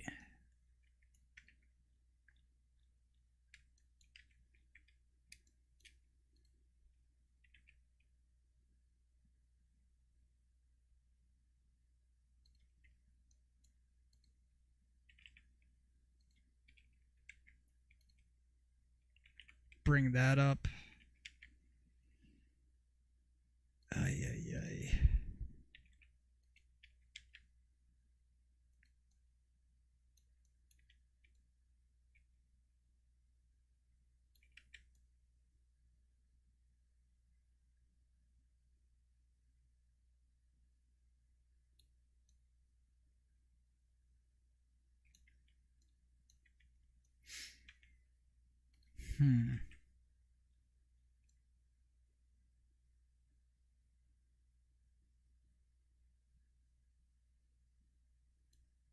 All right, let's throw. We got to create some sort of tree texture. You know, last time I checked, holy God, I got to plug my phone in. Hold on 1 second because, yeah, I got to put buttons on this too. I will be right back. Holy God. It's like that South Park episode of, what was it, with Tom Cruise? And what's his face comes in? The guy that was in Face Off. John Travolta. Oh my God.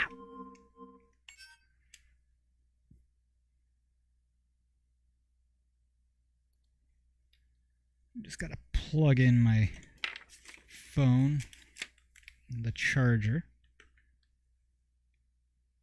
I will be back shortly.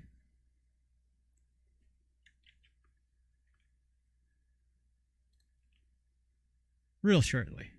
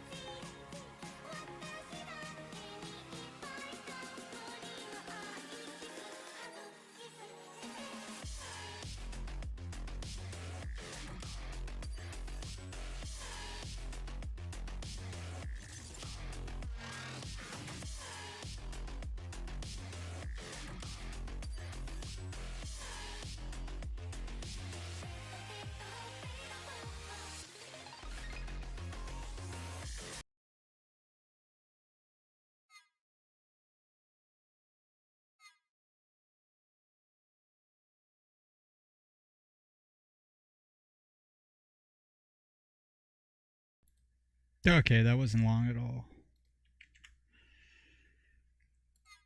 Bust out of that. Bring this down. There's the chat. That way I can see. All right. Yeah, I'm unmuted. This is the part where I gotta grab a pencil and paper.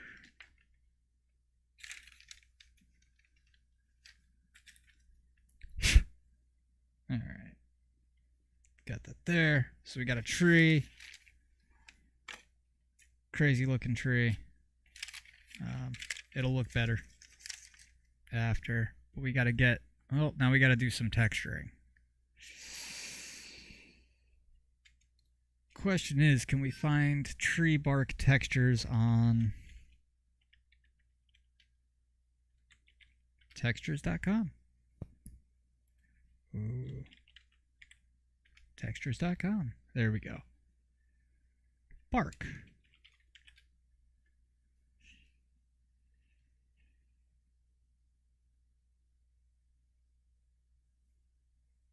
Do they have... Oh, willow tree. I'm looking for like a dead... Ooh, birch. No. No. Doesn't look much like birch. This is definitely birch.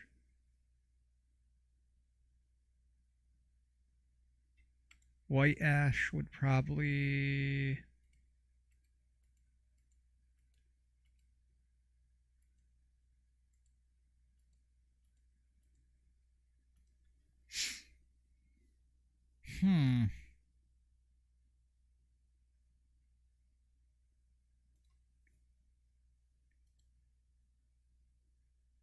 Yeah, it's only 115 by 512.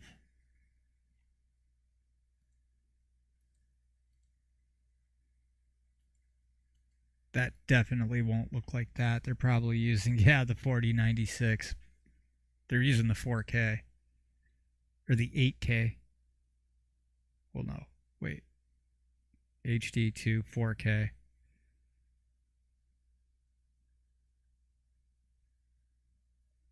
Alright, so not that one. This is all that I'm going to get, isn't it?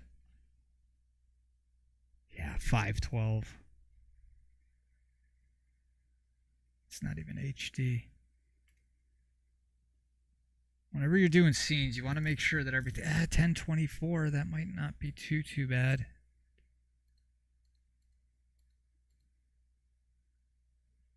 That's good. I'll take that.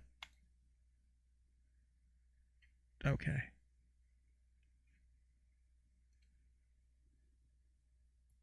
We're going to open that up. And then we are going to see tutorial textures. No. But YT Live, yes. And I always keep that on there so that I can give credit at the end if I use something. Chances are I'm going to end up making my own, but tonight I just need something to show the client or doc. Alright, that should work. I have no idea how that's going to be procedural going from the top to the bottom. But we're about to find out. So, back to this. I would say we'll load it in.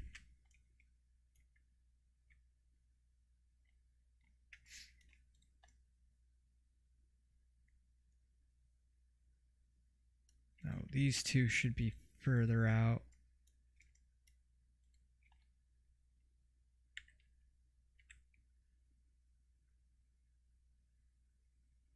G on the Y.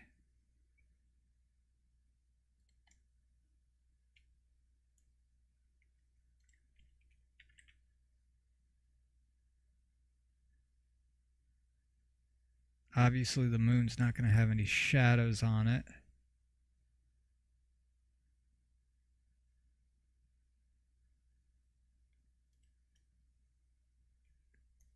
Alright. So let's get our bark and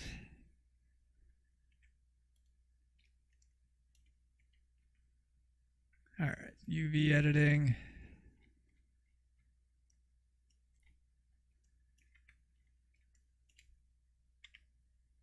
Oh, right. I got to apply it first. Oh, my goodness. All right. So we are going to tab, Shift and D to duplicate it on the X. That way we don't lose what we're doing here. We'll go with Pine 2. And let's, first things first, we're going to apply the skin. And now we're going to apply our subdivision. Now we can go ahead and we'll just unwrap it.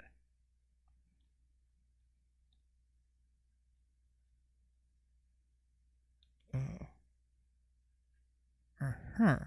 Okay. All right. We'll make a new one called Tree.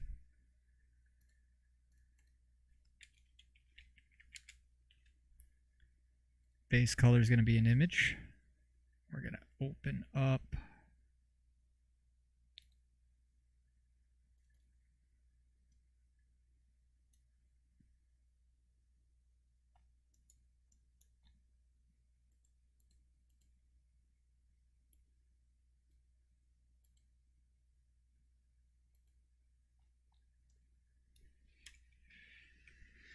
material preview. Yeah, that's all over the place. Okay, so we're gonna smart UV project this.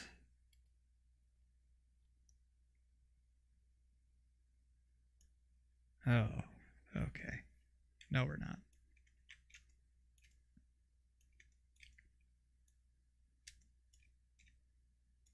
First things first. Down here, we're gonna delete those vertices because we don't need that.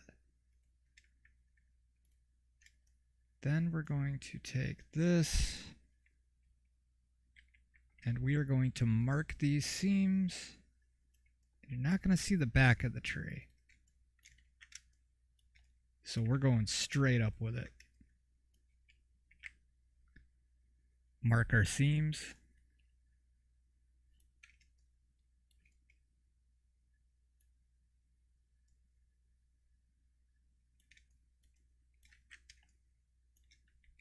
Let's zoom in.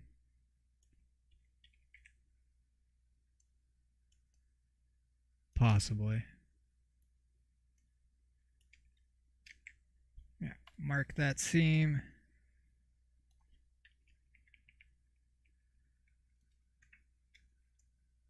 Let's keep going up.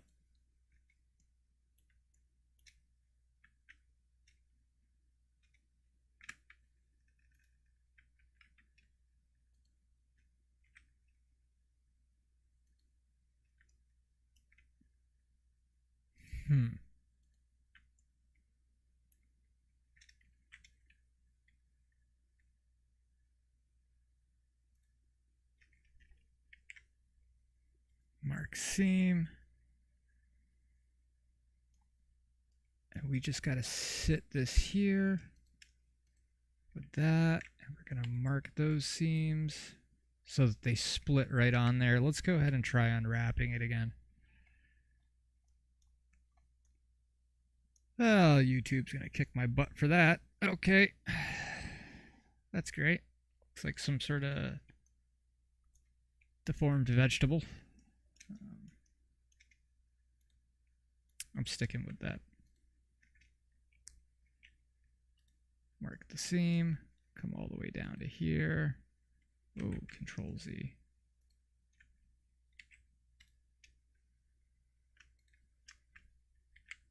Mark the seam again. And it's got to split right around the edge. So let's try unwrapping that again.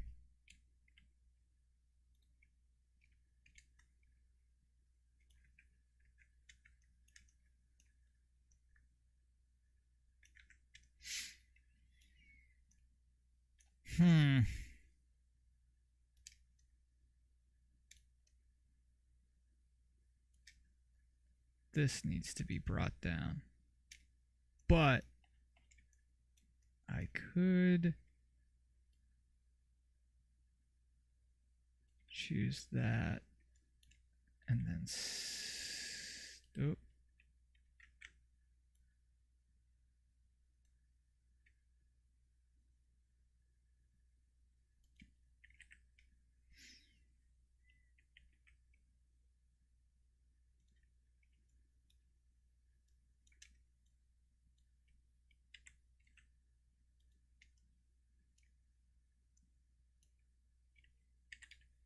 Bring this over here.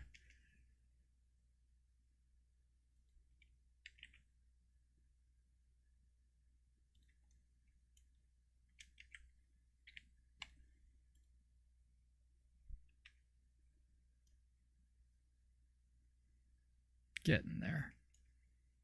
Up here looks like it, yeah, it needs a lot of work.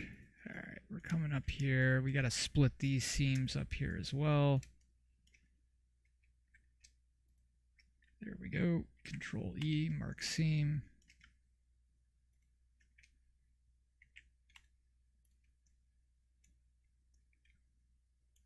Go one more up.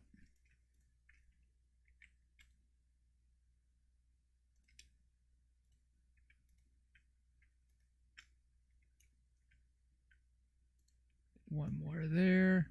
All right, so Control E, mark seam. What am I doing? Here we go.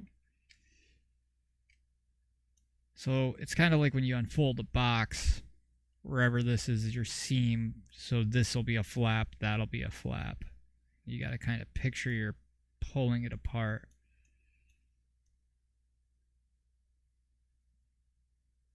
That probably should have been on the bottom. Although if you're low, you're gonna look up. So we're good. Again, it's gonna be dark. You don't really have to worry too much about detail with this one. For now.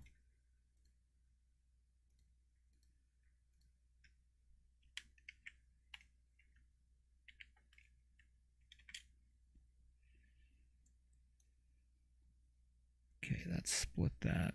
It's not bad. Yet these three right here are just a clump of mess.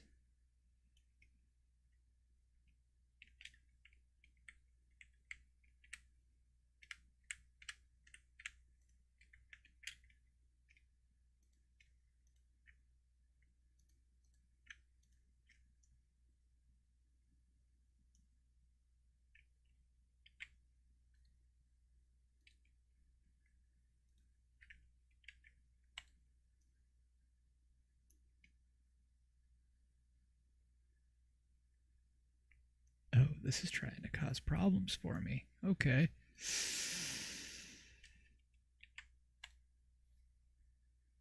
That is definitely not something... No, I'm not going to say it. I'm not going to jinx it. Come straight up here, buddy. Right up to the top. There you go. Mark that seam. Hit these.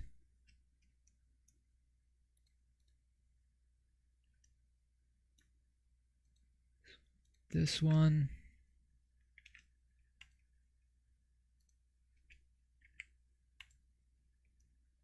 All right, so that, yeah, both.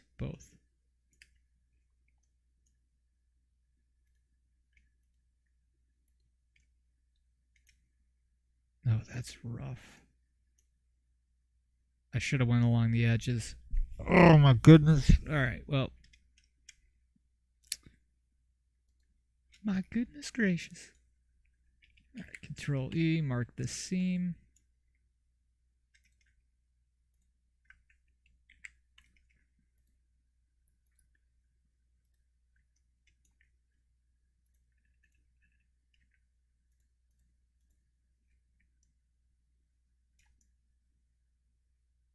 Yeah, good. Control E, mark seam.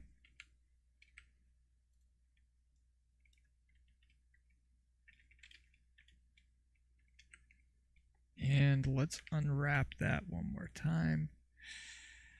Why do you hate me so?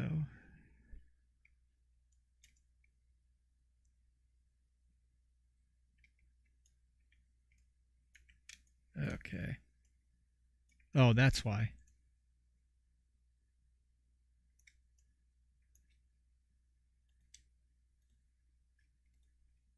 Probably be easier if I just used the lines, huh?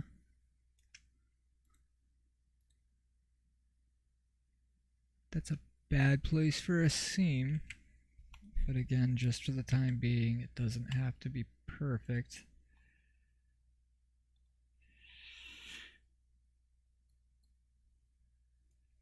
All right, we're going to go ahead. We're going to click this. And then I can choose to see exactly where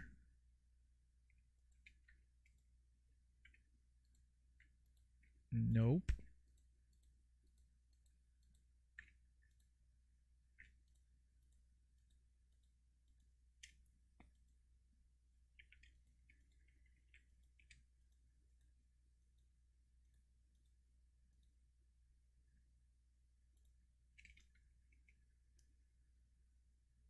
Probably more towards the base of the tree, though, which I believe would be right here.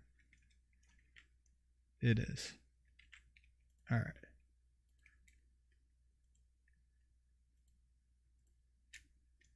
There we go. There. So we're going to cut that completely off. And actually, you know what? This is gone. Gone, gone, gone.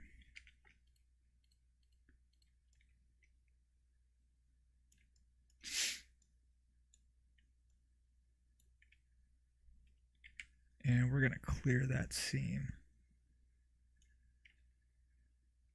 So that should completely separate that part. It did.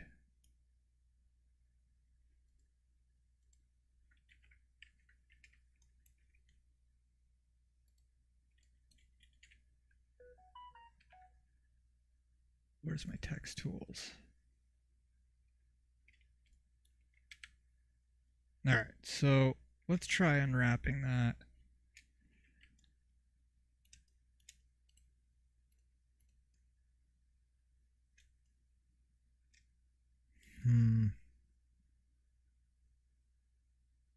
Two totally different colors, but again,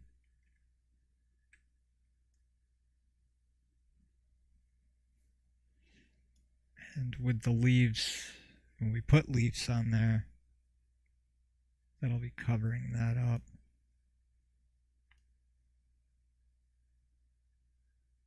Just don't like that split. So, where do we go here?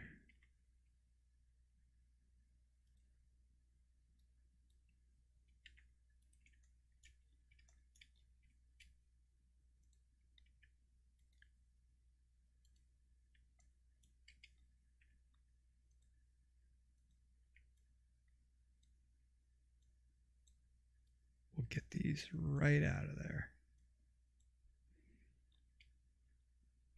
All right. Get that up. Right? Which one's which?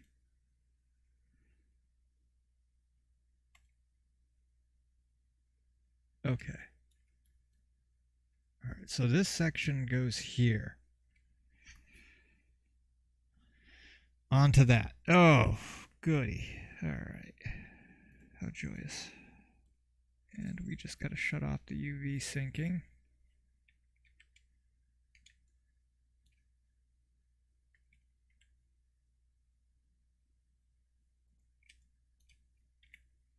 Just going to rotate like so to get it somewhere in the general ballpark. That is so much better. All right.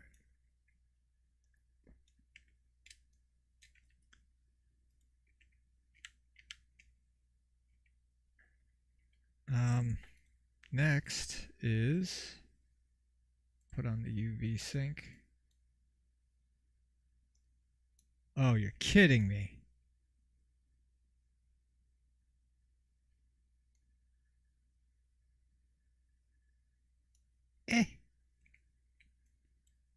That's all I had to say about that. Eh.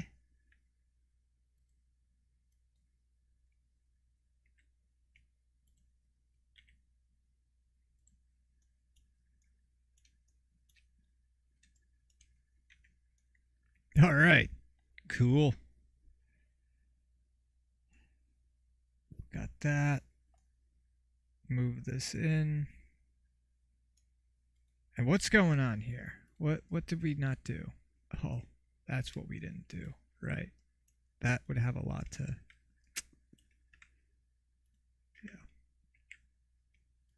And everything that we just did is going to be reset because we did not finish first.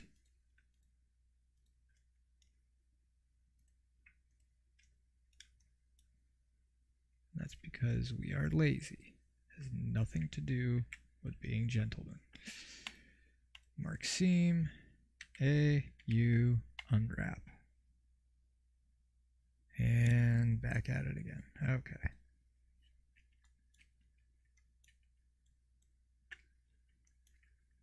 Knock this out. Come on. All right, come on. There we go. One more. All right. Just gonna throw this right about here. Although we could have it go the other way too. But you know what? Let's get this out of the way for now. Gonna do this. Get the rest of it. Is that everything? That is everything.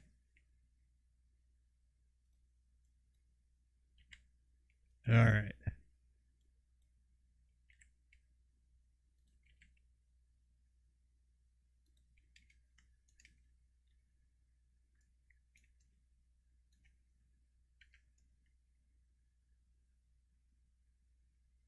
Better.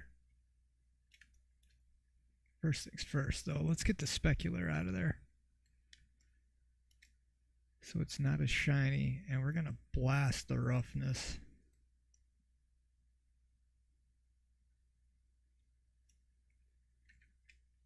Alright, got that.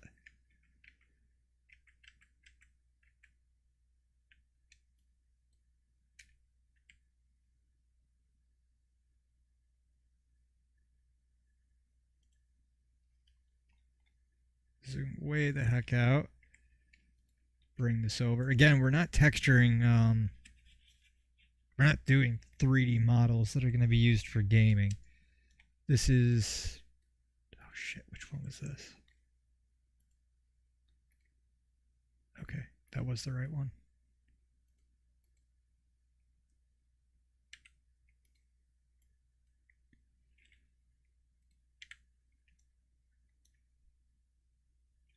Bring that around to about here.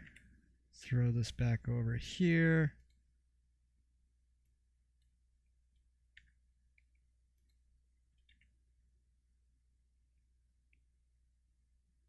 Kind of more goes up like that if we're looking at it from a 3D Spectre standpoint. Okay, good. I'm going to quick save that bad boy. Blast up the roughness. Bring down the specular. Okay.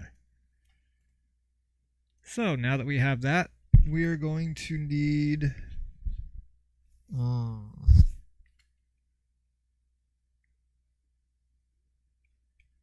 Yes.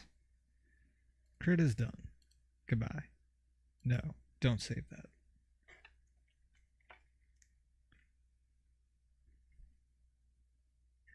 And time to go ahead and materialize some stuff. All right, let's open what we're working with. Did I move that? Did I put it in favorites? No, I did not. Drives, desktop.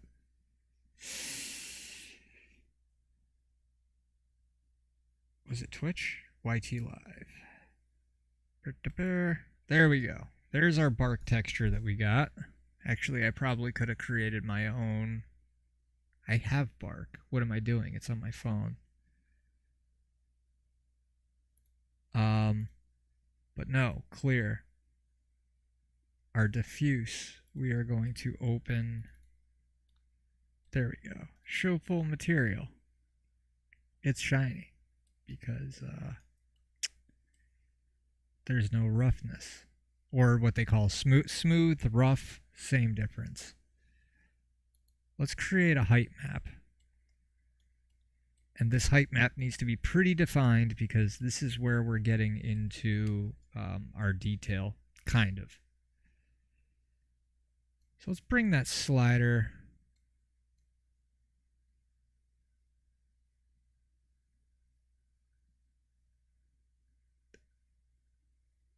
Yeah. So this is supposed to be lower, but it looks like it's higher. So we're going to have to actually reverse this. Because where the white parts are is actually bark being taken out of the tree. It's little things like that that add realism. So let's do cracks. And we're going to have to invert this.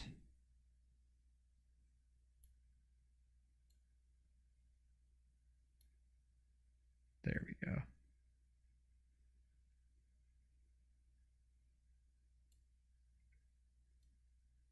Now that's going to be really rough and really brutal. But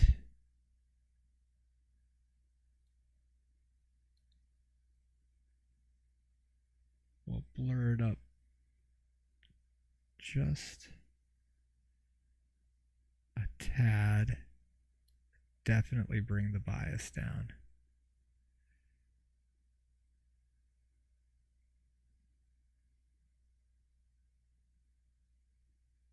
Yeah. Alright. So we'll bring down the grain. Then bring down the bias.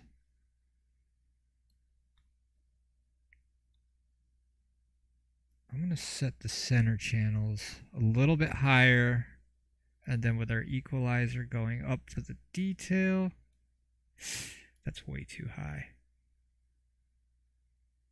There we go. Alright, so let's set that as the height map, and then we're going to check out the full material so far.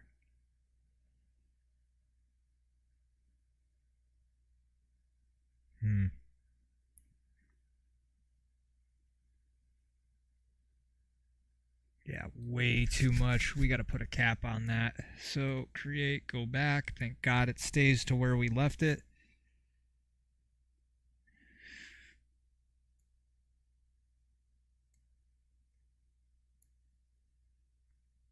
Could spend hours doing that. Actually, I did spend hours, and I don't know what I know what each one does, but I don't have words for it. Like, I have a pretty good idea to get where I need to be. I don't know if I want dark spots or not, so we're just going to go straight across the board, nice and equal.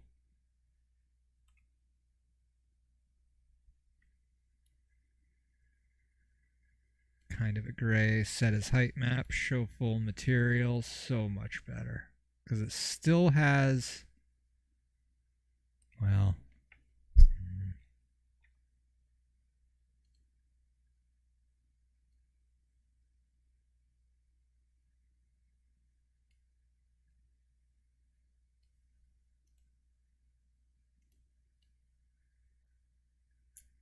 there they are with the dark dips again.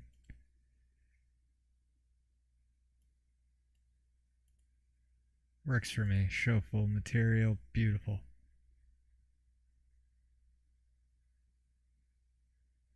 Alright, so we just got to create a normal map now, which it's going to be a darker scene, but there is going to be light going across it. We do need the normal because I just don't know if I want to jack the intensity up all the way.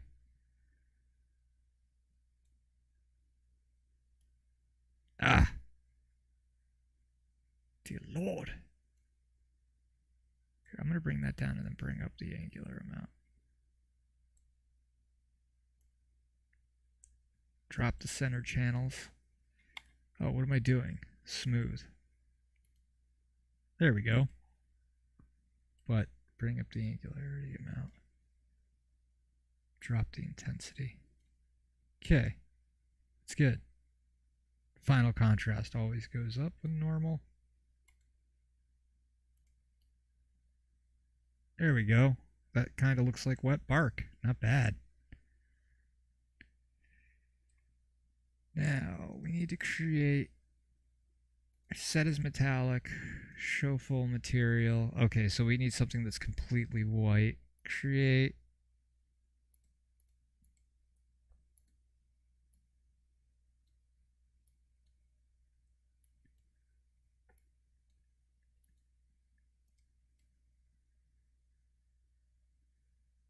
Cool. Let's create a roughness.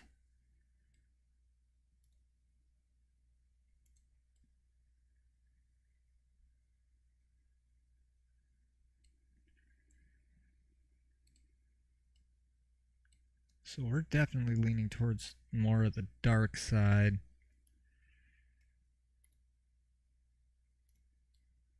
There we go. Not bad. Beautiful.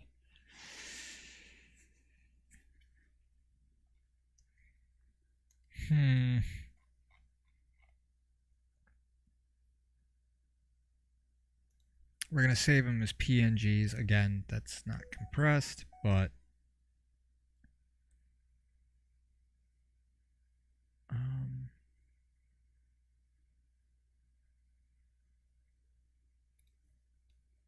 don't know if I want to add an edging map or not. Yeah, no, get rid of that. AO maps are good. However, yeah, that would be great for the reflections. Because look, here. Settings. No, not Maya style. Not hide GUI. The GUI. The graphics user interface.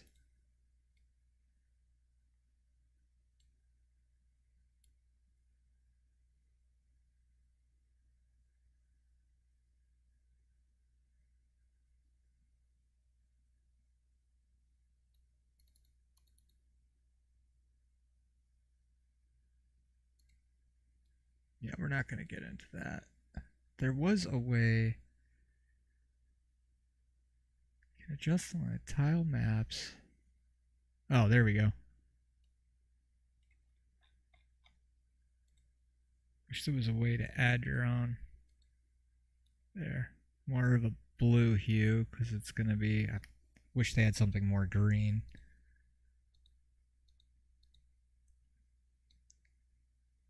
I think that's the best we're going to get for dark and dreary. But not bad. I mean, we just took a regular image and then made that. So, that's good. It's not too shiny. What happens if I clear the metallic map altogether? Alright, I'm just going to drop the metallic and keep the smoothness. Let's copy it. Copy it. Clear.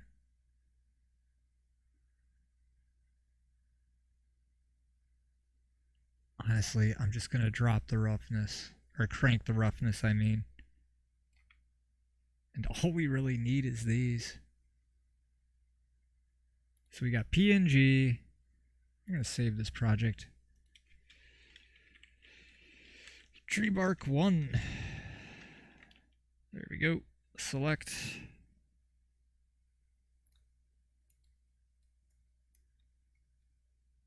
Alright.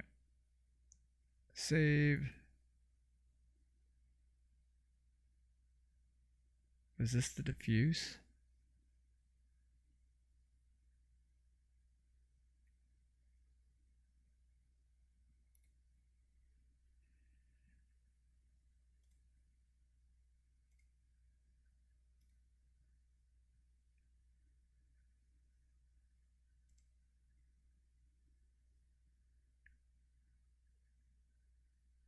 Okay, so it's going with the original.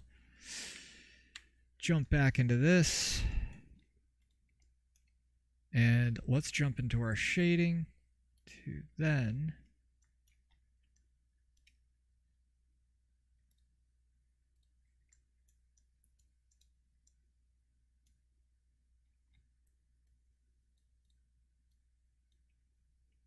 All right, so our material preview. Let's do rendered. We're going to add a spotlight. G on the Z, G on the X, G on the Y.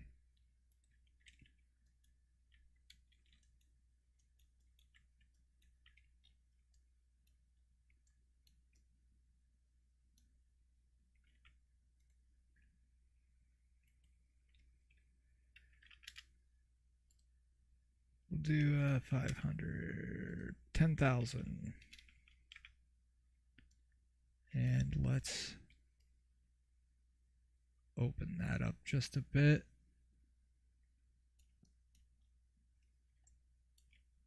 All right, there we go. So we got that. We're just going to duplicate this a few times.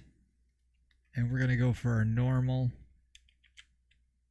Search for normal map. And we're going to do a bump map, which is our height map. First things first, let's jack this right into the normal. Normal goes here. Bump map first, and then that's our normal. There we go.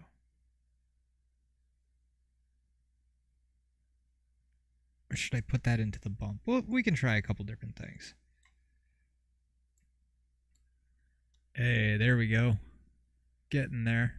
Looks pretty good. I mean, it's way overkill, but you know, with a little more time on that tree, we can make it look really good. All right, so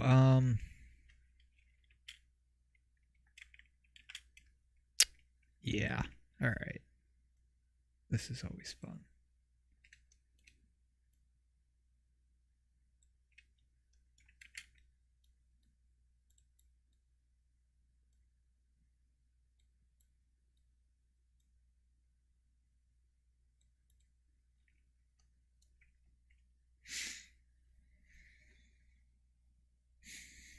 That's not even maximum though, because I think it's a maximum of 10. All right, here's what I'm going to do. You go here.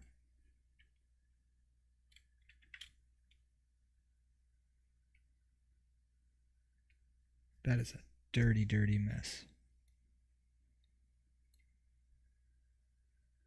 Throw that into there.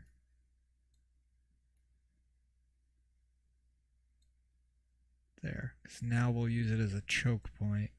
That kind of feels a lot better. There. So I can bring down the distance without completely fudging my normal map. Oh, God, that's going to drive me nuts. All right.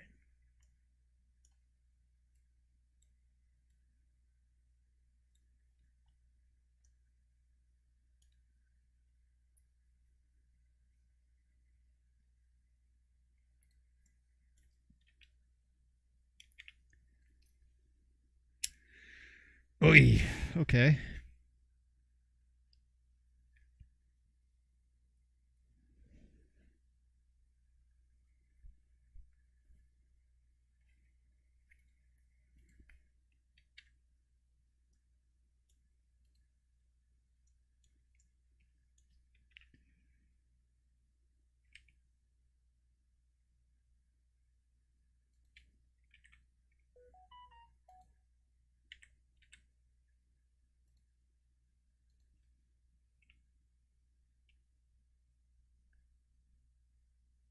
Just duplicate those.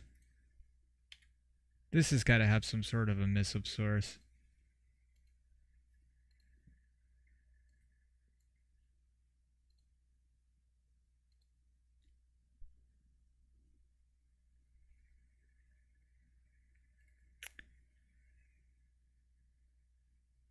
Definitely use the nodes.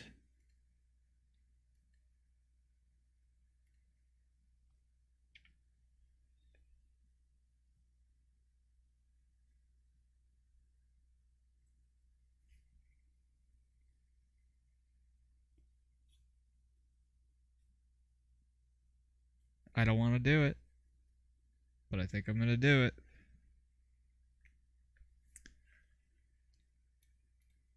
It is kind of beyond lazy.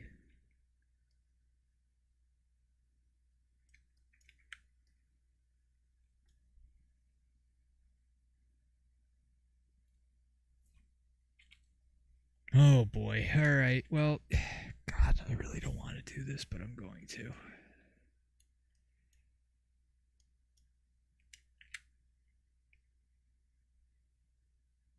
We're going to go straight to our image texture.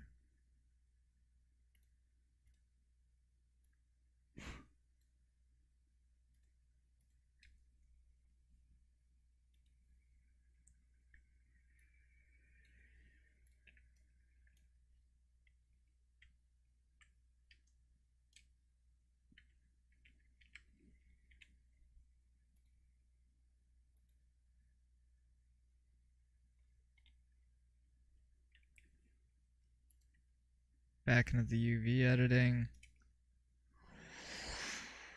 Ooh.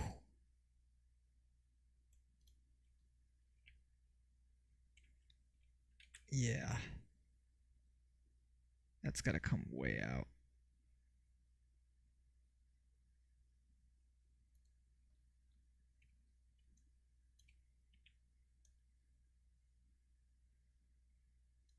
I mean, we're going to have to go through each.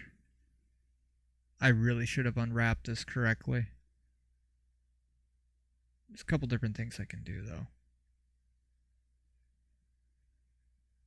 I mean, I could cookie cutter it. Boolean it. Or bevel the top. Yeah, that's not going to happen.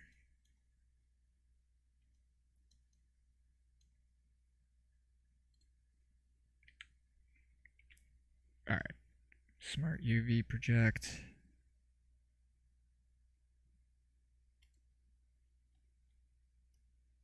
There we go.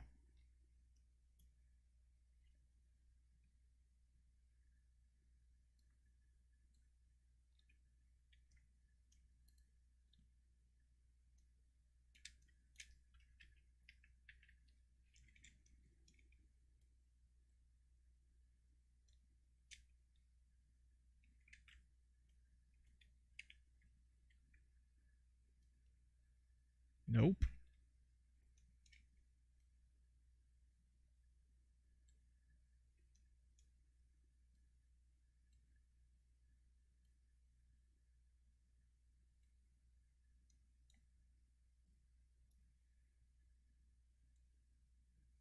Okay.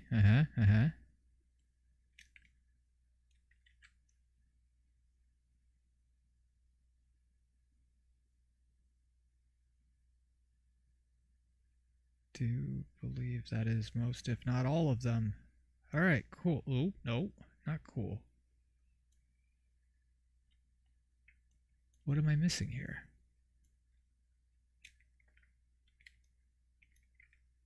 Ah, crap.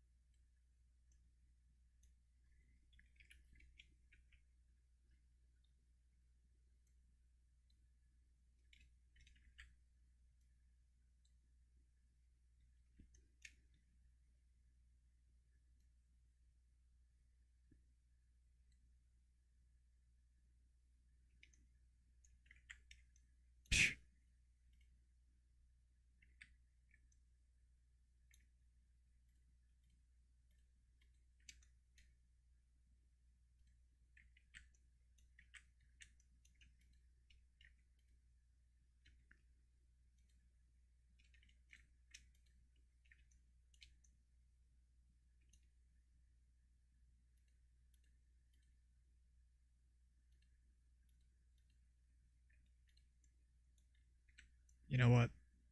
I'm not going to mess with it. It cube projected it.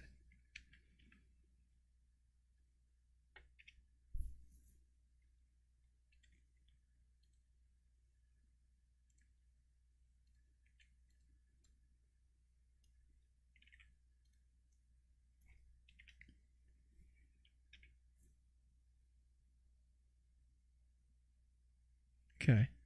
All right. Getting there.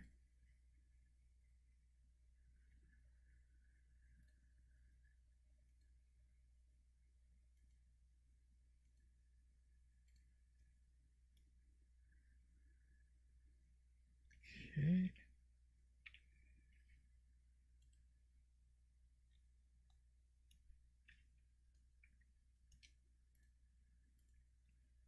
And back to our shading menu. Which, I mean, in all honesty,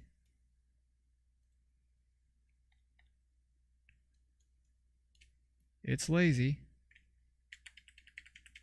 but it works.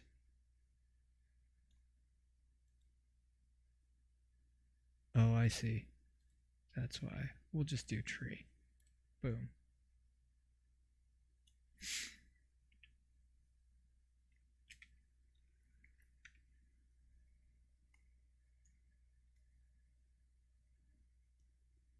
We'll have to do something with the lighting back here. Can do mist and fog and everything like that after. Again, you gotta get everything done first, and we still haven't done the bottom yet, but at least it'll be something to show them. G on the Z.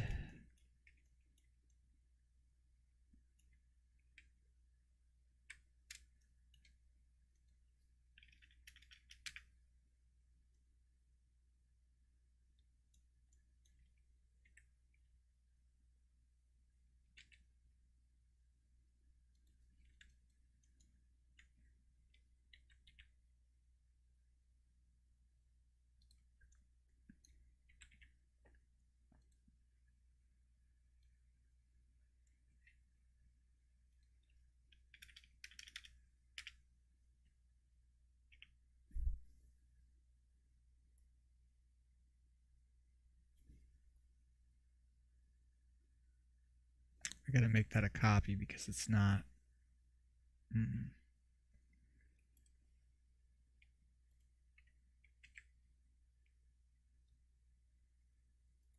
UV editing. Bring that way up.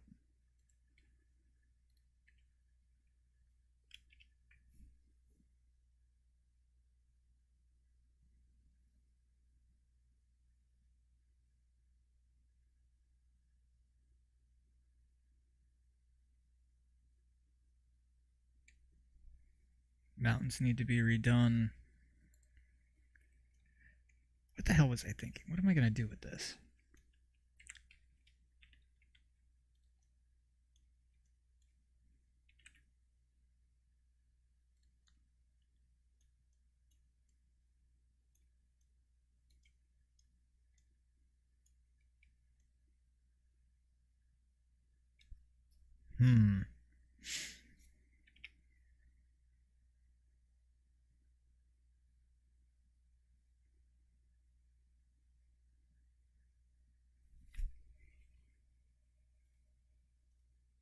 I think I downloaded.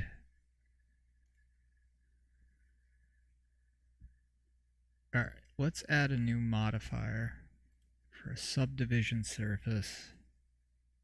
And we're going to go to simple mode.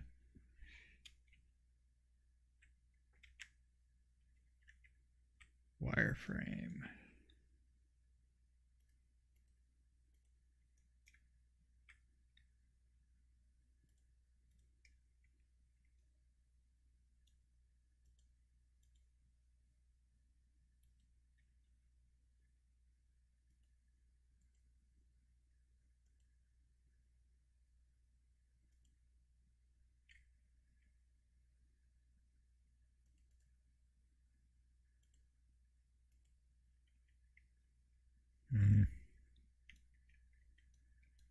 a little bit more. If you do this too much, your computer hates you.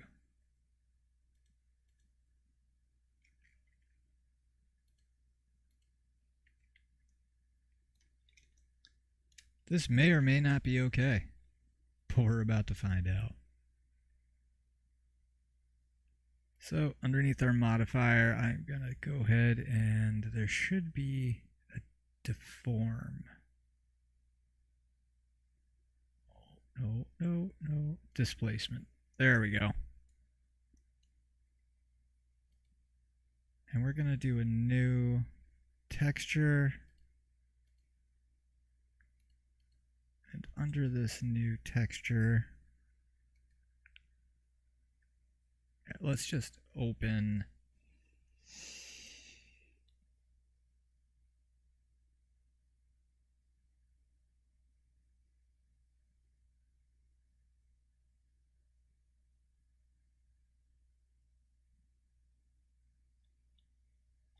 all right, so we're gonna go underneath new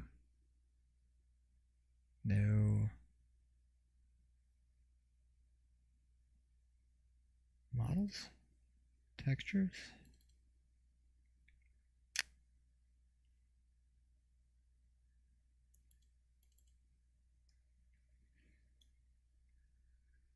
That's not bad. Back to our deformation. We're going to bring down the strength.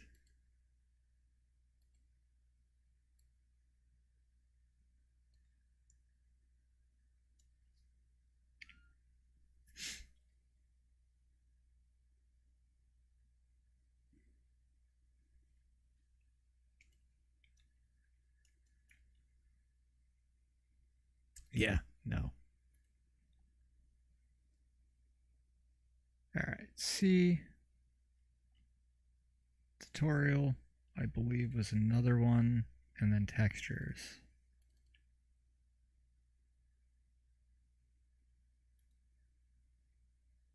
Okay, just see textures then. This is what I mean. It's probably good to keep everything in one area. Project ones, environment maps, Inkscape. Would it be environment? No.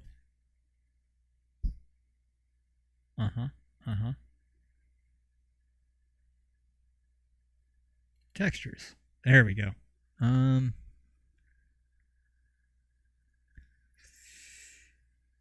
Let's add this bookmark here. Ground tree roots.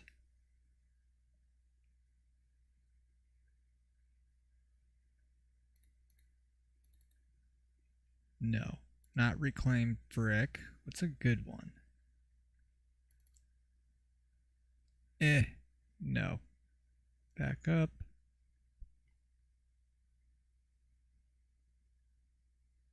Brush. Concrete damaged. Background wooden planks. Cobblestone. Hey, all right. There we go. So, cobblestone, height 1.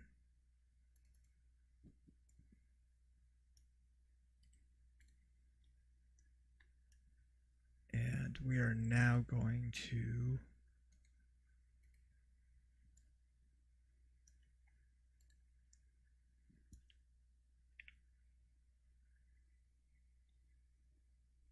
the cobblestone's way too low now.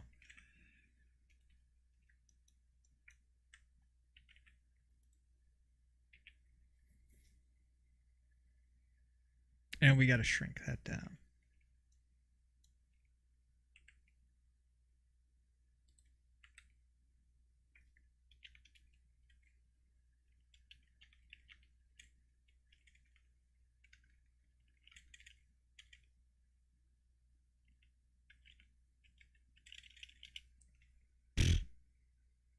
Fine.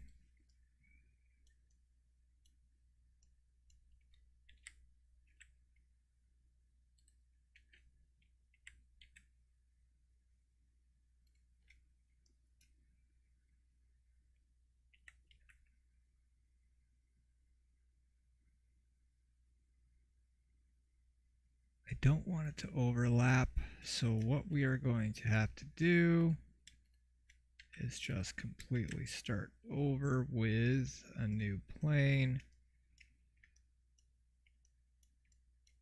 Tab, Control R. Let's do it the right way. 10, no, we'll make it 20.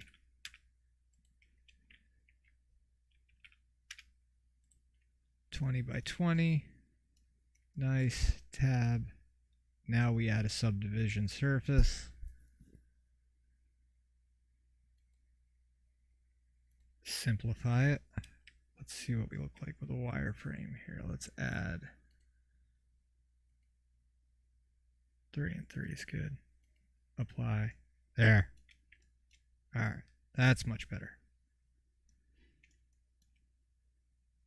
So let's add our displacement.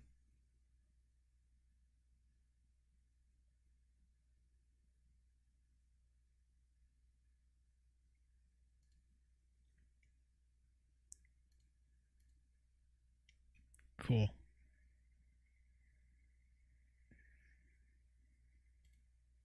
Texture 0, 1. Texture 0, 1. Does it still have it in here? It does. Height map. There we go. We got our height map now. Bring it to a material preview and bring this shade smooth, of course.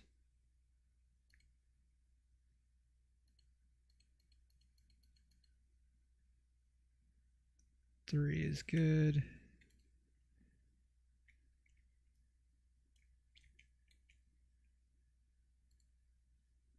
We're going to scale this by 2, 4. There we go. Shift and tab.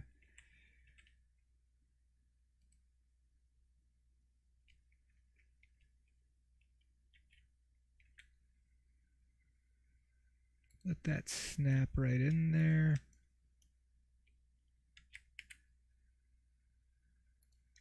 Let that snap right in there.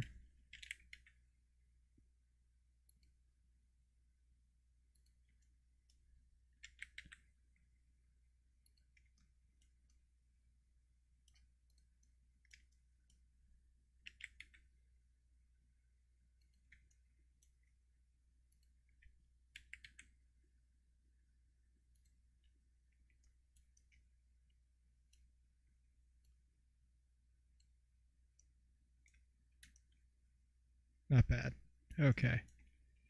And then we'll just duplicate these on the y-axis.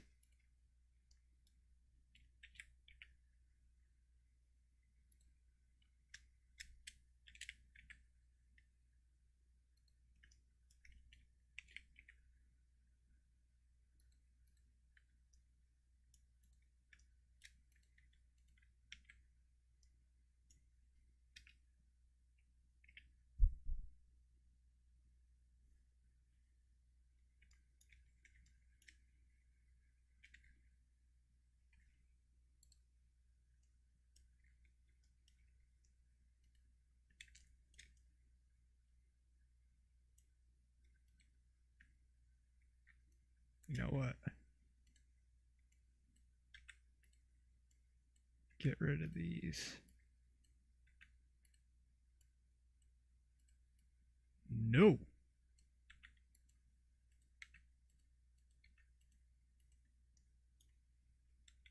Before I do that,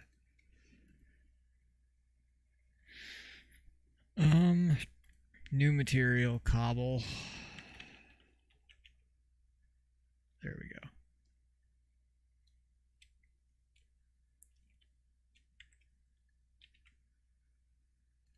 Center that. Now that that's centered, I'm going to scale by 4.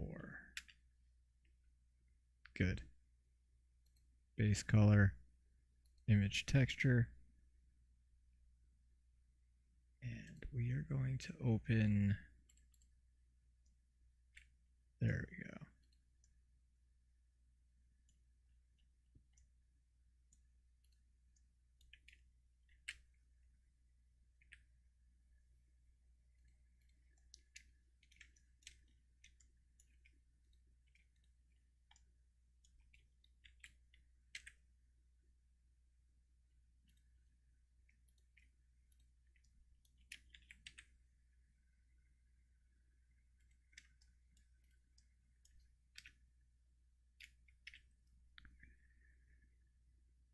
So even though we went through all that work, you're barely going to see the floor. There's still other stuff that we gotta...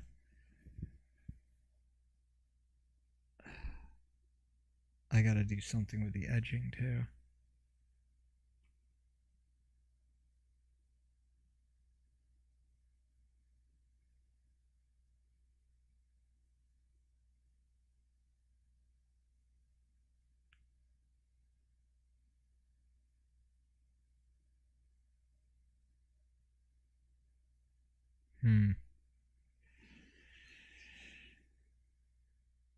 And I gotta use a different... Okay, so this has got to become something different, because what I'm gonna do here...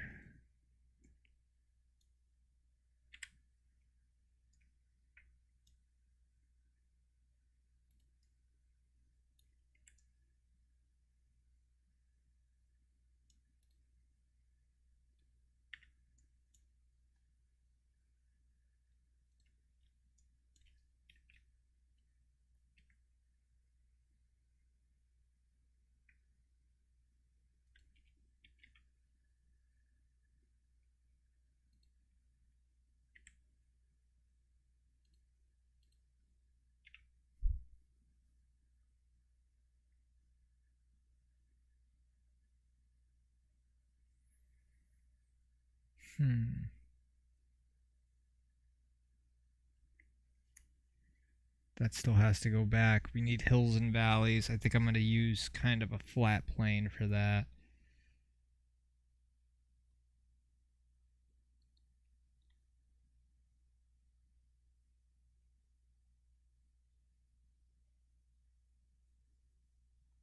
Definitely smooth out the edges so it's more round.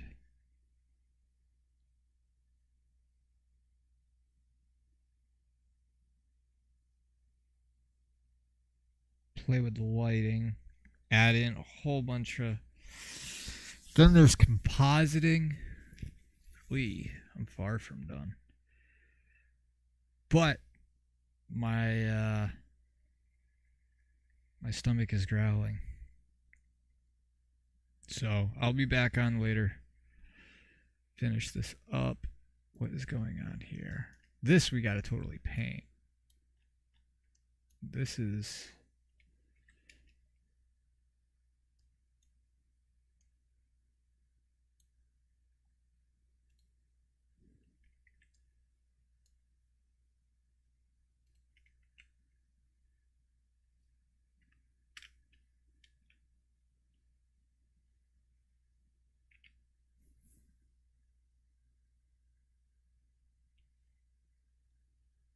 That needs to go on either side as well. Alright, let's hide this and hide this and hide this and hide that. And then duplicate this.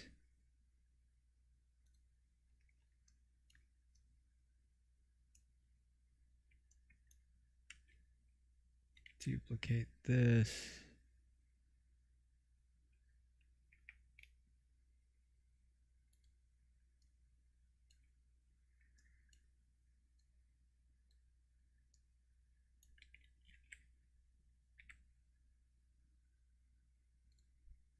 And then duplicate this. I'm hungry. I'm going to continue to work. All right. Undo those. Let's see how this looks now. A little bit better. A little bit better.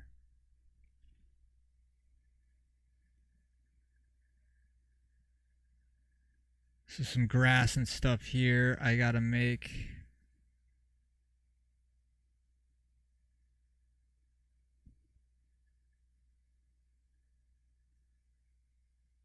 This has got to be cut into the random tree back there.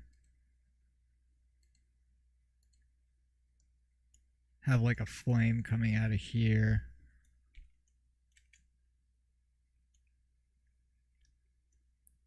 Eh, not bad. I mean, it's something. Something to at least show them for right now. Oh yeah, save that. All right, I'm gonna go grab some food.